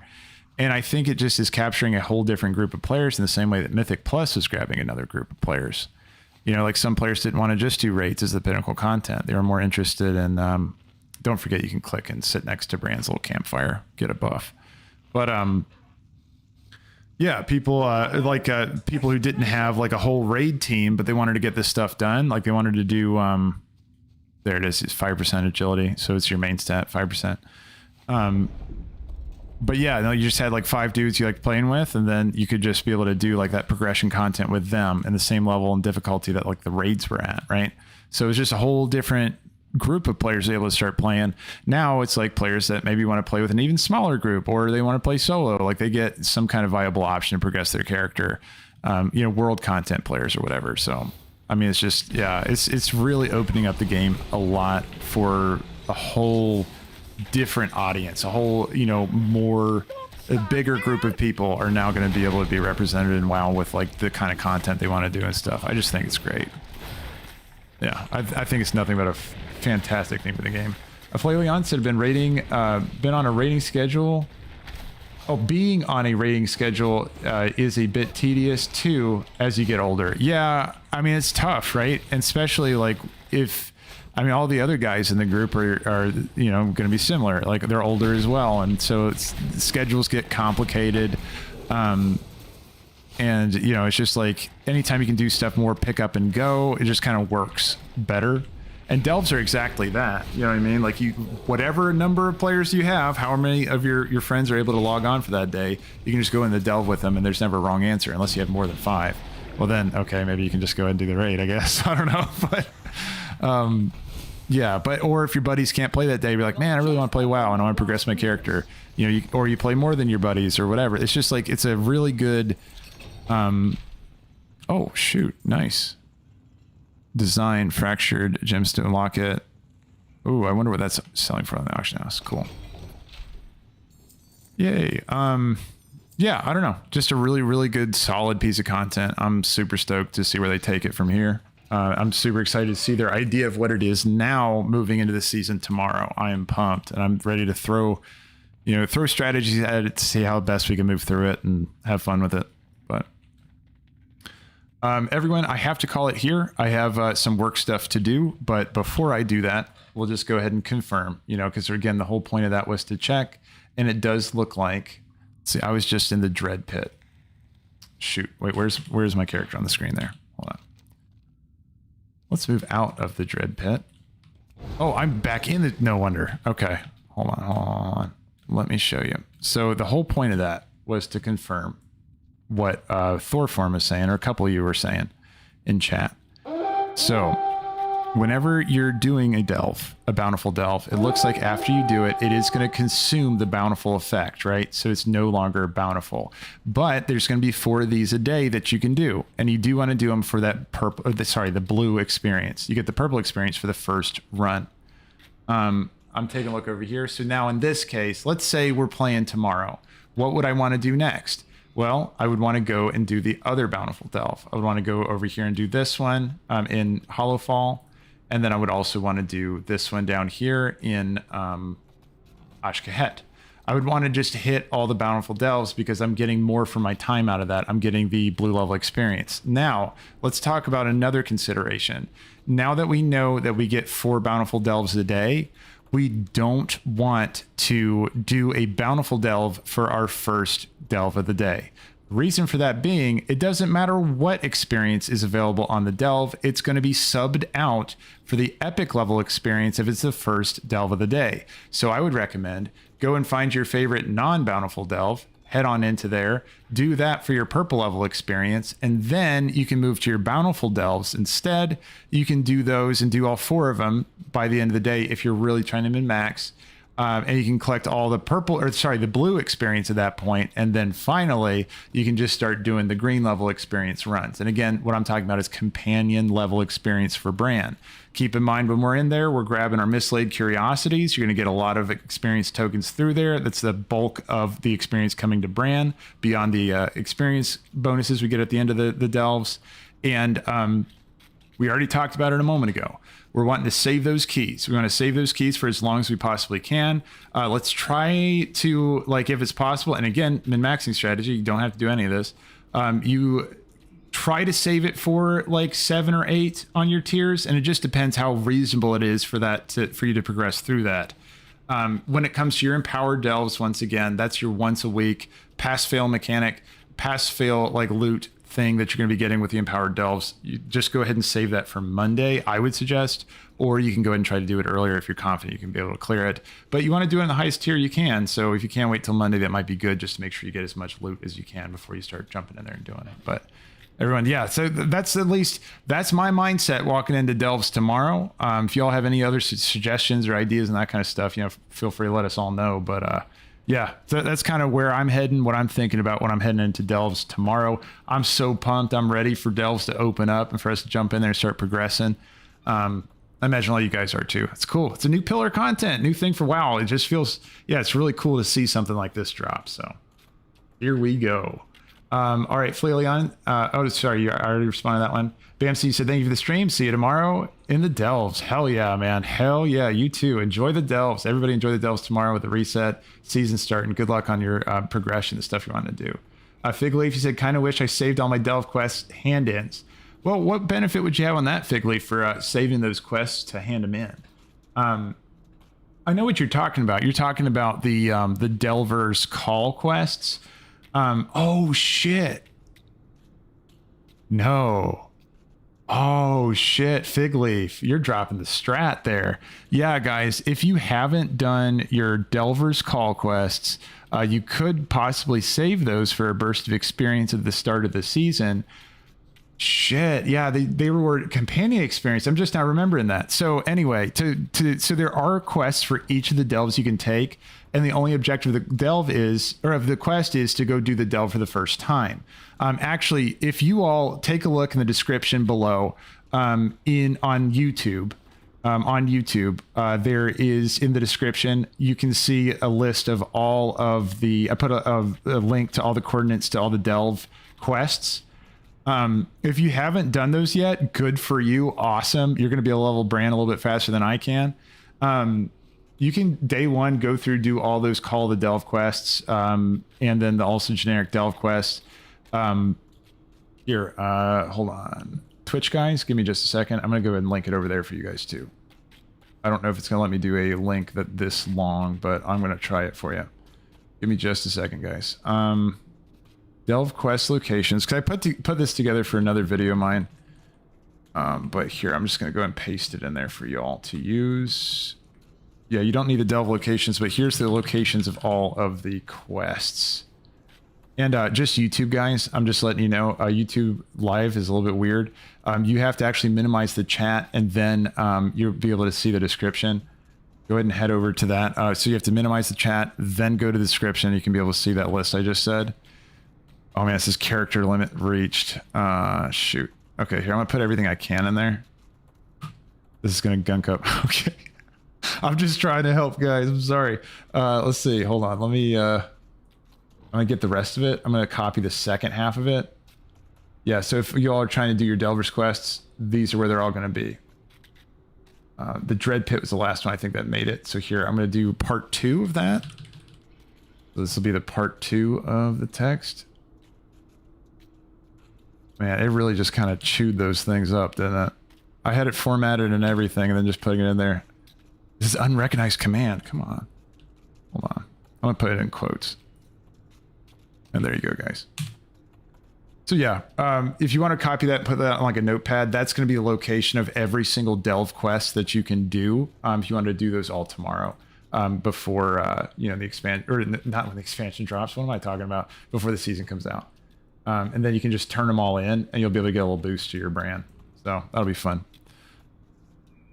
All right, well, everyone, have an awesome day, and good luck with the season starting tomorrow. Thanks for all hanging out here. Appreciate you guys over on Twitch. Appreciate you guys over on YouTube. And I'll have a video coming out talking about more about, you know, what we can start doing at the season start, and moving into some of those mechanics and stuff coming up. But everyone, I appreciate it. Thanks for tuning in, and have an awesome day.